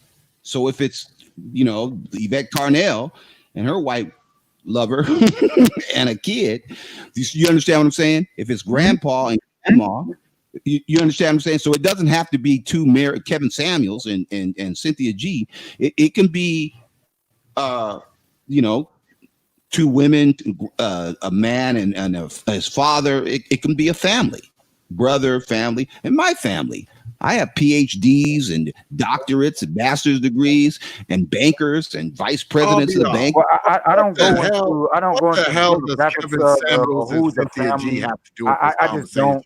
I was just trying to fish out what you were. They're a couple. They would be considered a family with a baby. Then they would be a couple. Cynthia G has a baby. Kevin Samuels seems to be a high octane, high value male, but whatever the fuck he thinks that is. And if they got together, they would be considered a middle class family. Well, Cynthia G and Kevin Samuels. Well, I think you know I'm about to wrap. Cynthia G not together. I am about to wrap this up. So Yeah, everybody, please wrap this up and kick this as everybody, take your part in shots. Brother X, Whoever wants let go me. ahead. There's a reason why I was asking this, Brother X, because Go ahead, Perfect Black. Go ahead. Because dismiss me. There is an insidious stream of ridiculousness that go on in black in intelligentsia, and sometimes brothers like, and I love all my brothers, but sometimes brothers like RBR can come out and say, 90-something% of black folks are making 60. Brother, let me finish, man. Can I get this? Lying on me. Stop lying on me. Check for yourself, cool nigga. Why don't you check? Why haven't you found out what the middle class is? Why not? Okay. What's like I said, sometimes brothers can come out and say that stuff in the face of reality. There is no 90% of black folks making 60 in excess of $60,000 a year. That's just not reality. It's not reality. Why not? Maybe maybe it's 90+% of the people that have even in the goals. But that's not true. I'm sorry, that's not happening. Why not? I'm sorry, that's not happening, bro. Everybody's a damn coon. Goddamn RBR. You think everybody's a damn coon? Everybody who doesn't find out the truth is a coon. The fuck? Why don't you just know? You tell me, X. I know you wouldn't find out the truth, but trust why me, don't this RBR, I've never been accused of being a coon. Anybody that knows me knows that being a coon wouldn't even be the last thing they would call me. RBR thinks everybody's a coon except him. He's the only person on YouTube. He would say that when he's not on his fucking medication, his little brain medication. He's the only person on YouTube that's not a coon. I spoke up for you, bro. I spoke up for you, RBR. Find out the middle class, the black middle class. Why is your coon ass not interested in finding out what the black middle class is? Why are you scared to find out the truth? Well, I'm in the middle class, and I can tell you there ain't a lot. Most black people not there. Yeah, most black people don't want to find out the truth. I said black most families, black people motherfucker. are not in the middle class. I can tell you that right now. I'm in the middle class, and they're not there. They're not there. Yeah, they're not. They're not there. Most black people not there. I just needed. I had to get. I wanted to make sure that I wasn't mistaken. And you said no, that. I'm not mistaken. I said it because I'm going to be honest with you. Most of the people that I know who are in, like, say, the middle class, these are people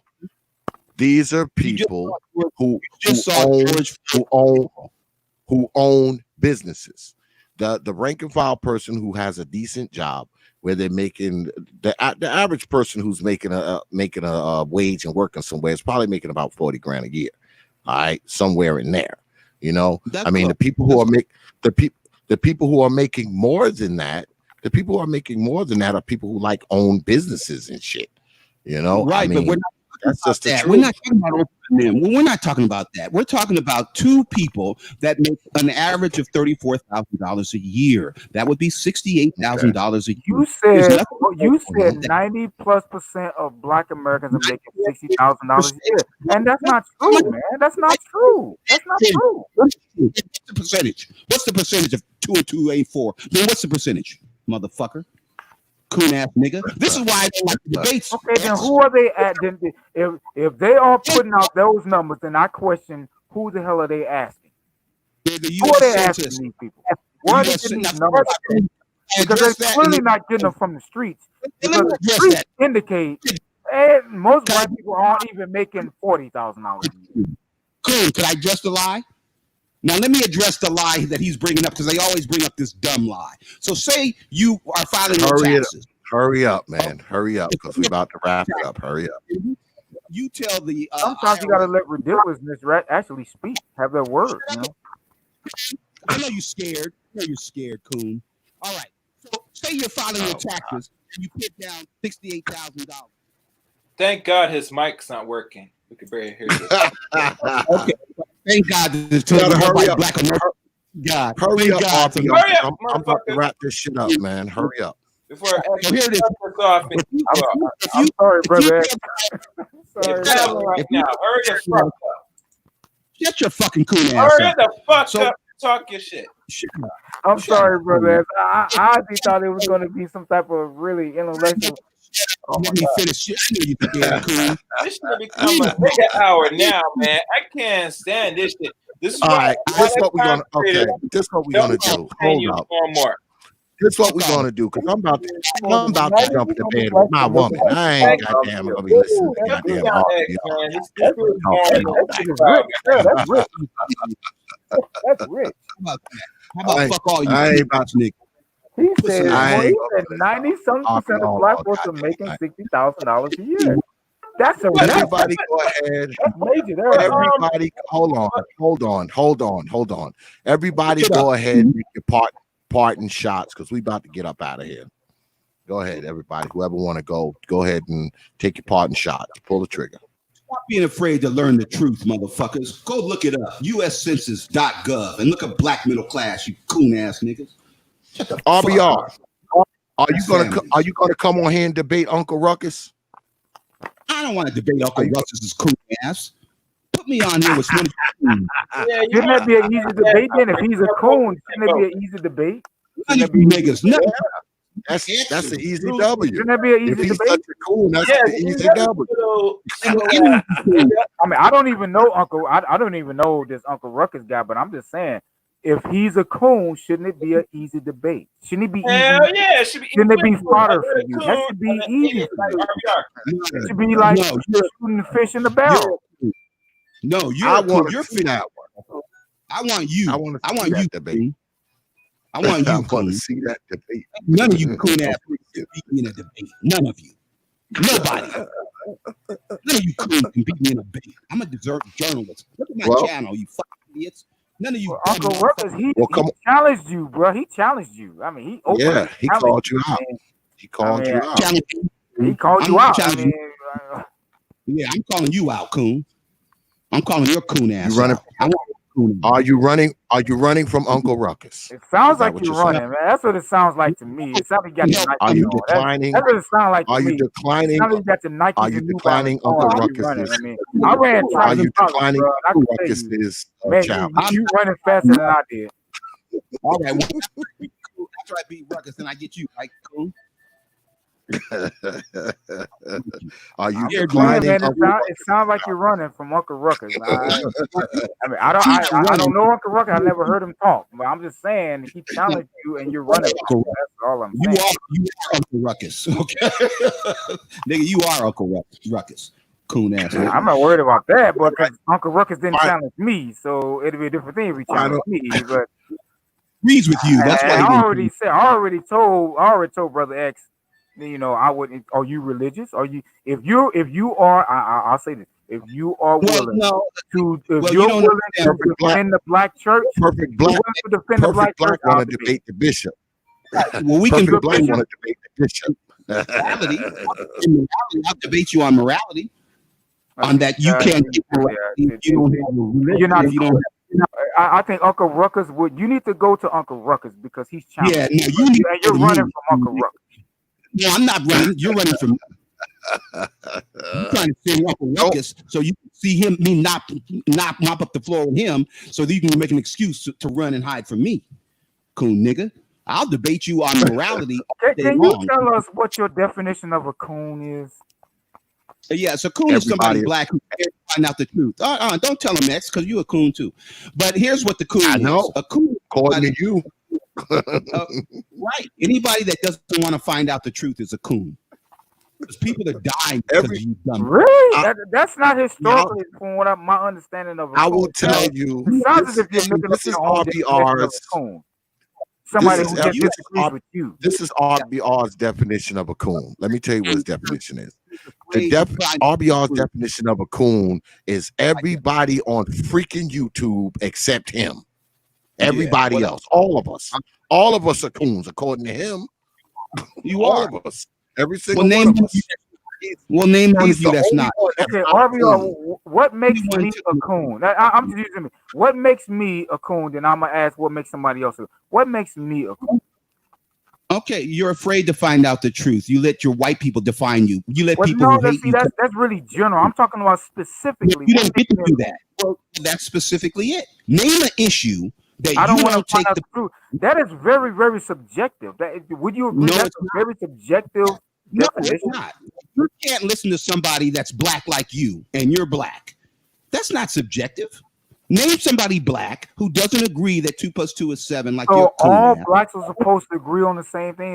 Is that your proposal? Yes, all blacks should agree that the All blacks blacks are have a supposed right to agree up to on the exist. same thing. So I just Yes. want to I Our have to survival. get this out. Yes, So you're goddamn right. this is golden. So you're saying that all blacks are Yes. supposed to agree, regardless. All blacks are supposed to agree that we have a right to exist and we shouldn't put racists who want to kill us in charge of our Well, see, government. now you're changing it because Now I'm again being too you're, specific. you're You said saying I was something that really is general. That really, yeah. All blacks. If that's the case, then by that definition, what you just said, nobody's a coon. No black people or no black person is. I've not heard one black person that said, no black person has a right to exist. I Well, haven't if heard you no get black your person argument, say that. So by that definition, no black person is a coon. well, let me say this. If you don't even want to find out what the black middle class is, does that speak to this? Wait a minute. See, now we're going back to that. I thought we were trying. I actually thought we was going somewhere. Because I was trying to get your definition of a coon is. If you don't want to believe somebody simply because they're black like you're a coon. Okay. How about that? So okay, fine. Let's deal with that. You said that if you don't want to agree with somebody simply because they're black. What did I say that made you believe or that gave you that thought that I didn't agree with you simply because you were black? But because I am black for one thing, and there's no other reason. No. What did I say that gave you that impression that I didn't agree with you simply because you're black? What did I say? Give me something that I said that gave you that impression. You said that I was lying about the 94.3% of black families who are in the middle class. I did not say that. I did not say that. Of course you did. I did not say that. I said it wasn't true. And you could lie about it now. That makes you a coon too, that you lie about something you just said. Okay, let's just say for sake of argument that I actually said that. Say that I said you were lying. Okay, but what does that have to do with me saying or what you saying that or because you're black? Well, it's because I'm Chinese. Connect those dots. Let me connect the dots. Okay, let me connect the dots. Am I Chinese? Am I white? No, that's true. You're not Chinese. You are black. But what did I say that gave you an impression that I disagree with you specifically because you're black? Because you're on a platform with a bunch of fucking coons who will not let anybody debate, who doesn't believe in the myth of white supremacy. And only coons believe in the myth of white supremacy. Who doesn't believe in the myth? Who doesn't believe in the myth of white supremacy? Okay, we're going to another variable in there for me to have to kind of fish out here. So I mean, we're going to wrap this up because people he had on his. Hey, brother X, this is good exercise for me because I can do this all night.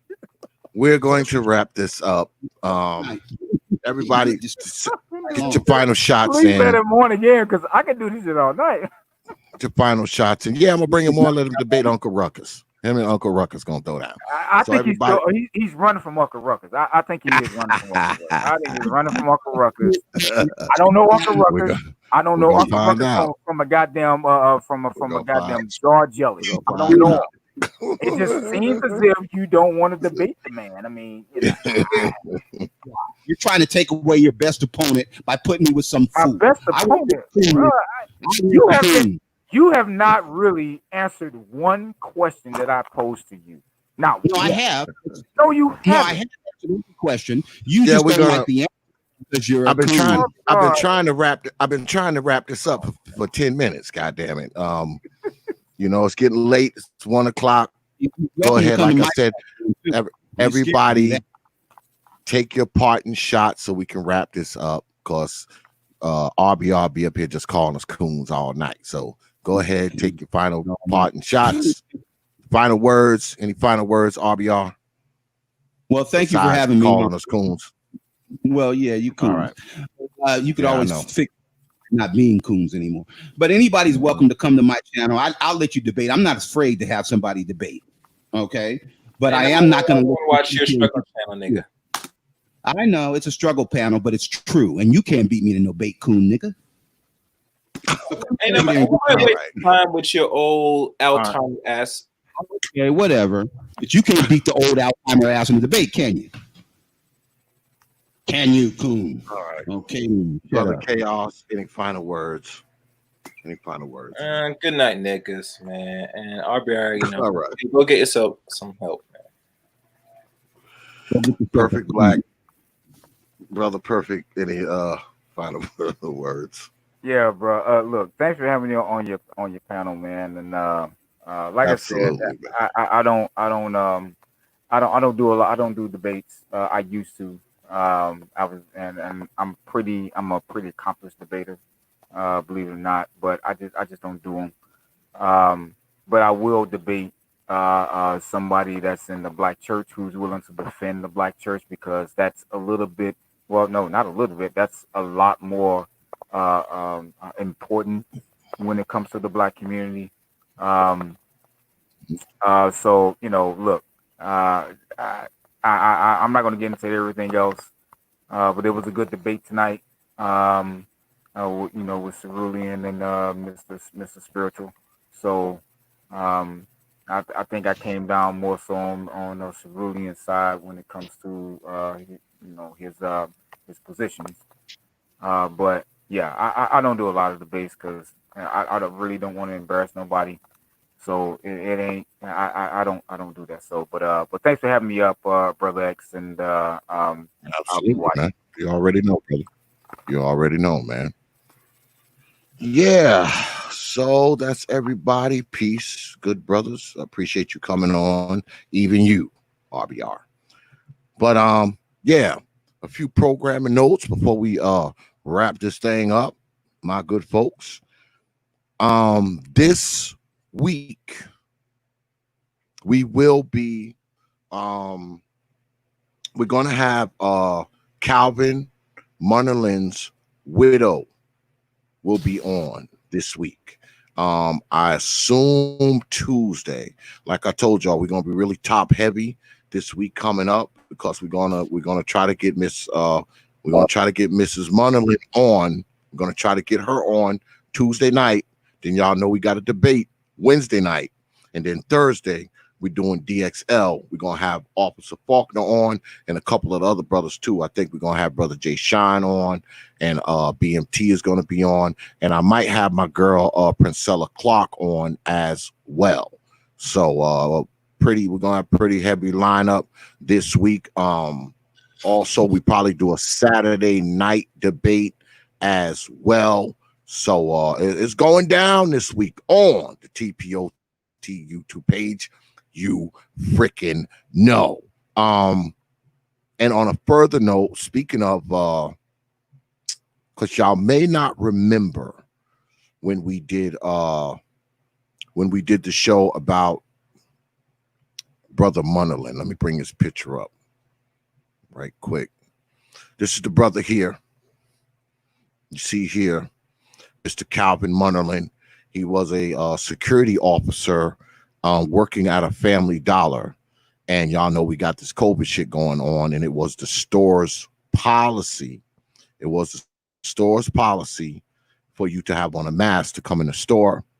A couple chicks tried to come inside of the store without wearing their mask, and the Munnerlin told them, you cannot come in the store if you don't have your mask on. And, you know, they got mad at that. They left. They came back in 20 minutes. They came back 20 minutes later with some dudes, and these dudes shot Mr. Munnerlin in the head, point blank range. What I understand, Mr. Munnerlin was a really good guy. I did some research on him, looked at his Facebook page. He was what a lot of people say black dudes are not. He was a coach. He was a mentor. He was a father. He was a father figure to a lot of young folks within his neighborhood and around his area. And he was, from what I understand, he was an all-around good dude, man. And he lost his life because these idiots didn't want to put a damn mask on. He died over enforcing a policy that he was being paid to enforce. The brother lost his life. So we're going to have, I've been in contact with his widow ever since it happened, because it happened in May. I believe it was May 1st or May 2nd it happened, and her and I have been in contact. So I'm going to try to bring her on, man, and let her tell Brother Munnerlin's story, and that's going to be Tuesday night. Also, I think we're going to have to do another extended draft. I have been getting contacted by a couple brothers, and the brothers, we brought in 2 more captains to the league. Brother J.I. is one of them. The other brother, he's not sure if he wants to be a captain or not, so I'm not going to mention his name. But Brother J.I. is now a captain in the league, so we will probably be doing a draft. We might do a draft right before the debate on Wednesday. I might let him come in and draft some of his players, so look forward to that also. Yeah, man. This week's gonna be heavy duty, man. Gonna be heavy duty, folks. So make sure you have your black behinds here all week, paying attention to the T.P.O.T. YouTube page. You freaking know. I appreciate everybody coming out tonight, man. I do. Appreciate you good folks here in the chat room, man. Always doing what you got to do, man. I want to thank you for hanging out with us tonight, man, and watching us, spending some time with us. It's always good to be up here with you good folks. Also, you need to check out this here. Open your mind. Hey guys, T.P.O.T. on Facebook, Instagram, and Twitter. But you knew that already.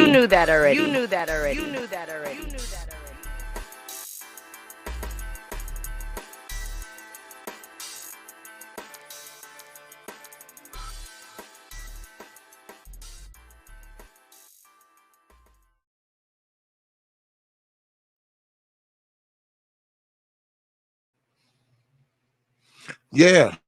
So get on down there, man. Check out our media platforms. Yeah, get on down there. Check us out, man. Check us out on Twitter, Facebook, all of that. Because y'all know what'll happen. I will don't. Your old black ass know what'll happen. In her dreams.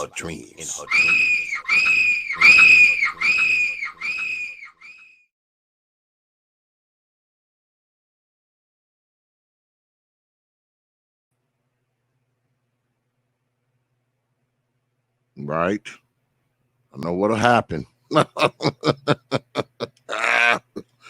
So anyway, man, once again, man, I appreciate all of y'all coming out, man. The league debates, special man to Team J Shine and Team Ramil, Brother Hulk from Team Ramil, and the Professor Cerulean from Team J Shine. I also like to thank one of my official timekeepers, the one and only Brother Art Style. Good stuff tonight, man. I appreciate all you brothers. So, with that, I will leave you with 3 words. You know, like I always do.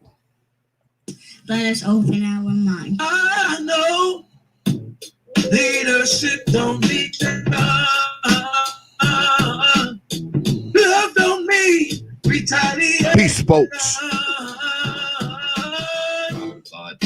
If we don't stop, it's we parade, they celebrate. Eat caviar, drink champagne. If we parade, they celebrate. At the death of a child, I'll never say, hey, oh,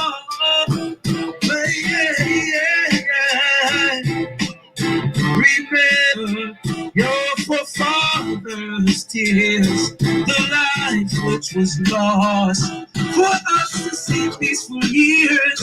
When shots stop, who remains flat? People parade, they celebrate. Eat caviar, drink champagne. People parade, they celebrate. At the death of the child of a slave.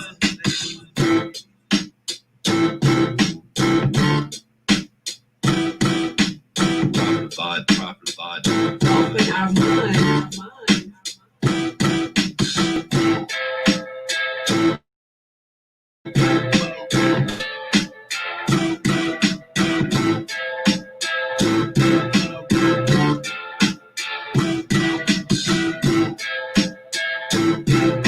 If we don't stop,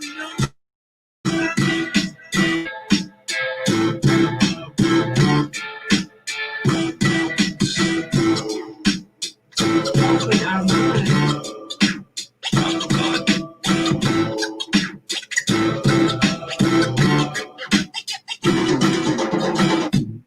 Open our mind. The child of a slave.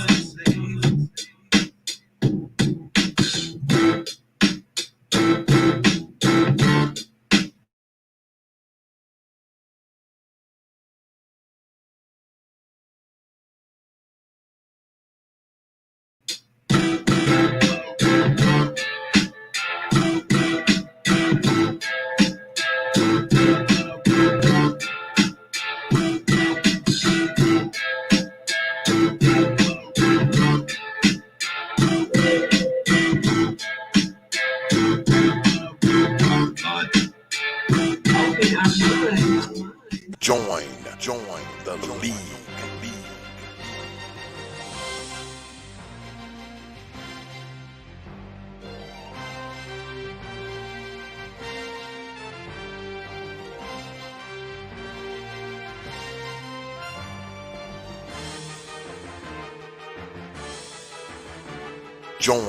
Join the league.